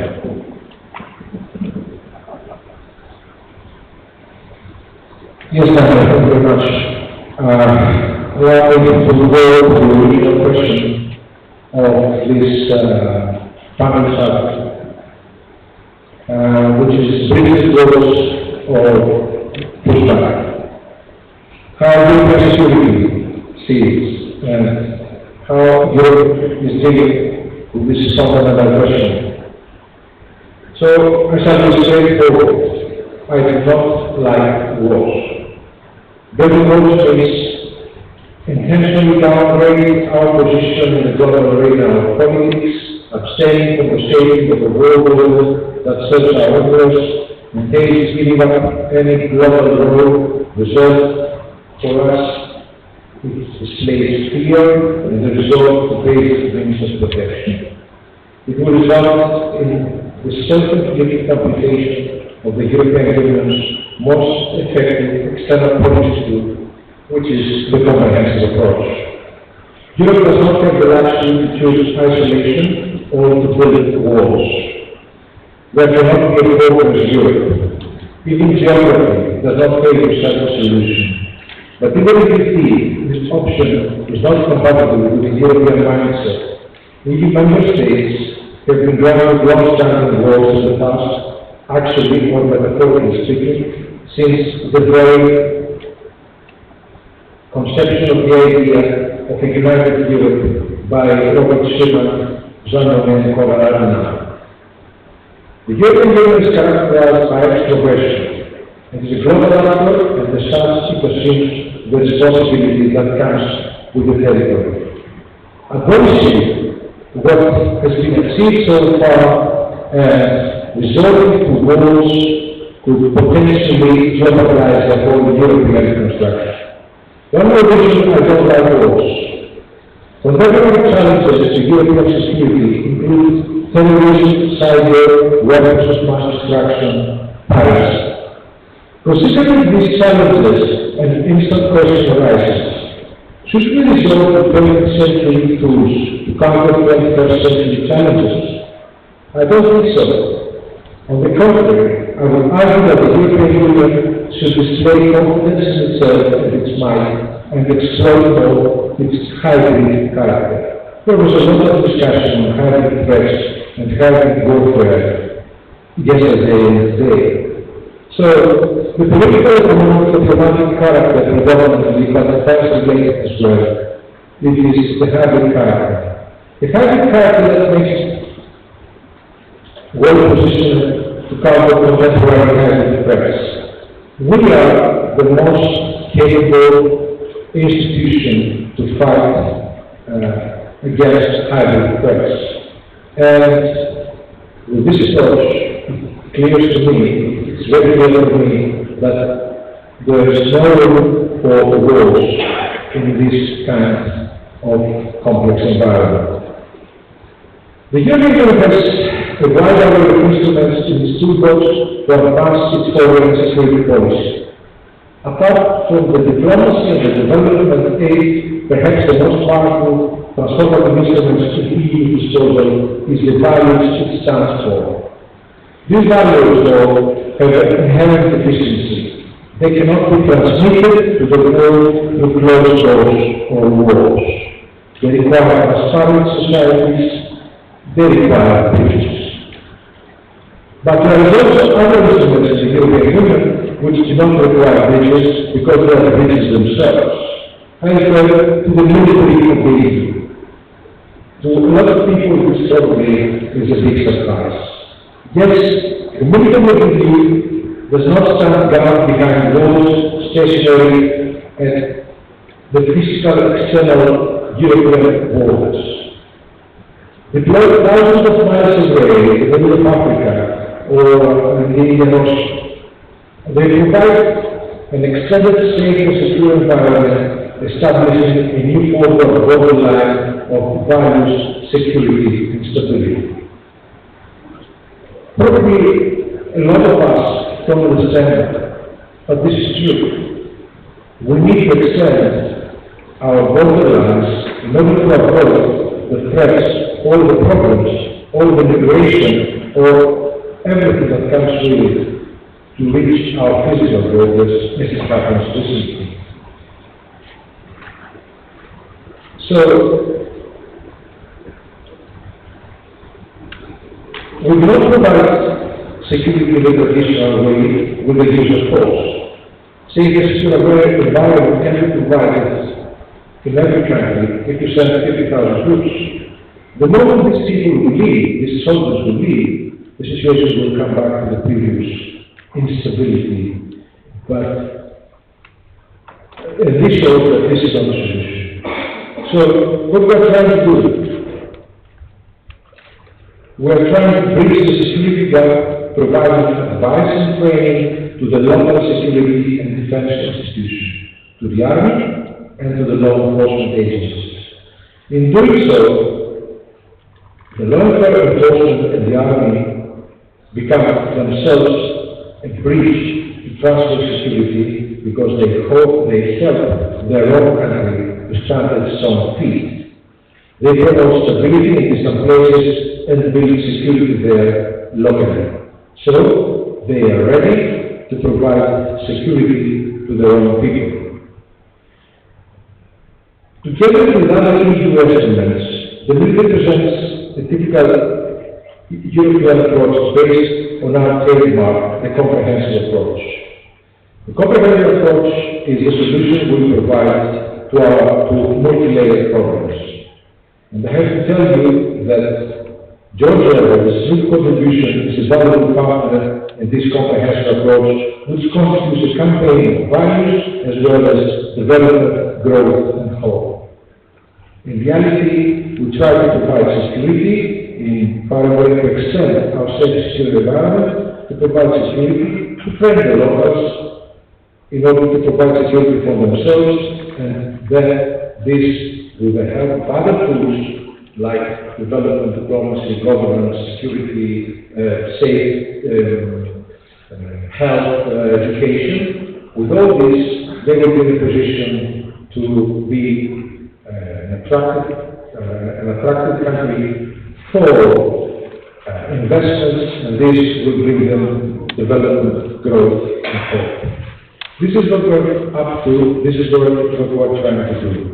And this is a message we are conveying now to everyone, and this is the reason we're asking for friendly countries of partners of great value like Georgia to participate in our efforts. Thank you, General. Excellent. Thank you very much for that encouraging outlook. Master Makanchi. Thank you very much. I think it's a very interesting topic, or the topics which is very wide and diverse. So try to concentrate on some of the key issues that, from our perspective, seem to be more important. I think there is no alternative to building the bridges. And we are one contributor to that. That shouldn't mean that we might stay on the other side of the bridge. What I mean, I would like to explain more that from our perspective, which is a country that at some point we have came to the position to start pragmatic talks, to start the escalation policy, and to contribute to that with the Russian Federation. But that means that Georgia will have more, let's say, assurance from its partners to be more open in that dialogue, as long as we remain as a priority on the agenda of the European Union and NATO in the dialogue with the Russian Federation as well. This is something that we can bring some other examples to as well.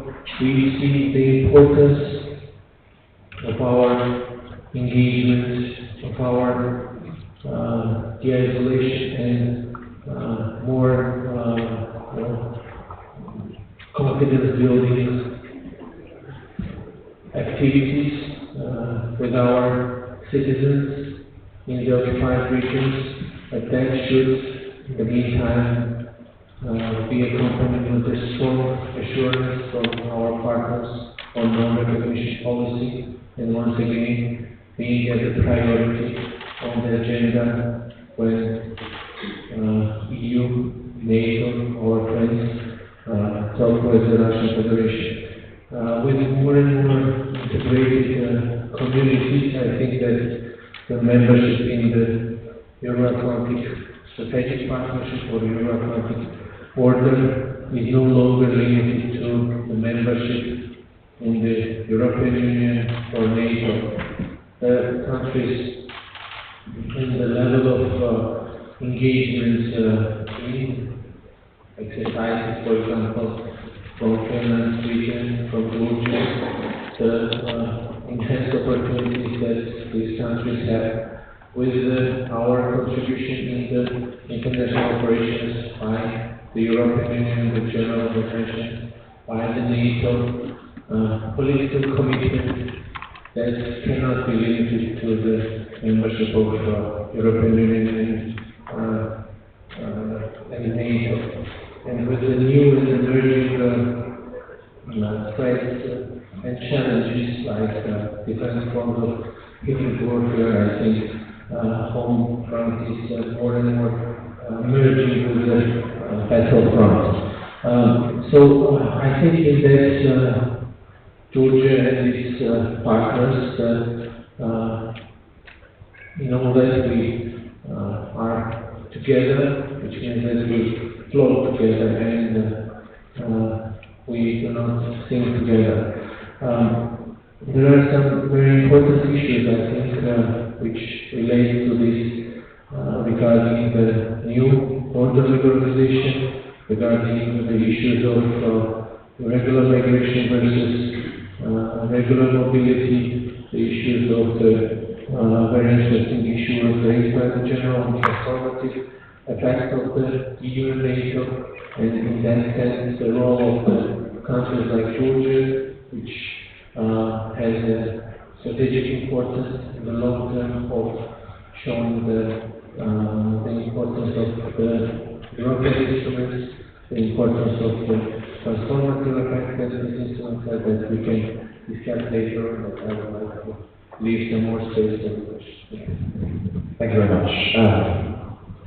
So, we're reaching the German perspective. I think until quite recently, if I may offer, I think people thought Germany was about the luckiest country to have emerged out of this post-Cold War era. But of course, the world has now come to Germany in the form of these refugee flows, and of course, Russian pressure is not actually that distant. I mean, America is quite far away. Germany is quite close. So could you just give us your perspective on a few of these issues?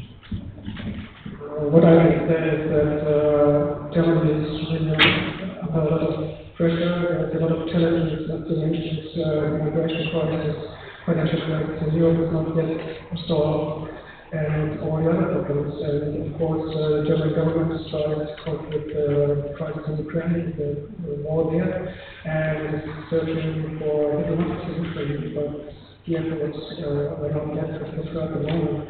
But I can say, coming back to the headline of this panel, that I heard, I don't see the problem that we have in the Iron Curtain, but we have countries between Russia and NATO, and these countries shouldn't be a zone of, a buffer zone for Russia, and shouldn't be especially a zone of influence on Russia.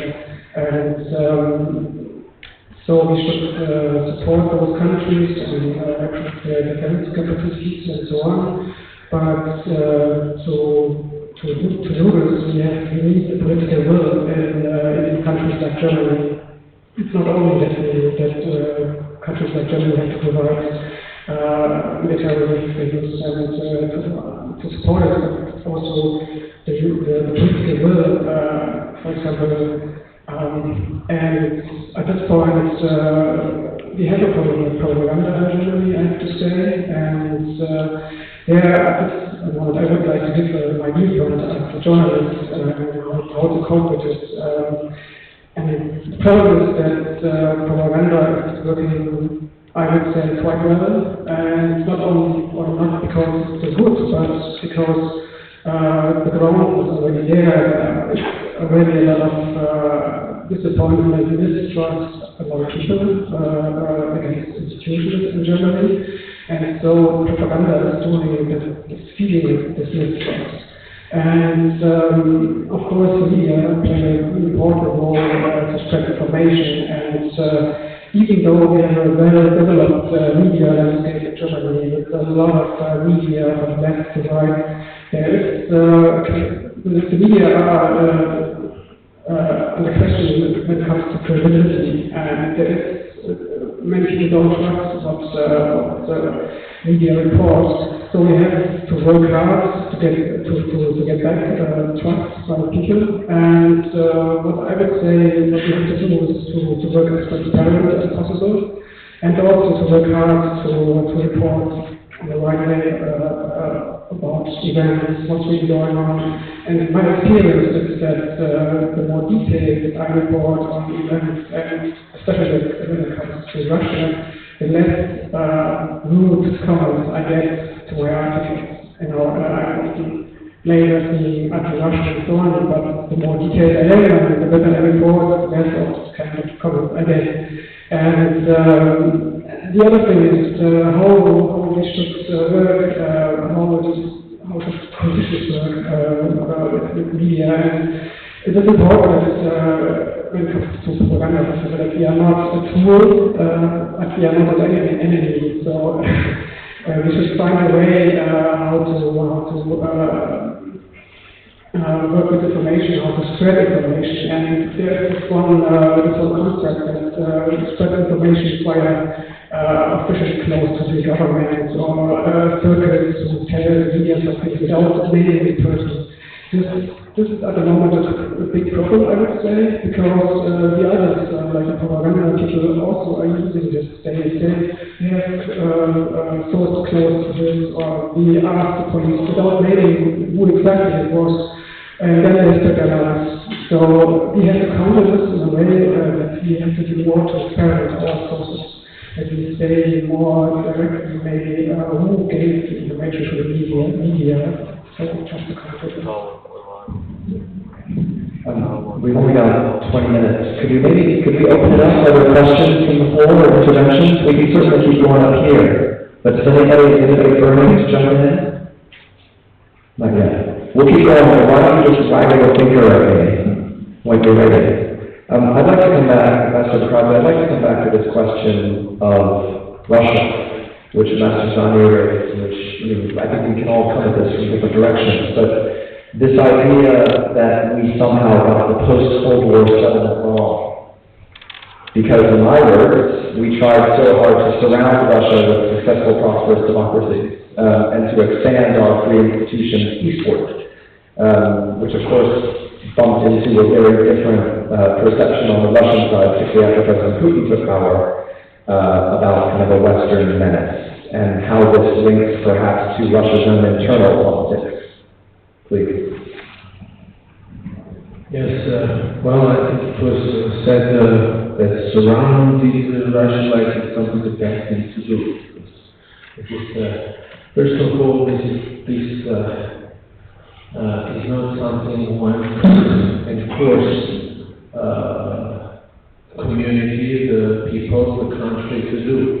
The commitment to the reforms agenda is something that is very much willingly explored and implemented in a country like Georgia, for example. We have a firm belief in the reforms per se, not dependent on the outcome. We believe that the new set of reforms related with the rule of law, democracy and human rights is something that makes us more European and not the membership itself only. So I think that in that regard, Europe shouldn't play itself, I would say, because there is a fair position in our country to see the developments and the reforms agenda associated with our EU and NATO integration path as a strong commitment from the government and from the people.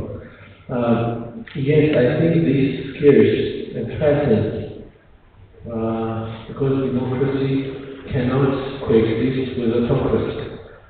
This, of course, may threaten because it has a fact that can be, further enlarged because it's good, and not because someone is forcing it to happen. So this is the development that I foresee for Georgia to be moving forward in the coming years, and I think that this soft power of transformative effect on the country that influence has, we are very lucky to have the opportunity to build. Thank you. General, I like your point about 20th century tools and 21st century challenges. Do you feel like the EU has the appropriate tools, including to manage, I think, some of these hybrid dangers we're all grappling with? And if you could wave a magic wand and maybe create a few additional tools, what would they look like? Thank you for the question. Yes, I said that one of the main threats of the 21st century is the new age warfare, is the hybrid, and we are all discussing about the hybrid. Yes, we believe that the European Union is more advanced in this because in the European Union toolbox there are a lot of tools that can be used. As we all know, the hybrid warfare is not enough to have only conventional military might. Units have also financial capabilities, media capabilities, psychological operations, cyber operations. Behind all this, you need to have to provide to the people hope, and to provide to the people funds that will help them to see a completely different narrative. So yes, I believe that we can do that, and we have these capabilities. Of course, behind the hybrid warfare, behind the hybrid threats, there is also a necessity of having the proper conventional military power, because it's very difficult to believe that a very, very small country can go out without any military power and conduct hybrid warfare against superpower. So we don't have at this moment the proper military power, but we are in close cooperation with other organizations that are security providers. We are not, and with common joint work and joint declarations on hybrid, and the work we are doing closely with NATO, because this is the sector in which we are more close than ever with NATO.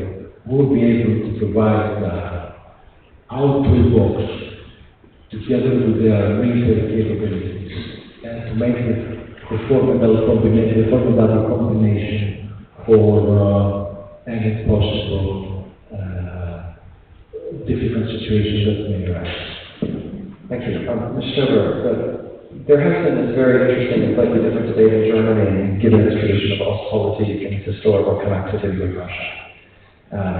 Now that's changed over the last 2 years since the invasion of Ukraine, but there is pressure within NATO from Germany for a NATO-Russia Council meeting at the Warsaw Summit, There's pressure in the context of the EU sanctions renewal, which it looks like will end happily, but there still is, I think, some German sentiment about the logic or illogic of renewing sanctions on Russia. Could you just give us an update on this debate in Germany and where you think it will go over the next year or two? Okay, I can give you my view as a journalist. But I can say that in the Treasury and the foreign ministry and so on, there is no news about Russia anymore, about their readiness to compromise.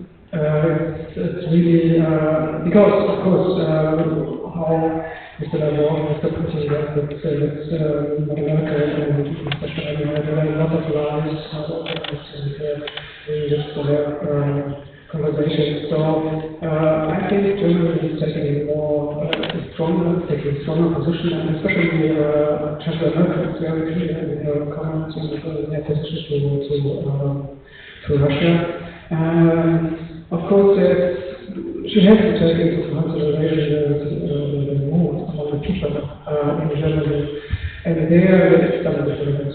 And there is, of course, given our history, pacifism among people, and people say we shouldn't have any conflict with Russia, we should avoid anything. So the only thing we should do is to have to search for a diplomatic solution. And now, just for some months, some people say more openly or more stronger, say we also have to find a way to defend ourselves and to realize that this propaganda is working in Germany, and there's a lot of lies on what Russia is up to. So the more aggressive Russia is behaving and the more aggressive the propaganda is, the better the people understand what's really behind and are more open to other things. Ambassador, I'd like to ask you personal views, because you want to respond to anything you heard, but your personal views on what kind of, I like your point about kind of inclusive versus exclusive institutions, your point about how OSCE has functioned with Russia in the room versus how NATO and other institutions have functioned excluding Russia. Do you have an idea for an institution we could design, a way to fit these institutions better together, in a way that would actually incorporate Russia that would be constructive? Because, it does look, to a certain extent, zero-sum, at least in terms of the way the Russian side defines some of these calculations in the wider European security space. But do you have ideas that we could kind of build something new, what it might look like? I'm not sure we need something new, but we need to rethink or learn how to use what we have. But we have a richness in institutions, maybe even too many. One of the things I keep seeing is that there is too much compartmentalization. I had a very intensive interaction with all institutions cooperating in the space of the OSCE. I had MOUs, I had staff talks, and they knew these caucus inside the OSCE, NATO is a caucus inside the OSCE. The countries of CSTO are coordinating the security policy. So there are clusters, but somehow these processes are all disconnected. I don't see the EU, for instance, using the OSCE well enough. Because these organizations tend to, define their own policies within their own bounds and move them forward in their own logic, in a way. And so, the OSCE, for instance, I see relatively underused. It's used maybe well in Ukraine, where we're finding a lot of support for money. It could be used better in other ways. So it is really the interaction between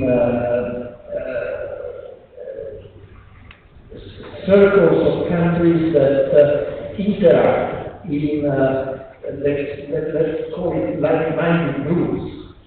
And then they go out there as like-minded groups and then enter geopolitics in that way, so engage with other players as such. And they have to learn how to use larger structures.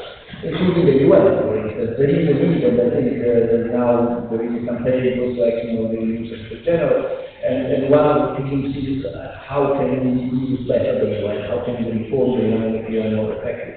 I think because of the kind of challenges we have, we really need all of us to make an effort to use better the inclusive frameworks that we have. I think that is really the challenge. Thank you. So we're just going to set up the next session with microphones. So you give us 15 minutes and we're going to call on you first once we're set up, okay? And we'll take you there. Ambassador, this question of open societies in the West, which includes Georgia, and how they can best strengthen themselves in light of, not just Russian subversion, but all of these pressures. Pressures we're all grappling with, from economic inequality and populist discontent. These are not confined to one or another subset of countries. There's something afflicting really all of us in different ways. And I hate to put you on the spot, but do you have any grand ideas, including for the Americans and Brits and Germans and others in the room, as well as for our Georgian friends, about how to kind of make our open societies more resilient, so that we can be more effective foreign policy? Yes, I think that propaganda was touched upon this, and this very aggressive form of propaganda has shown the weaknesses of our resilience and in our society. And also, the character of it, we have started to work on this a year ago.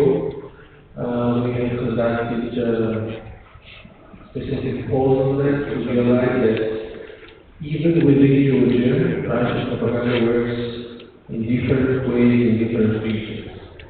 You can imagine that somehow it's more than just propaganda coming from media, it's more than just propaganda coming from small NGOs. It's more engagement that tries to find the grounds for in the countries. I think what we have started to work upon was to coordinate.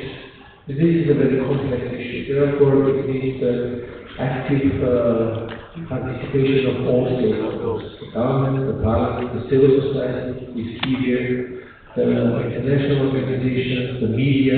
So consolidating and coordinating the work of the different stakeholders is key.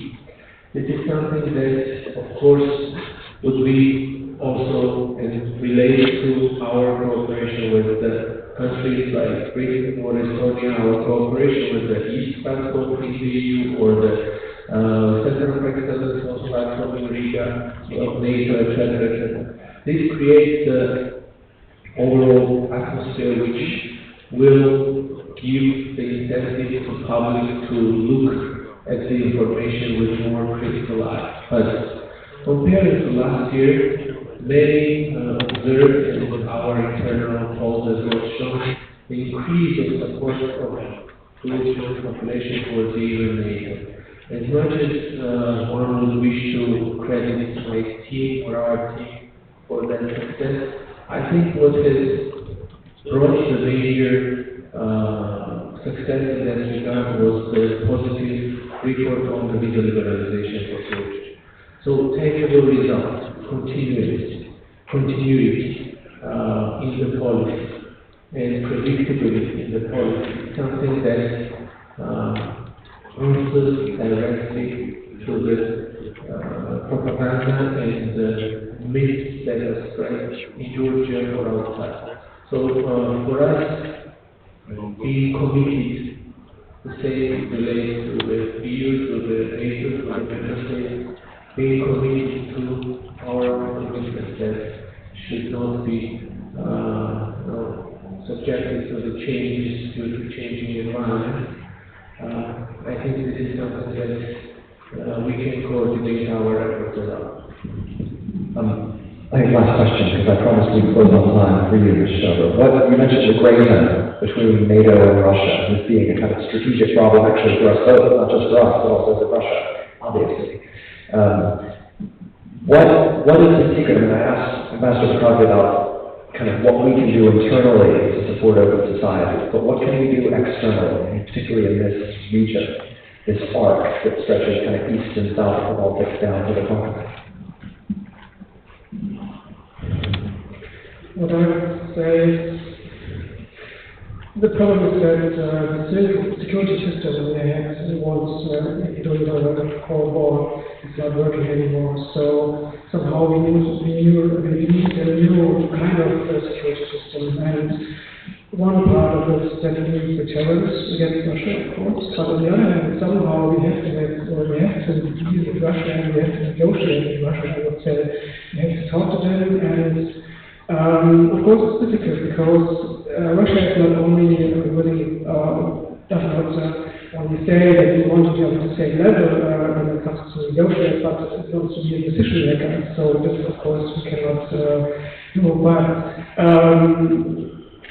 I think we should ask them that they say that they recognize the sovereignty of those countries, of those neighbor countries, Russia, and in exchange for security guarantees. So that somehow they feel more secure and safe. And it's just an idea, it's your thing to do about it, but we have to find diplomatic solutions. Please, John. Allow me to be a bit strategically provocative. So, since 1996, we've started discussions on what Russia thinks about its environment, and the discussions were made. And at the time, they were reacting on Czech Republic, Slovakia, and Poland session, not mentioning Ukraine. So, some very good high-level thinkers of the time, they contributed to this, and I think it's very clear. Russia is a continental superpower. Like all continental superpowers, is seeking buffer zones. He wants to have a buffer zone around his borders to feel secure. And this is the reason they reacted in the past. They were not in a position to react very strongly in the 90s, so now they are reacting in the buffer zone that remain to them. But in reality, they are making miscalculation. They are making a huge miscalculation because they are facing brackets naval superpowers. US, UK, France, naval superpowers. NATO is a naval maritime alliance. And the maritime alliances and European Union is seriously contributing to that.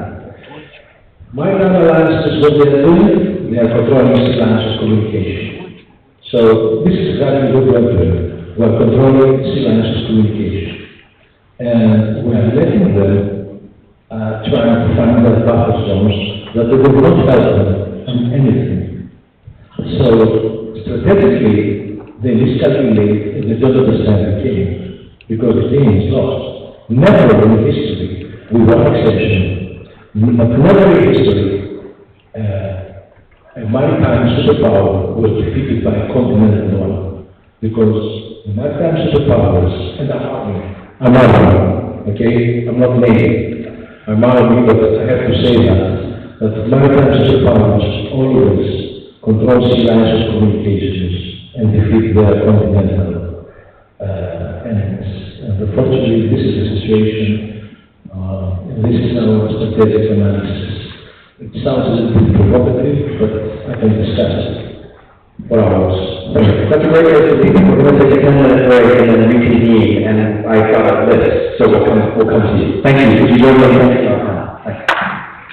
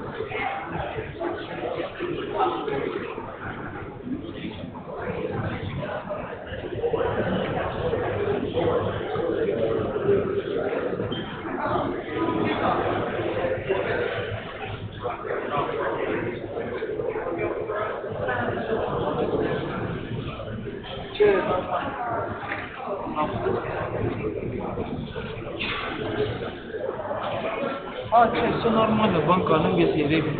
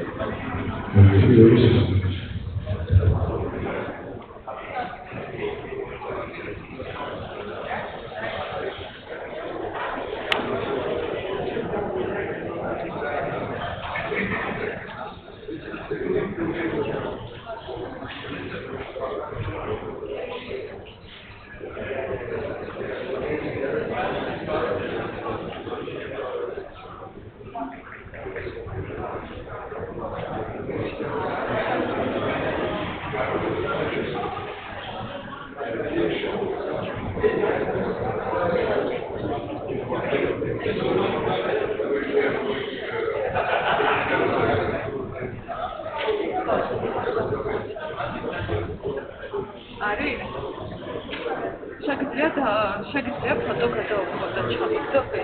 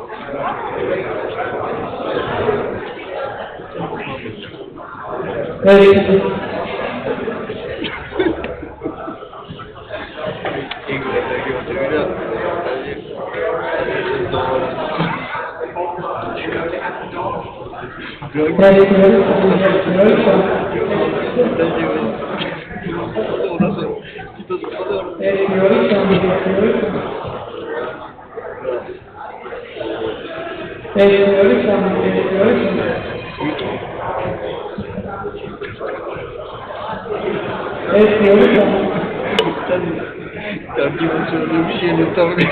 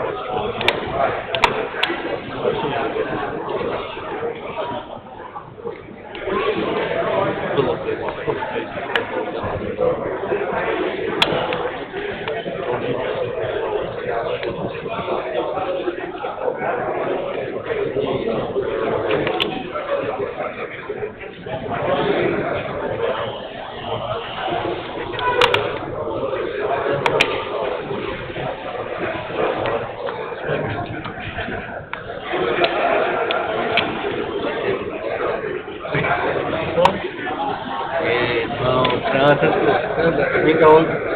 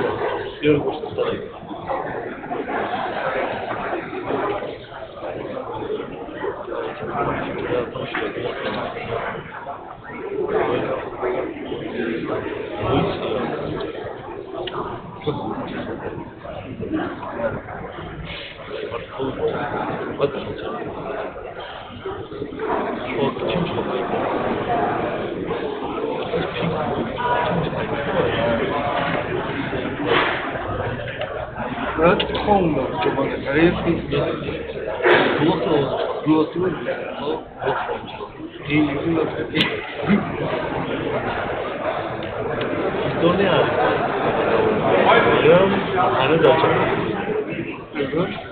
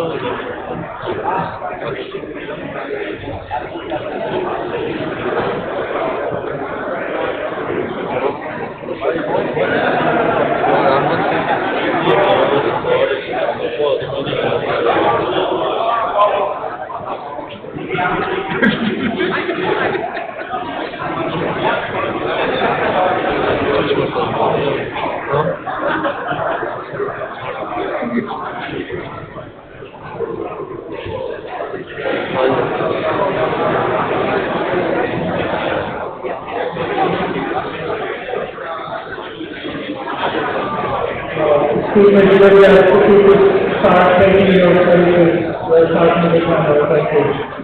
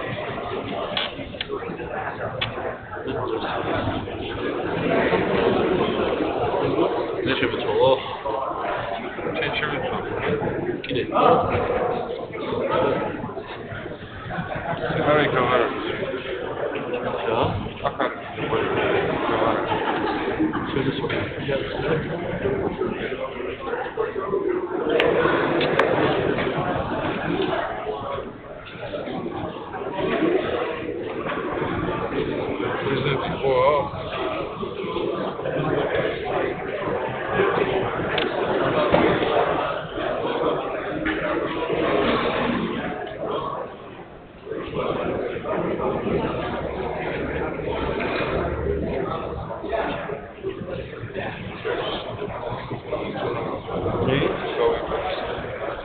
dobry. Jest dobrze?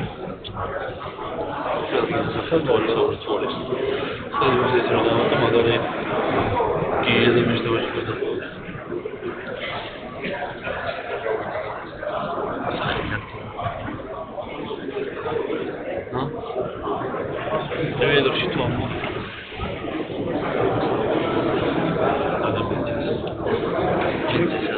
Kapat şurada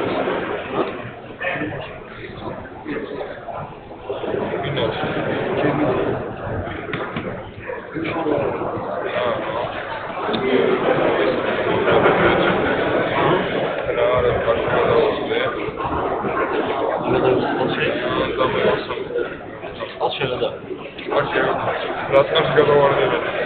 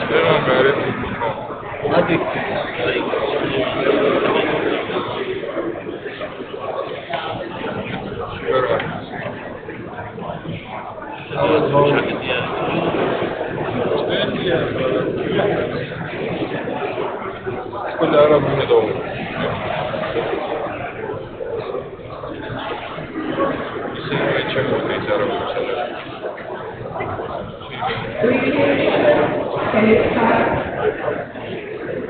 Please do come in. We would like to start in a minute.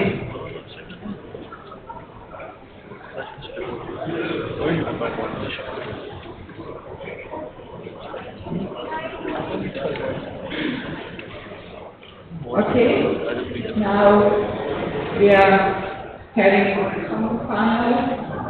It's interactive one in which in two groups we were discussing what's going on with the role-based order and its challenge.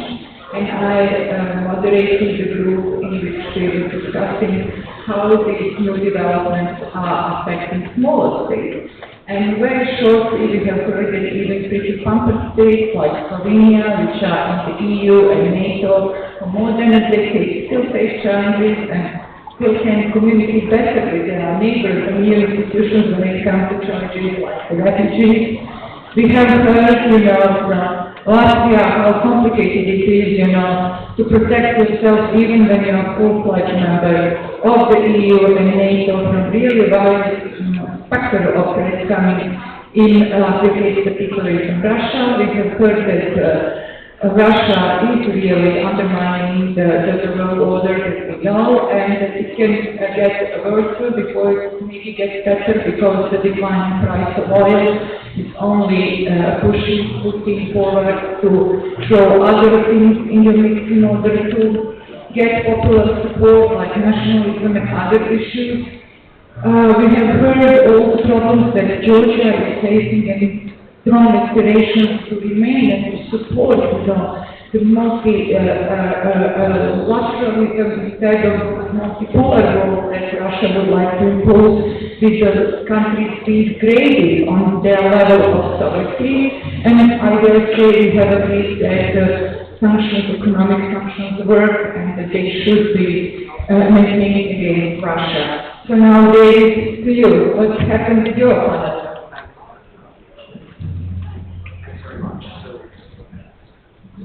Voila. I'm Dan Twine, thank you. We had a really interesting conversation, and I'm just going to run through a few bullets of some of our takeaways. So I'm not really speaking for the group, I'm sort of ad-libbing some of my own takeaways possibly from our conversation. So 10 quick points. The first is the return of geopolitics and what this means for all of us. I think we once thought there was a liberal order that would continue to grow and flourish, and we now see that it can go into reverse. You can do that in many ways, and that leads to point two, how we in the West broadly hold together in terms of these big internal pressures we're confronting in our society. Whether it's immigration in Europe, refugee flows, or whether it's populism and nativism and isolationism and some of these other things we're seeing. Three, how we are reacting in the West broadly to many of the external pressures coming from great power revanchism, coming from the collapse of societies in the Middle East, coming from international jihadism. A fourth point was, particularly in the European context, about how basically our open societies don't work if we turn them into fortresses. And in fact, the way we extend our values and our interests is by building bridges, right? But the idea that sort of the chimera of homeland security behind tall walls actually is not the way to continue to project our Western interests and values. That leads to 5, this big question of the gray zone between Russia and NATO. Did we get it wrong by pushing NATO enlargement too far, or in fact, did we get it wrong by not pushing it far enough? But what do we do about societies, including Georgia, including Ukraine, including others in this region, that are of acute security anxiety to the Western alliance, because we care about their security, and to Russia, because they perceive a threat to their security in this region? 6, this question of Russian propaganda and kind of internal subversion in our open societies. How do we counter that? leads to 7, do we have the right tools? We're using a lot of 20th century tools to confront these 21st century technology challenges, rather. And how do we update our institutions and our habits of collaboration to try to deal with these pressures we are feeling? 8, this question of parallel institutions. Russia's Eurasian Economic Union, various Chinese schemes that includes the United States as a Pacific power, certainly in Asia, but that also want to do something quite different with European or Eurasian security than the U.S. and its local allies do. So what do we do about these parallel institutions? What do we do about our own institutions that may not be working as well as we would like? Which leads me to 9. This big question about the future of the great powers, right? And I would start with the European Union. Is it fraying? Will it collapse? I'm asking this as an American. Will it find its way forward as it has through previous crises in the past? And what does this mean for the broader region? The future of U.S. power, speaking as a non-official, I think we've seen quite a lot of retrenchment in the last 6 or 7 years in the United States. Will the U.S. revert to its more historic role of leadership in key regions, or actually are we seeing a more permanent phenomenon of U.S. pullback, basically, in a more dangerous and chaotic world?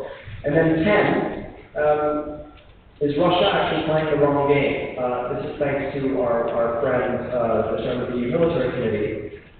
But very interestingly, I think living in Tbilisi, it looks like Russia is on the march. But I think you can also make a case that in fact Russia ultimately will lose, and I think this is what our president thinks. Because being a continental power and trying to secure territory is really not the way you win in the 21st century. A maritime alliance, which we have, is a far more effective way to kind of uphold the liberal order.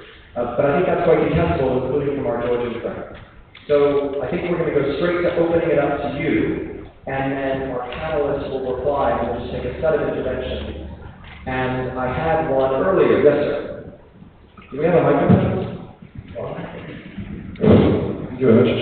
Anything but also defense, appreciate. It's mechanized reconnaissance troopers starting their last and final ambush to the conference, or there's some mix outside wounded in conference, so we have to go through it.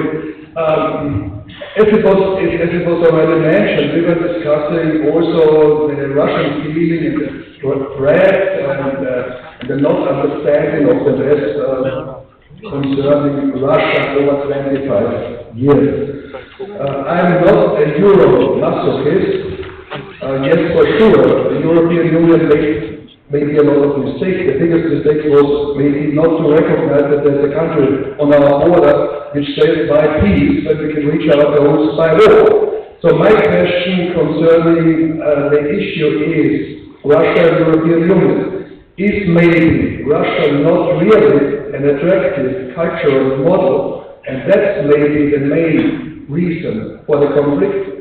Interestingly, all the former Soviet partners, allies, brothers, and whatever, went away from Russia at the first possible moment, and not only they went away and decided this, in reference to the final Helsinki Act, their security and foreign policy by themselves, they went to the complete opposite side. So again, is maybe Russia not a real attractive cultural model? Can we maybe take one or two more? Do we have a microphone? Yes,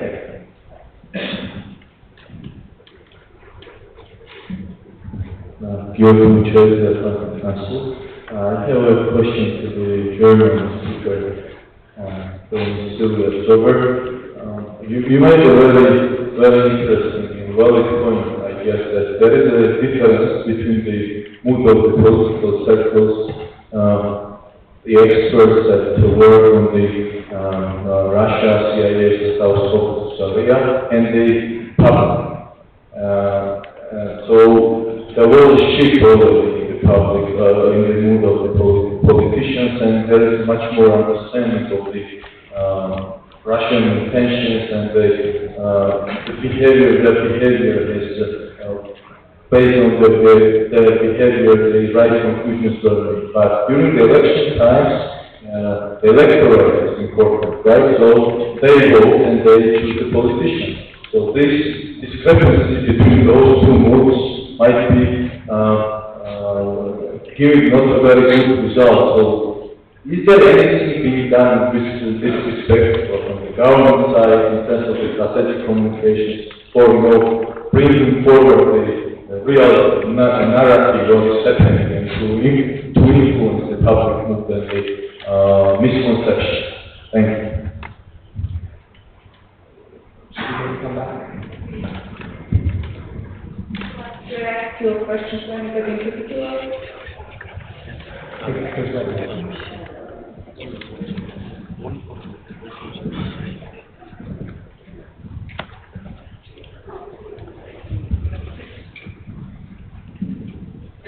Well, I respond to the question related with Russia as an attractive model or not for the countries that have run away from Russia or are attempting to do so.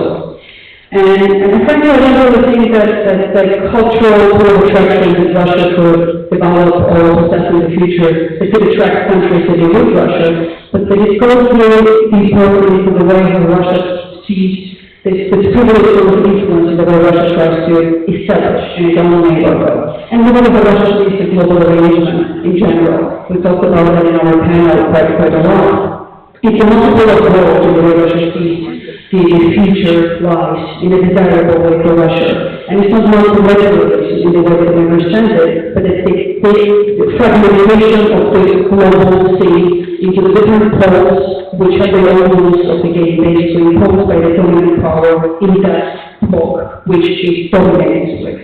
And bigger for Russia, the strategy of the peaceful of matter are not to create or persuade attractiveness, the attractiveness of that, or the countries would be part of that. But then to establish a vertical power which is based on the fear factor, migrate its various type of approach, so that the countries who are tested in Russian perception to be part of that law, they don't have an escape. They know that if they do attempt to do so, they are punished. They are not there because they desire to be there, and there's not a pull of attraction in the meaningful sense of that Russia tries to establish, but rather reversely, intentionally, to create the framework in which Russia is fear rather than desire to be with. And it's completely opposite to the rest of the alliances have been built in this rule space of world order that in the West, starting from the Cold War era, basically. And that's what was attractive to the countries in the post-Soviet bloc to be part of, and then to escape the experience of what we had in Russia, and to build a different future that would have been free from the notion of limited sovereignty, and then a dominance of the power that sets the rules for you, rather than you consciously deciding what you aspire to be as a country, sovereign nation.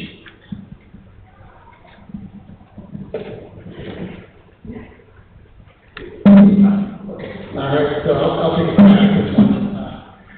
So I'm a child of the Cold War, but I must admit I really scratch my head when I hear about people talking about a return of the Cold War, because I think the Cold War really was a clash of two ideologies, and I think that the Soviets had a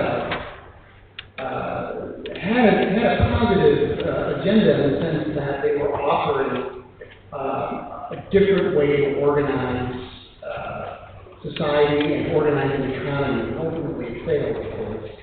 But I think under Putin, there really isn't a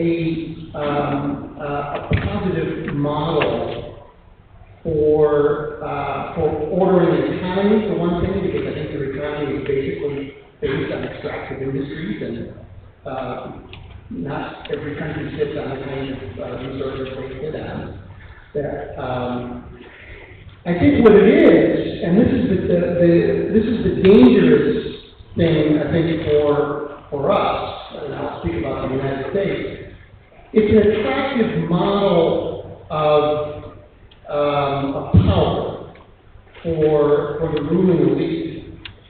And so he is offering a contrasting model of governance, but it's attractive only to people really who want to stay in power in terms of passing legislation that restricts NGOs, taking over media.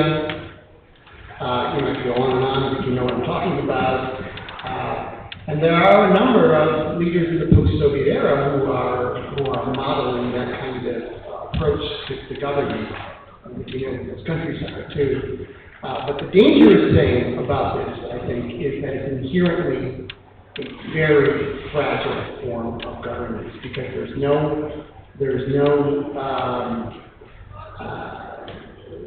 real kind of succession built into it in terms of cultivating young leaders, cultivating a transition of power, and that is inherently a very, very unstable, very fragile means of governance, and that's very, very dangerous when you have a country that has as many nuclear weapons and as big as Russia is. And it's also, and here I'm going to go into my sales pitch here, but it's also, this is why it's so important that Georgia succeed. Because Georgia does present an alternative model to the Russian model of authoritarianism and the Putin means of subsuming the state to him, much the way Lukashenko does, much the way name other countries necessarily, but I think you know who I'm talking about. So I would differentiate between models that appeal to people who want to empower their people, grow their economy in the 21st century of the sense of an information-based economy. We need to empower your people, allow differences between you. And the model Putin represents, which is a way of staying in power, basically. But it's not a model of execution. If I may add to that, of course we can see even in the Russian propaganda, it's never about something to offer, it's always about the negative narrative, or mainly try to somehow prove the futility of the efforts that governments may have in their aspirations towards Europe, towards EU and the NATO. It's never about something alternative, and it cannot be. But it's not something that one may call a strategy. Maybe the only one that one can call a strategy, because for Russia it's never about the strategic views for the future. It's about the opportunities that may come up one day in one neighboring country, the other day in another, and grabbing those opportunities and using them as one may wish. So of course it's not, and it's never about the choice. It's about the terror and about the way of development. There was another question about how Europe may see in the democracy the call of public for something new or for something different. In this sense, I recall one of the good statements out of many of the Estonian presidents was that the leadership is not about pointing finger to see where the wind blows. So in that sense, of course, there is always a ground for pseudo-patriotism or some nationalistic ideas.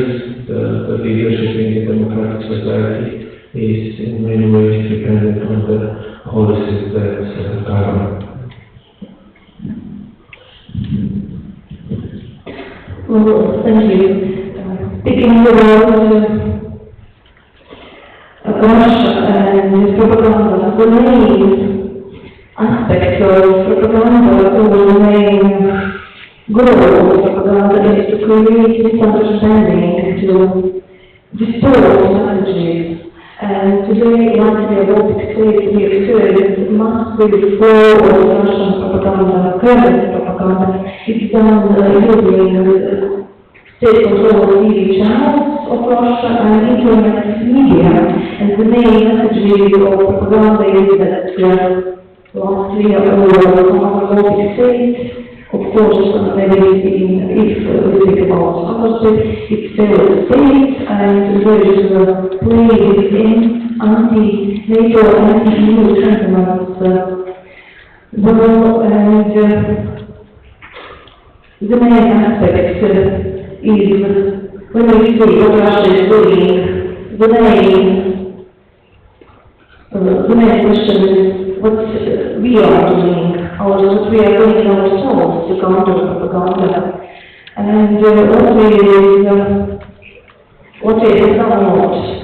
I'm really proud of NATO Strategic Communication Center in Latvia, and it is really a model how to cooperate in NATO, countering propaganda. Well, and if we believe in the world of stored messages,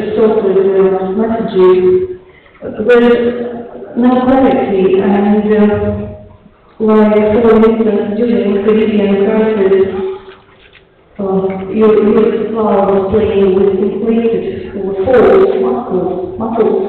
It might seem that some state or some army is 6 feet tall, but maybe not. The main aspect is that we need clarity, and propaganda tries to distort our information space. If I may comment on this myself, from my perspective, first of all, I agree with a number of points that we made. The fear factor, it has been defined to be that some members of governments of countries close Russia in some way as respect, in a way that falls down basically that. The government's knowledge, I think, obviously the fact that it also goes back to the Soviet model to a certain extent. I would add another point, which is also security needs. There are countries that also make a choice because we feel that somehow this is protecting the whole field. In some cases more than others. But I think I wanted to move the debate to the next step, which is this kind of logic really moves us towards a kind of a new life. We should really try to find a way out of this. Also because we were having a discussion in our panel, the number of countries that are trying what appears to be a great zone. And you know, where we belong and how the security guaranteed, and you know, where also the freedom of choosing where to go. So I think our engagement should also be trying to invest in those areas where we can reduce the confrontation. I think we need this opportunity in the 90s, and now we are finding conflict and it's much tougher. But as we engage robustly in this more confrontation engagement, we should keep also open the door to the possibility to de-escalate and to find a space where we recognize that we need to be common workers on challenges. We are now facing increasingly global challenges, and we do that. And that is giving us an opportunity to remind everybody of the key principles that we are accepting as the guiding lives for our organization. So, quite a bit of damage has been made, unfortunately, and the environment is becoming increasingly problematic, but I think it is important not to look at things only in the logic of serious influence, because there is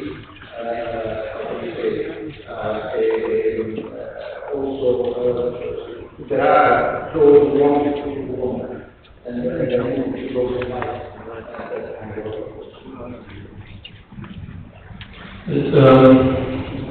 I just would like to answer on very simple question why some countries are and others not attracted by the different economies.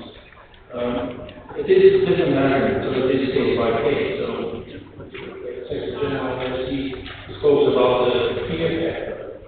which I can feel that it is present these days among the people from Finland and Sweden, thinking of rethinking the neighbor, because it is some new geopolitical situation where everybody are looking what is the best for them. For example, if I'm talking about the Slovenian side, security, political component of widening society, let's say joining the Union and NATO, it was also an emotional component, which we are sometimes forgetting. When I'm here in GDSC, I always feel that emotional component. For example, for myself, as a Slovene fighting from student time on for free country, free Slovenia democratic, because in the end of everything, it was emotional component because I wanted to felt, or I wanted to be recognized as a European, because I felt that I'm European and I'm belonging to the liberal set of values which are offering this set of countries. So in that respect, I think it's the difference, but we should not forget also the continents which are not written in acquis communautaire and all kinds of other doctrines. I have a question on Germany. Definitely point out that Germany is dealing with a lot of challenges at the moment, and migration west is one, Russia is another problem, and what I can say from Central America is very clear in her position to Russia, and also from Minister Steinmeier, and there's no illusion about Russia's willingness to compromise on us. When it comes to people in Germany, of course they are free to find every information they want, they are searching for, and the more aggressive propaganda from Russia and the farther from reality is, the more people realize what is really behind it. The problem I see in Germany as well as in other countries in Europe and the United States is that there is a general disappointment and mistrust in official institutions, beginning from the media to parties, political parties, to the government. And their propaganda is working not only in Germany, also in other countries. So the task for the government and all the other institutions is to hear and to respond to positive concerns people have and to find an answer. And this is the best way to cope with this, I would say.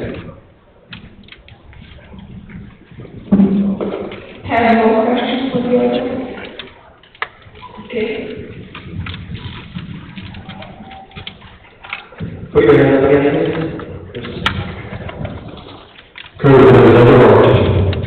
Defending Association of Switzerland. I'm last the Secretary General for Dr. Question to you, Roberto. Do you see still further strategic value in the notion, concept of cooperative security compared to integration? I don't see this question not to play NATO against OSCE. There's one more for that. We take maybe a couple.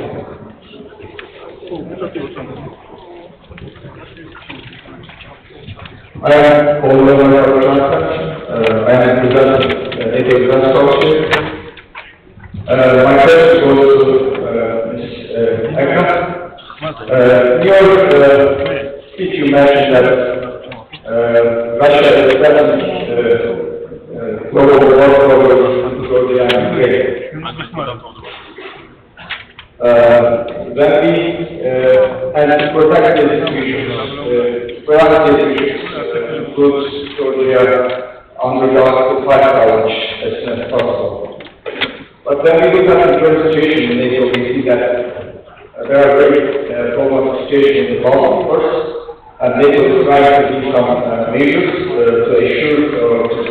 to reassure those countries and for Russia over there. So anche proprio in terms of confronting Russia.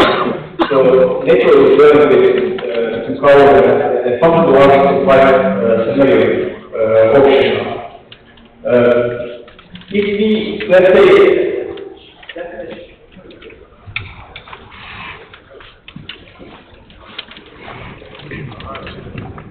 let's assume that Georgia is now under the college. What's going to happen if Russia will do something regarding the 33 seconds made through the Alliance Foundation as well? Thank you.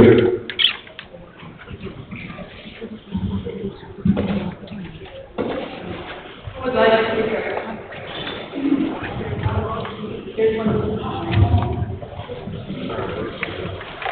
On the radio question, we've had a meeting hold of the European Union members, European Military Committee, and people from outside the European Union, different ways to the European. Talking about General Kotsarakis talked about the military measures by the European Union to provide stability outside. How to say?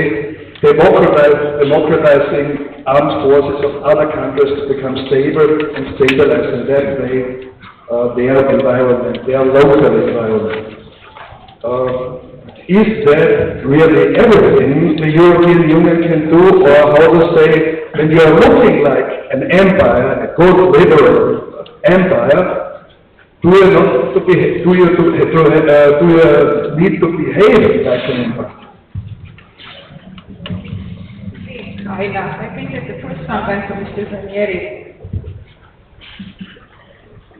Yeah, cooperative security.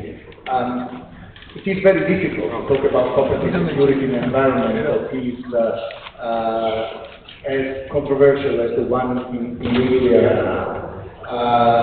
However, we should remember that the cooperative security tools, the competency measures, the arms control treaties, came about during the Cold War, and they were in a way a safety net to protect us against, sudden worsening of the situation, sudden crisis, etc. Now we're experiencing something very worrying, which is an erosion of those tools. We have disarmament hardly works now in USC conventional arms. The competency measures that we have in a number of cases are not operating properly. We are struggling to adjust it. So we are moving into an environment that is potentially volatile and dangerous, and we are losing the safety net that we have built before, and we are able to modernize. So talking cooperative security, I think it's important to understand that when I say that there must be also a place where there is a dialogue. This shouldn't be confused with peace, because it's not about giving up the principles and the rules. We are living in a world where we see sanctions, where we see investments in defense, where we see robust talk about intervening more decisively to protect and to stand by the principles that we feel should govern our relations, which is all very good. But somewhere we need also a set of tools that allows us to address the new problems we have. For example, in the OSCE, I'm proposing ideas for instance, we saw in Ukraine, we tried to send inspectors, at the beginning of the crisis in Donbass. They were very helpful, because they were coming mainly from NATO countries, they were seen by the local separatists as an entity. So I'm saying, let's build them in future like we did SSN, with OSCE heads, and give them an institutional role. So they are not police that they can play a role in a complicated hybrid conflict, which is very important. Or mechanism of prevention of incidents, which is discussed in various contexts. So there would be a measure to consider them also in the OSCE. And we have seen close encounters, transponders being turned off, and we can think of mechanisms on the one hand help us try to prevent those incidents, and on the other create a process whereby if there is a crisis we can say, well, let's wait a minute, let's sit around the table, try to see what happened, rather than acting on it, which might provoke an immediate escalation. So, apply a process, maybe even with an investigation of what happened and something that allows us to pull down things before a crisis gets out of control. So this is the kind of thing that we should be thinking of, because otherwise in this environment we can risk a rapid escalation of a conflict in an environment that is much less regulated because of the violations of the law. General, do you want to take a last question on?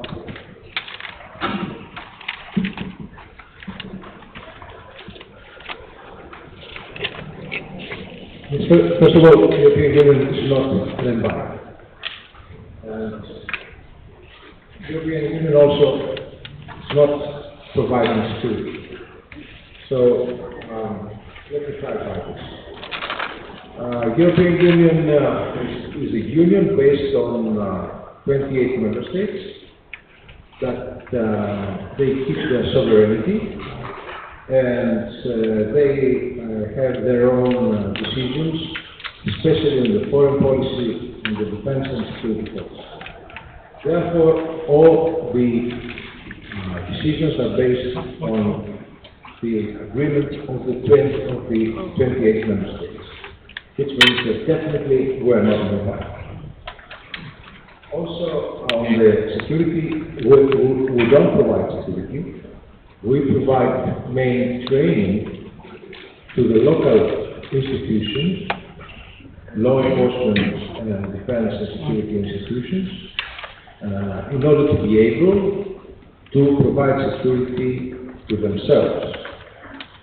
Because we believe that their further development, growth, hope, improvement of their quality of life will be based on investments, and investments are based on security, and there is no security when soldiers from an international organization or foreign country are patrolling in your streets. So this is what I want to clarify. So we are providing training, and we are not an empire. I think that this question from the back was directed to you. So I'll try to clarify that. I'm always puzzled when Georgians are speaking about the membership in NATO. Some take it very simplistically, as if we have very simplistic understanding of the process, and when we speak about the membership, we speak about day 2 membership, so then, right away, Article 5 application and membership are set. We don't have a very sophisticated understanding what it takes to be members of the Alliance, how long it might take, and then how much of a painful process it is. So when we speak about the membership, we speak about the validity of the decision that has been taken in 2008, and what would be the testament to that. So when I talk about the fact how the membership perspective of Georgia and validity and credibility of the decisions that have been made in 2008 and since then at every summit, consecutive summits of NATO, I mean that ultimately there will be no tangible decision that can actually be consistent with the decisions that have been made by the Alliance, and then at different levels, including at the levels of the summit. Then the credibility of the Alliance itself might be tested, whether the Alliance is doing what it says that it will do. And then second of all, when we think about non-acceptance of the fields of influences that the Secretary General has mentioned as well, how much that could be an acceptable path for the future, it's exactly what I mean when we say that if we have the freedom of choice that we can make as a nation, if the Alliance has decided that Georgia is having the very aspiration of becoming a member, it will become a member of the Alliance, then at some point of time we have to have the global with how we're getting into the membership. And in parallel to that, Georgia as a nation, as a country, as a political elite, we have proven that we do have the strategic patience. We are not disappointed with the fact that in a short period of time we have made those decisions on the map, on an actual roadmap, how we actually get into the membership of NATO. We understand that this is a difficult process. We understand that we have to consolidate ourselves. We understand we have to reform ourselves to increase our defense capabilities as much as we can. Political resilience is a social fabric that is in line with which our democracy should be as an attractive member of the alliance. And that's what we have as an internal roadmap for the country, for the development of this nation. But the testing period will come at some point. It's another something nobody wants to talk about, but then it's in 2008, it's already, so many years that have passed. It will be 10 years in 2018. If there will be no clarity at that time as well, whether will get membership when and how.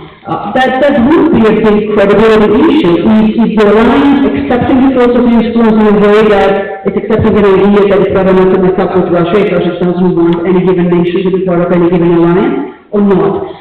So far, we're good in creating this valid perception that there's no stalemate, we're progressing, but time will come, and depending on the soft power tools Russia is employing and hard power activities that is deploying both in Georgia and Ukraine, the testing can be rougher than we can imagine in the future. So that's what I meant when the testing of the liberal space world order will be tested here, not everywhere else. And by the way, I don't know if you have any bad predictions, but there's a friction that has appeared in the Black Sea area between Turkey and Russia. Turkey is a member of the alliance. So in that sense, if anything could have followed, and thanks God nothing has followed after that, then the real friction would have come, so that the other ways would have defended its member in which way could have happened anyways in the Black Sea area, so that the weak points are exploited by Russia, the crisis nodes are exploited in the way that we've seen in the number of the state as much as it could be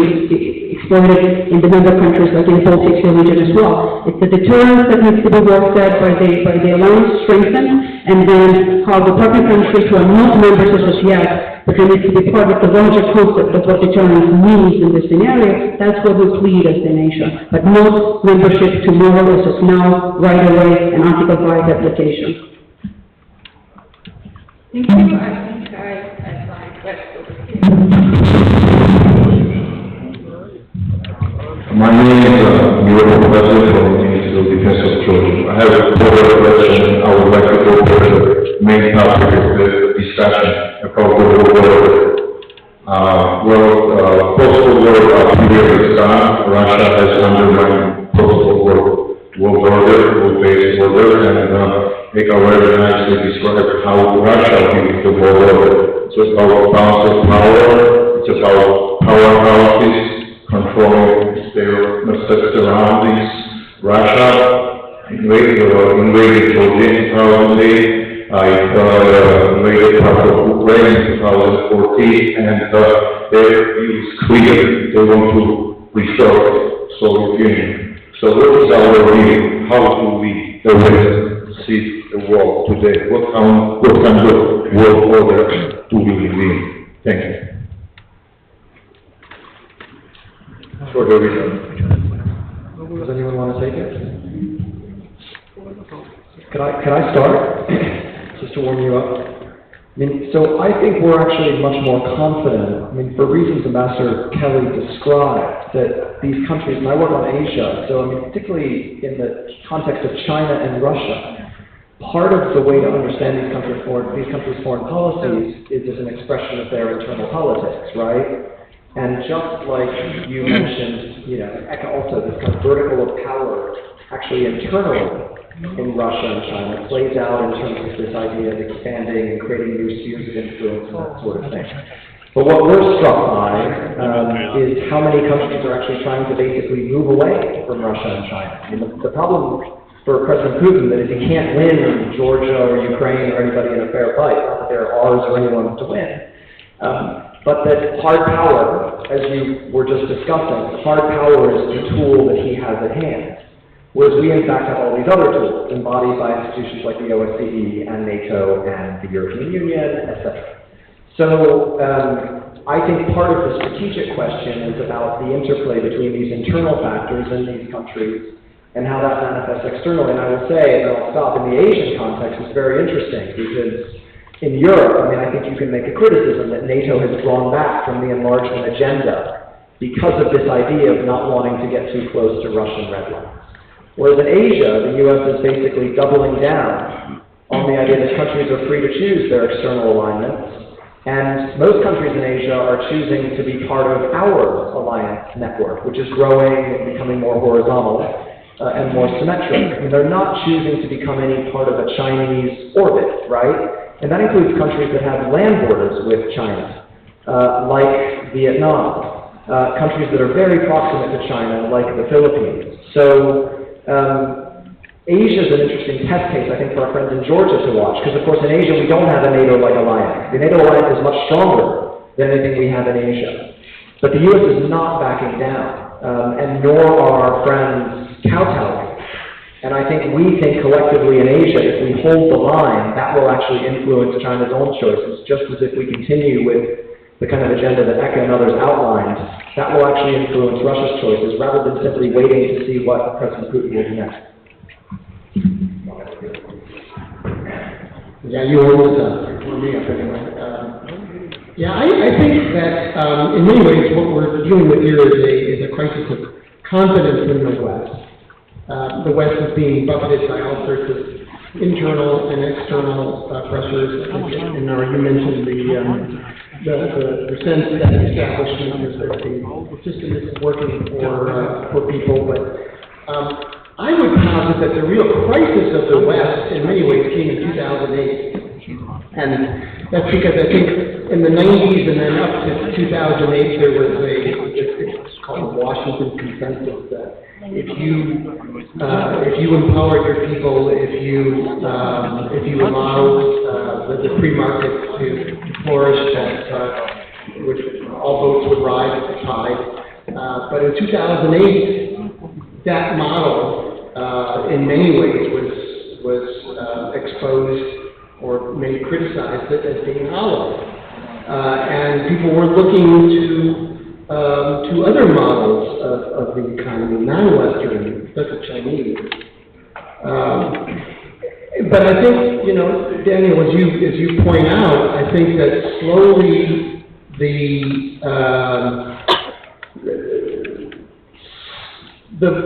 whatever you want to call it, the momentum, the inertia is shifting back, I think, to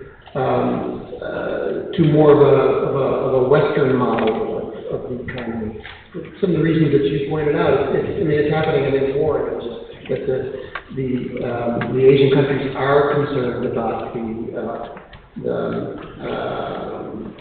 the expansionist mood of China, and of course, in terms of the expansionist mood of Russia.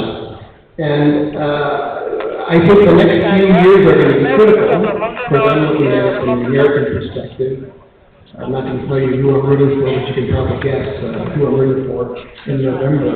And I think that there will come a moment when we do have to reassert the primacy of our values, the effectiveness of our economic model, of our political model, and I think it will come in the next few years.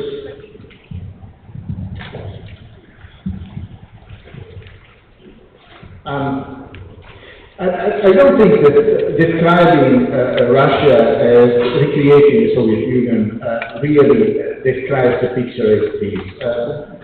With our engagement in Ukraine, I had the impression that Russia's actions have contributed to strengthening the sense of national identity of Ukraine more than the Ukrainians themselves could have done. I was there for the inauguration of President Poroshenko, and I heard the applause to Lukashenko when he came in, because it was all over the media saying, you Ukrainians should never acknowledge the annexation of Crimea by Russia. You should fight back on that. You should push back on that. So there are signs that we're not looking at a monolithic space where Russia can have it its own way. But there is also another factor. Russia is proclaiming that it is orienting itself attention towards the East and China and all that. And certainly I'm not saying that we Western Europeans tend to view Europe as the center of the world. And obviously we're very long and things have moved on and we have to accept what our place is in the global world order. But having said that, I don't think that Russia can do without you.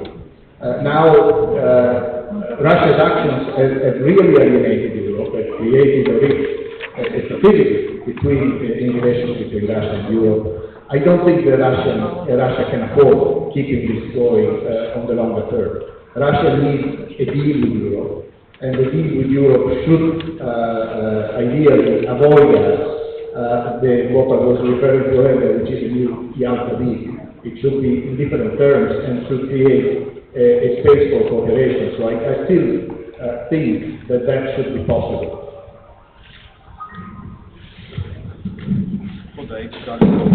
Thank you. First of all, I don't think that Euro-Atlantic security and the organization of Euro-Atlantic security is limited to the EU and NATO members only. I think that engagement and the contribution of other states like Sweden, Finland, like Georgia is important. Therefore, every level, any decision made should not draw any line, which of course is immediately translated by Russia as a not only gray zone but a sphere of influence. And I think the most successful policy of the EU and NATO for the last quarter of the century was the enlargement policy, which has brought peace and security to the countries where it has enlarged. Therefore, of course, the enlargement remains for countries like Georgia the strongest incentive and the strongest driving force for the reforms that we undertake.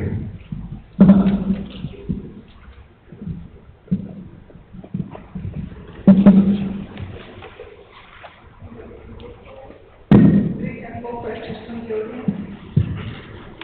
There's one here. Yeah, we do have one. Protocol? Yeah, there's one right here.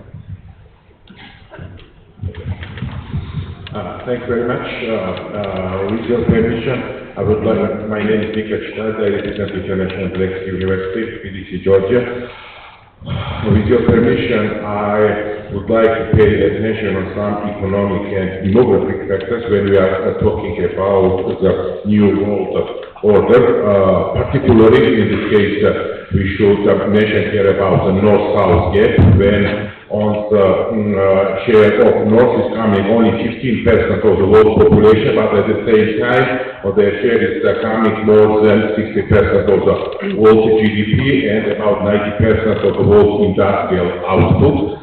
And at the same time, we should pay attention on the factors that each year the number of population in the world is increasing for about 85 million people, and 90% is coming on the share of the countries from the global south. Accordingly, the percentage of the population in the countries of the global north is gradually decreasing, and from percentage point of view, it somehow it, in the short-term and long-term perspective, can create some convenient ways for the increasing the chances for increasing the terrorist activities, illegal migration, etc., etc., etc. In this case, what should the countries from the global north do for avoiding such kind of problems in the future and providing the enlargement of democracy in the different regions of the world? Thank you very much.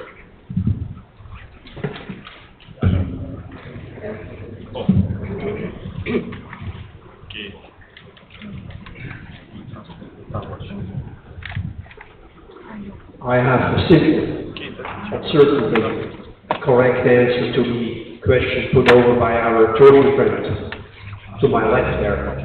What about the future world order? I think if two conditions are fulfilled, then we have a functioning world order. First of all, if each and every state would live up with the UN Charter, if each and every state would live up with the UN Charter, we would have a functioning world order. And secondly, it leads us back to the plenary or to the panel we have, if the small countries at this float have a role to play and are respected in playing that role, then we have also a functioning world order. So small countries in a functioning world order, that's very important as well. Thank you.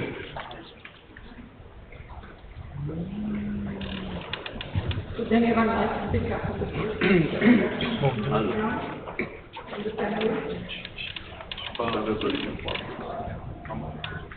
Roman, would you like to? I will take the last one. I mean, talking a small country. Everybody counts, so it is also up to small countries to be active, proactive, to create order where let's say liberal values will be respected. But I was talking this on the plenary that it is sometimes a problem for small countries that they are not heard. So it is up mainly when we are talking about the political decisions and lack of leadership, which I'm also repeating that it is now in Europe and in NATO. We need the decision which is made by big countries, which are a little bit more influential than the small countries like Estonia, Slovenia, Montenegro, or whatever. But if that political decision is made, then it's easy. I mean, remember, I was 2 years ago here, I was talking about the accession of Montenegro and Georgia and Macedonia, it was the decision which was made before the plenary to invite Montenegro to join. And why? Because, I don't know, I had the argument in the ministry conferences when we were sitting that this is the geopolitical, strategical decision which needs to be made.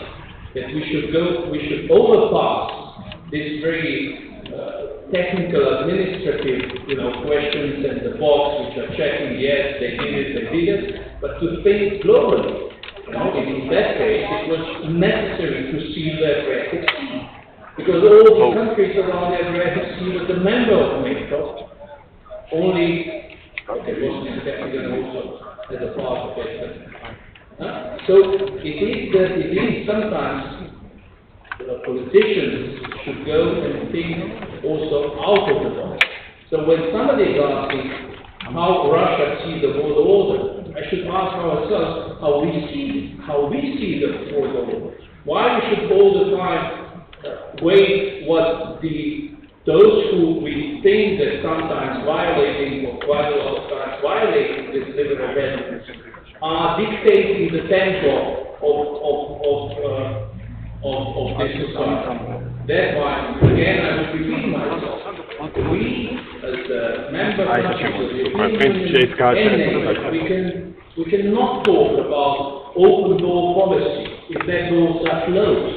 And even when we open it, we are inviting just one to step inside that room where, let's say, the club of the countries which are democratic are. So I think all of us should work, but mainly it is up to the big countries also to get the strength and to decide how it will be done concerning the concern. So I completely agree with my colleague saying that the enlargement is the method of the tool which was in the past really stabilized the region. Look to the my region. Slovenia was extended to the European Union in April 2004, and we were the role model for the region, especially for the Balkans, which is very fragile in that respect. And you can see Croatia joined afterwards, Serbia on the good way, Montenegro, which has given the green light, Macedonia hopefully will fix that problem with the language, which is a stupid argument for me, but it is. So that's why I'm advocating fully that Georgia should be the role model in this region to be accepted. Even we have some questions about, those boxes that check all the they done their effort, they finished all the requests, and now it is up to us to make the political decision. And I'm seeing a lack of that political decision, or lack of the leadership in Europe to do that. Thank you. It's left to me just to thank our panel on behalf of Yelena and all of us, and to welcome the Turkish Prime Minister. Thank you.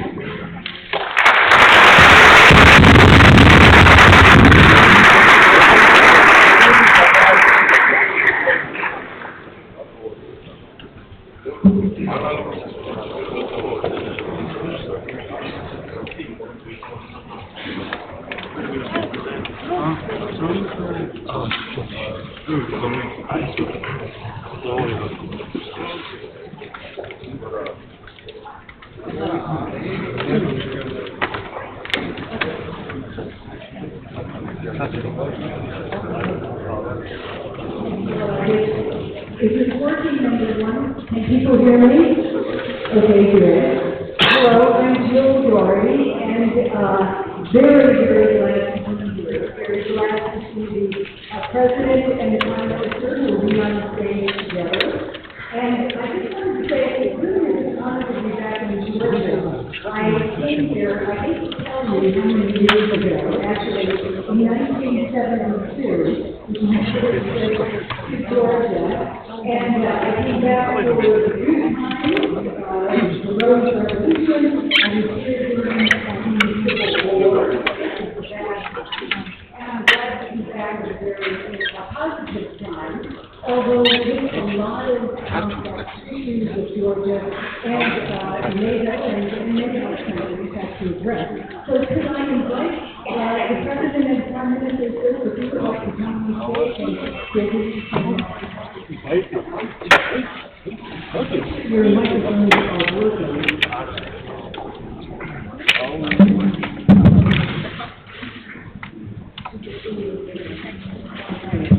Well, I think I'll hang out here, but I do no introduction is needed for President Georgi Markevashvili and the Prime Minister Georgi Ivanishvili. So, gentlemen, I wanted to start,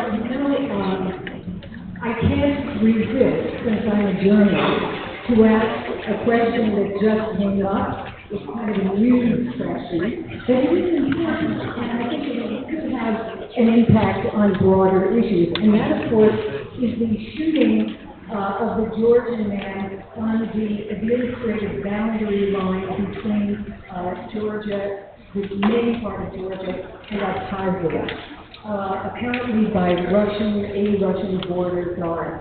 So I wanted to ask you, gentlemen, maybe could we start actually with the Prime Minister, because I believe you've been very actively involved in this. What can you tell us? Is there, you went, I believe, to the wake today. How will it affect the policy of Georgia towards that region? Thank you very much, Jill. It's really nice to be here. I'm glad to be here. This is already 10th Defense and Security Conference held here in Georgia, and I would like to take this opportunity and thank organizers of this event. This has become an important platform to exchange ideas and discuss actions to provide security and stability in the region. And of course, the event that has happened several days ago, just brutal killing of 30-year-old young man. It was outrageous act of brutality. And of course,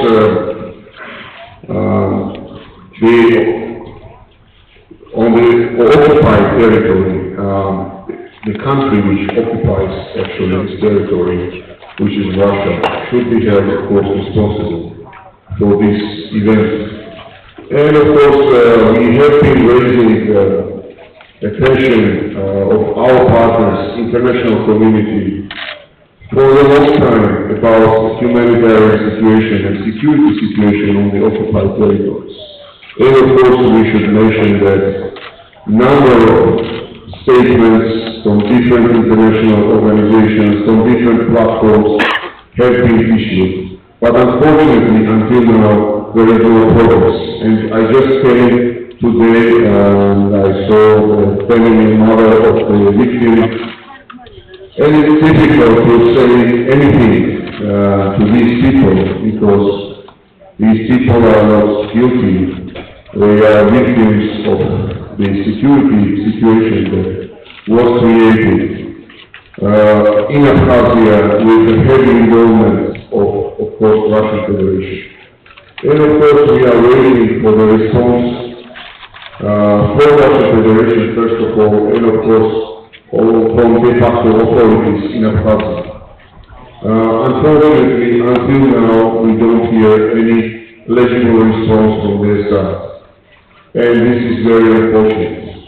But of course, people who did it aimed at undermining important confidence-building process that is going on between Georgians and Abkhazians, between Georgians and South Ossetians. But I should say that we will be consistent in pursuing this peaceful policy. There is no alternative to peaceful resolution of this conflict. And of course, there should be more active involvement of international community since we face challenges like banning Georgian language for ethnic Georgians in secondary schools, moving programs further and further deeper to Georgian controlled territory, crossing the ethnic gardens of ethnic Georgians in Gory region, which is very unfortunate. Unfortunately, again, we cannot respond to these challenges efficiently. The only way is to increase awareness of international community and of course with the help of our partners with consistent, peaceful policy, no use of force principle, and Georgia stays very loyal to this principle. We will be able to melt the ice that was created during the last several decades, and there is a way to do that, but we need to be consistent. We should not follow this provocation, but on the other hand, we should demand vocally from international community, from Russian Federation, and from de facto authorities to give adequate response to what just happened. Thank you. Yeah, Mr. President, I'm thinking of 2009, when Hillary Clinton urged then President Saakashvili to have strategic patience about South Ossetia and Abkhazia. That does not appear to be working very well, understandably. So what can you do to bring, if you can, bring the regions back into the fold, into the region? Well, we welcome participants of this conference and also thank them for engaging for this 10 years, and this is a very important event for Georgia's path on European and Euro-Atlantic agenda. As for our policy of strategic patience, I cannot disagree with the Prime Minister that this is the right path and the right track to take in relationship with this, in the context of this problem and tragedy of Georgia. And no one thought that policy of strategic patience would be easy, or it would be fast.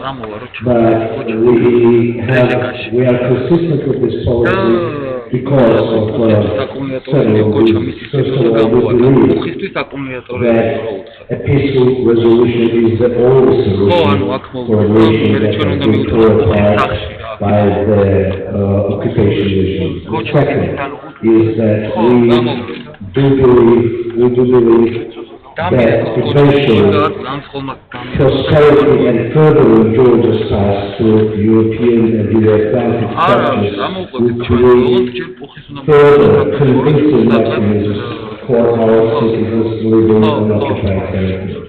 Third, we do see that our citizens of Abkhazian or Ossetian origin who are living on occupied territory, they have more emotion for building up ties, for reconciling. That's actually why we see the barbed wires built on our soil. They are not against any military component, they are clearly against reducing opportunities of those societies to reconcile, and that shows that strategic patience is the right track to take.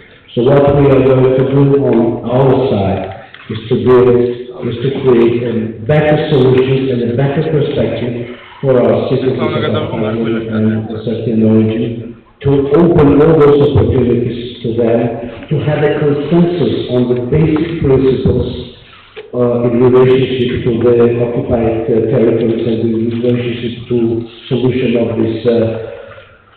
this tragic event. And eventually, I believe that politicians in Russian Federation will be brought to a table of discussion based on the principles of rationale, based on the principles of the interest, not of the interest of the nations of Georgia and of Russia, based on the rational understanding of what has happened and how we could develop the future. And this dialogue, engaging our partners and engaging Russians as well as Georgians, be it a rational dialogue and rational discussion, I believe will come to the solution. Is there an alternative to the policy of strategic patience? I don't see so. Is it difficult? Absolutely. This Prime Minister just came from visiting the family, and I believe it is extremely tough to explain to your citizens how they can be executed by militaries in the day, during the day, and in front of cameras. It is tough to explain, it is tough to handle. At the same time, if we see events like this on the separation line, all of us can imagine what is happening beyond the separation line and what is happening on the uncontrolled borders.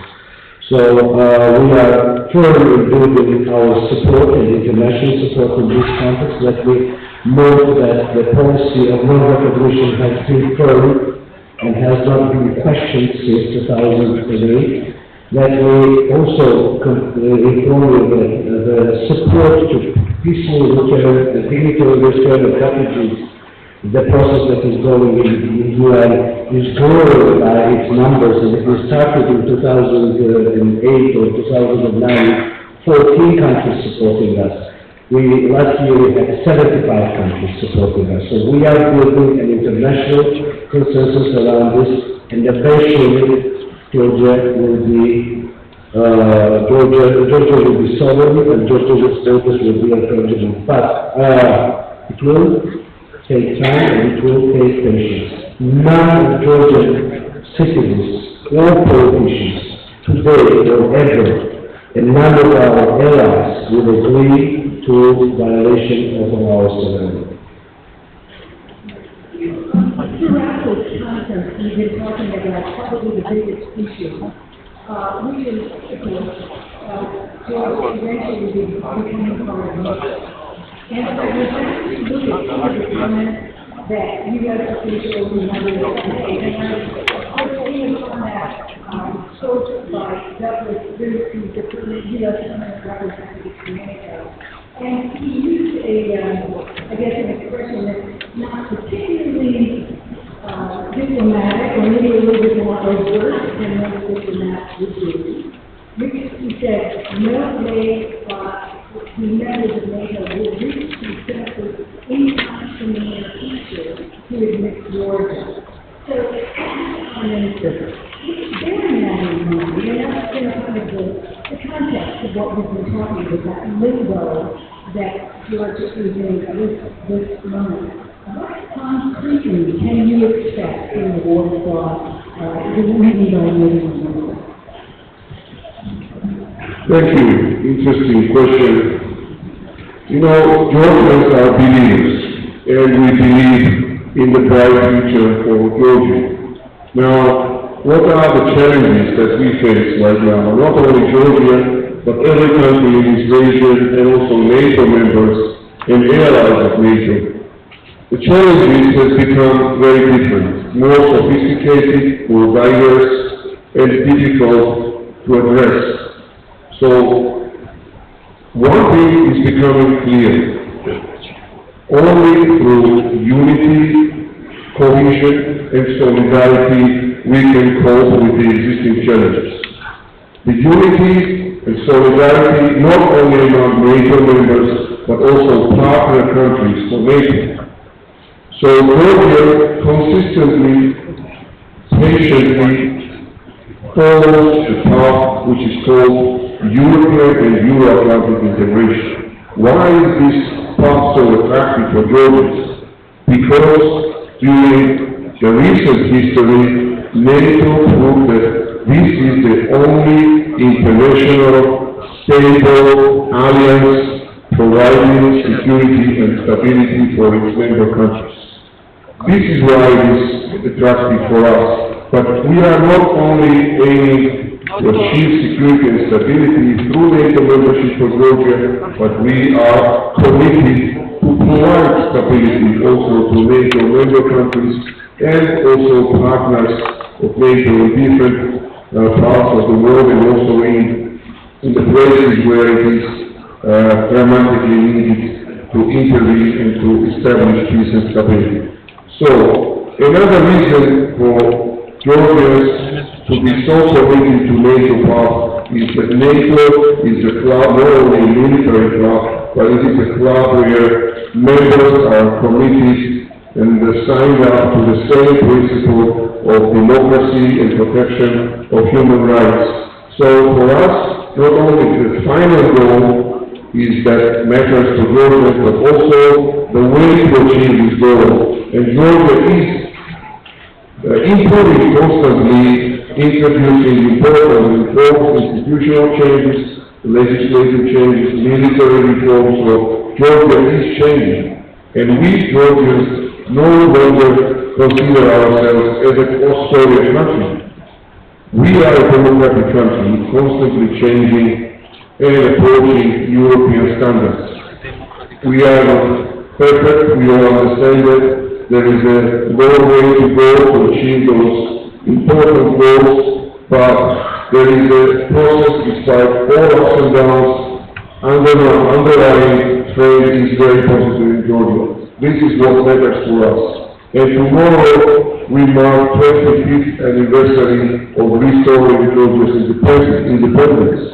And this has been a very difficult period with successes, failures, but we Georgians pride ourselves on having this strong commitment towards positive goals. And the whole nation is united around these goals. No matter whether it's government or opposition, predominant majority of Georgian constituents have agreed over these goals. And this is what is most important. So we believe that someday in the future there will be a new opportunity open for Georgians, but we need to come to that point. And consistency and commitment is what matters during this process. Thank you. President King, I want to pursue that a little bit more. As I look at the audience, you have people who are experts in Georgia, experts in the region, experts in Russia, etc. But I'm thinking of the Georgian people and how they think. And I was speaking to somebody at lunch about the fact that if you go out into the provinces, into areas away from the usual big cities, there is, I was told, a fair amount of, let's call it Russian propaganda, which is more, I don't want to get into that big debate about propaganda, but the message essentially is that, well, look, ultimately, NATO doesn't want him. Why did you give up? It's not going to work. They don't want to give you any type of free visas. So, stick with us, stay here, stay kind of independent in the middle somewhere. What can you do? What can you do to keep unity in Georgia as you go through this period, which is on the side? Well, we have been properly informed, and unfortunately it's not only the rural areas, we have more and more politicians sticking out in that manner, and I believe it is in the context of the upcoming elections, and some political leaders are trying to look for that niche in the society and to create this Euro and NATO skeptic emotions among our political leadership, especially when we look at the dynamics, the dynamics that we have, and the great performance actually that Georgia as a society, as a political system had, with NATO, with EU, and some of the skeptic voices that talk about Georgia's case in Europe, they echo here very badly, and really. And we have to have politicians, not only just ordinary citizens discussing those issues. That's how it is. At the same time, we are a democracy and we should give freedom of speech and expression for every political view. But I'm very confident that political leaders or political parties that believe in Georgia's European and Euro-Atlantic choice have much more strong arguments on their hands.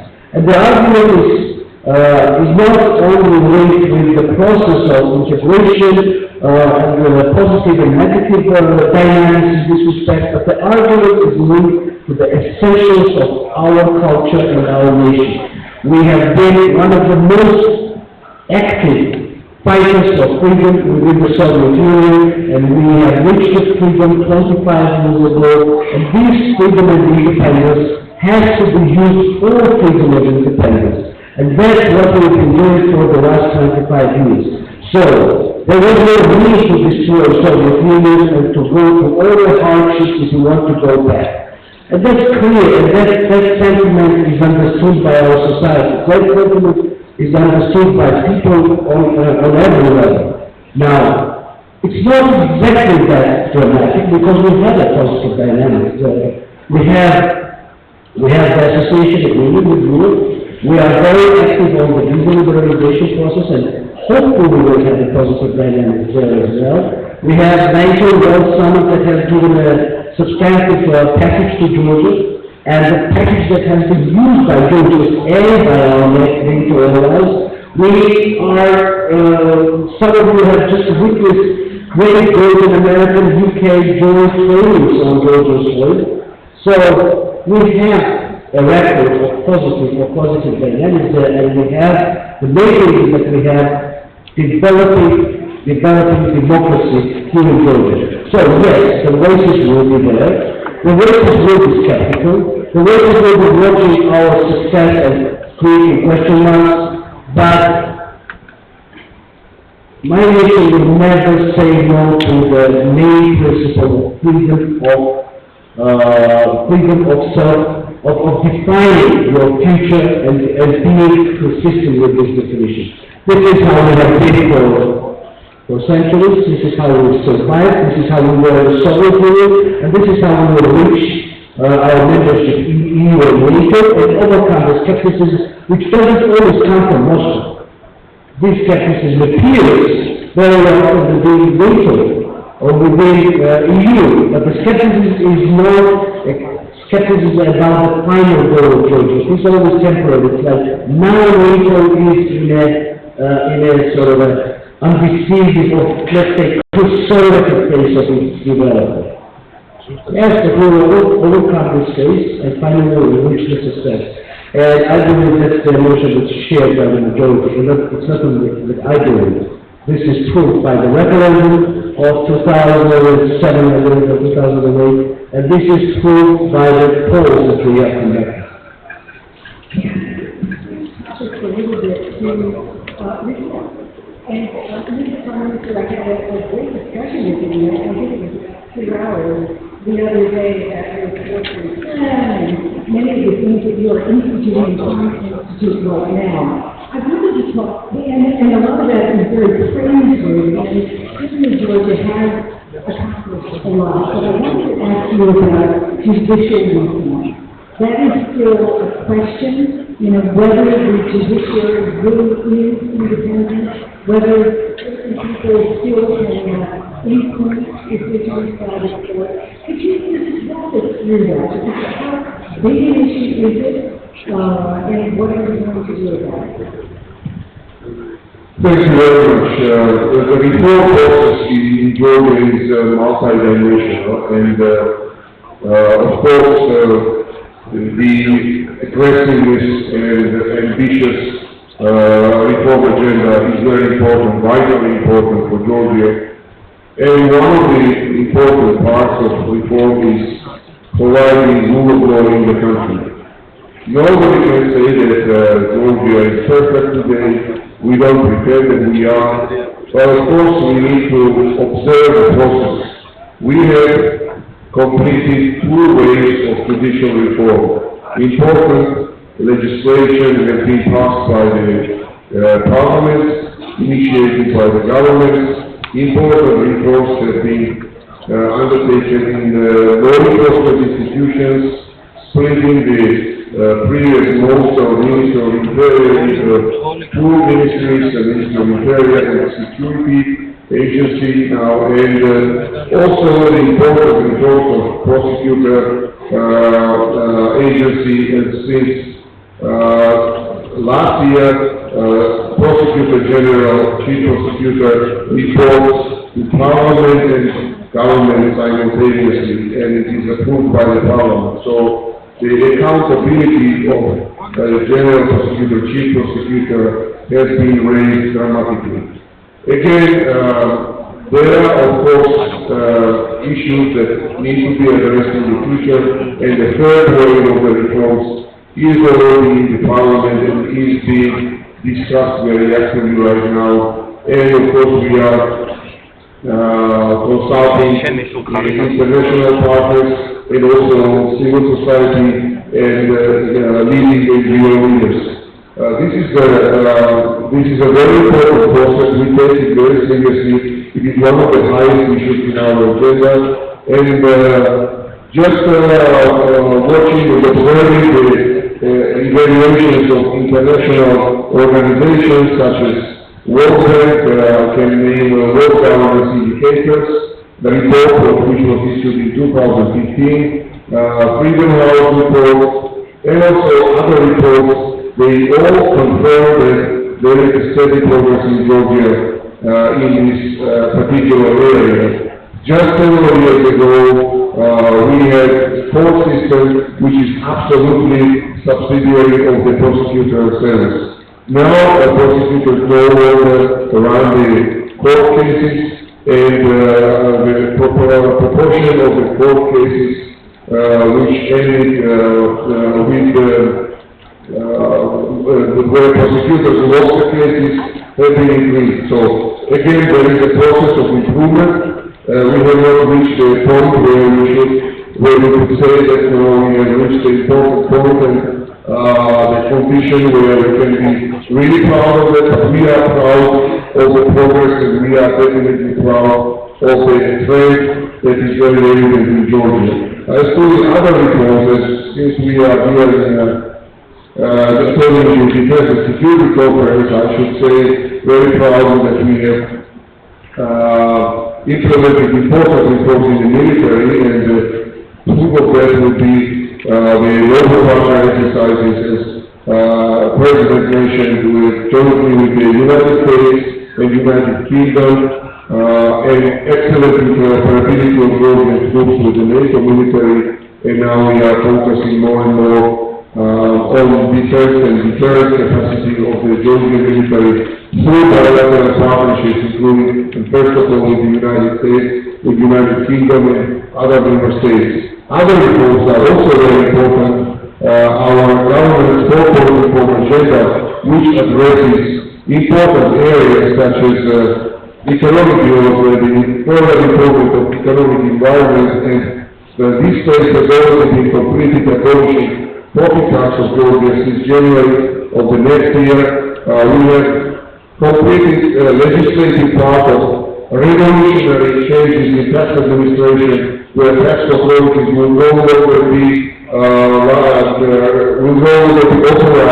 to freeze company accounts without court decisions, and this is a big achievement, and also limiting time frames for tax inspections, etc., introducing important reforms such as pension system reform for the next year, a capital market reform, and introducing startup financing mechanisms for young innovative entrepreneurs.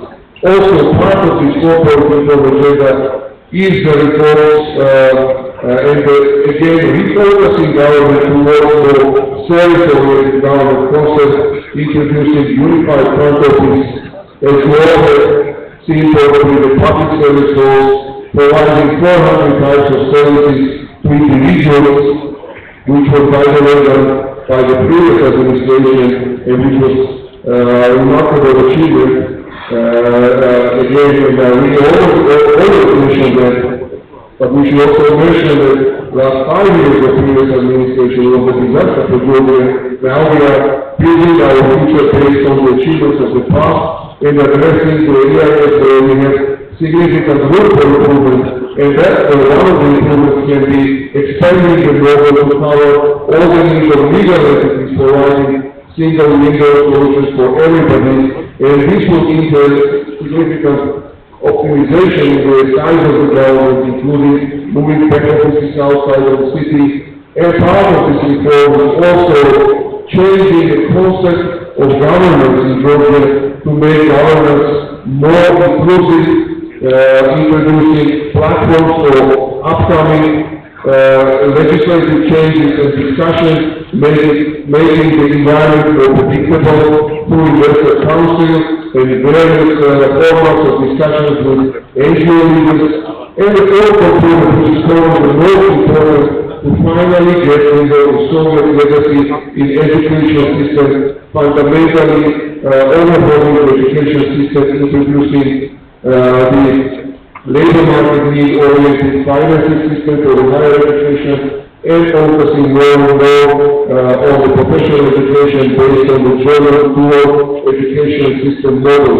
So these are important changes which changes the DNA of the country, actually not changes, but reinforces the historical European DNA of this country, and Georgia is positioning itself as a European country with European systems, legislative legislation, important institutions of human rights protection, and following consistently the institutionalizing democracy in the country according to the action plans confirmed with the Council of Europe, with the European Commission. So this is a comprehensive process involving the whole society in Georgia. And the rule of law, as you asked, is one of the crucial, most fundamental issues during these reforms, and believe me, we take it very seriously. And again, despite all the deficiencies that we might still experience in our judicial system, we are improving, and we are improving constantly, and our commitment is very strong towards that goal. Thank you. I want to make sure that people can hear me, correct? You can hear now? We're just talking about the economy, and there's a lot of focus obviously here on Europe, but I couldn't help noticing when I arrived, I was quite surprised that we are in a Chinese growth right now. As the Minister of Government is holding a lot of Chinese investment. I believe there's a free industrial zone, I believe, is it Chinese? Yeah. Lots of investment, and of course, Georgia is on the new Silk Road. So things are getting more interesting, I think, economically, trade-wise, and also geopolitically. And this is broaden the picture, because of course trade does have strategic implications for our country. So tell me why, you don't have to get deeply into China, but why are they here? How is that investment from Asia working out for Georgia? Why is it important to you? Well, it is really very important, and it's great to be in this great new place and this great new location. It is really important that it is really advantageous for Georgia because the project of the new Silk Road, the Great Silk Road, is something that is giving life and giving very important solutions to economic partnerships among Asia and Europe. Now, Georgia, it is in a very crucial part of this partnership, because when we are thinking about this global map of transfer of goods and commodities and of energy resources, and we look at this map of Eurasia, and we think, how would those two groups cooperate and partner with each other? We see that Georgia is a very important part of this cooperation. And let me tell you why. I mean, we look to the north and we see that Russia has a great infrastructure. You could transfer the goods and commodities to Russia, but it is more and more complicated to deal with Russian solution for the East-West partnership because Russia puts a very big political burden into economic partnership. Unfortunately, south of Georgia, the situation is not yet that stable that this partnership be developed in a full-fledged form. Then you see Georgia as in between of the Caspian and the Black Seas, and you see Georgia as in the middle of the Caucasus, and Georgia, a nation, a state that has very properly defined its geopolitical role just 25 years ago when we said we were going to be a transit country, and we started investing into this, and we started investing into this courses from the very beginning. We started with highways, we started with ports, we started with railways, and just now from the meeting with the Turkish president who underlined that strategically important cars between the cars and railway, which is going to really interconnect the railway system from Beijing to the end of the year, we finish this at the end of this year. This is a great solution for a more comfortable and a more fast connections between Asia and European countries. We enabled this in 2019 with the finalization of the CAP project, which is pumping the Caspian oil to Italy. We are witnessing development of highways. We have interest of our Chinese partners in this relation. Also note that the Prime Minister in his previous capacity started negotiating with Chinese on the free trade agreement. We have free trade agreement with Europe. We have free trade agreement with Turkey and with ex-Soviet republics. So all those opportunities are located in Georgia, and Georgia is the middle of the crossroads, is creating great economic solutions not only for transportation, but also for giving opportunities for logistics business and for developing all these opportunities here. So that's why we are looking at this partnership also not only from an economic perspective. We are looking at this partnership also from a security perspective as well, because more countries east of Georgia or west of Georgia are linked with their economic interests and ties to the Caucasus, the more stability will be brought here. Of course, all of the countries east and west are our friends and partners, but we are crucially concerned with stability of our region. There will be much more outspoken and spoken on the Georgian issue. So there are all those perspectives, and these are perspectives that are both economic as well as security solutions for the region. You know, I know that we have some Georgian land agreement, so I don't want to keep people from that. So maybe we do end on that. I think it's very important that in this I would call it kind of the old black and white, Soviet West world that I grew up in, and I'm sure a lot of people here did. But now it's a lot more complicated, and amidst the challenges that we have, talking about trade, there are great opportunities. And those forces that are at work, which trade, other countries coming in, can really, I think, turn the tide and change things in very important ways. I wish you a lot of luck with all of this, and it's a pleasure to be back, and thank you very much for sharing all of your thoughts with us.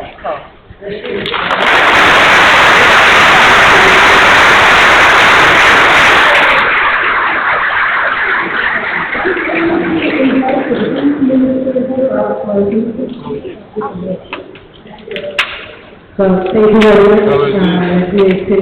It's wonderful today. Just say once again, thank you to everybody, Mr. President, Mr. Prime Minister, General, Francis Silva, ambassadors, ladies and gentlemen, thank you for making this conference a great event. We are already encouraged to start thinking about even better 2017 GDSC conference, but it is not over.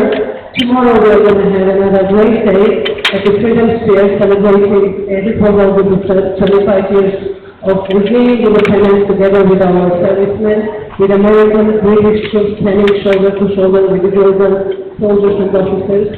And this celebration will be blessed by the British, UK, Latvian military bands who will offer their support and their solidarity and will be also together with us tomorrow. And the city, there is no great military event without the wine tasting, and as Jill has mentioned, like we also to the reception for the wine tasting, and we will be honored by the Secretary General of the OSCE, Mr. Lamberto January, which is remarked at the reception. He is the man in charge of security in Europe, together with other institutions. And thank you once again, all of you, and wish you a great evening.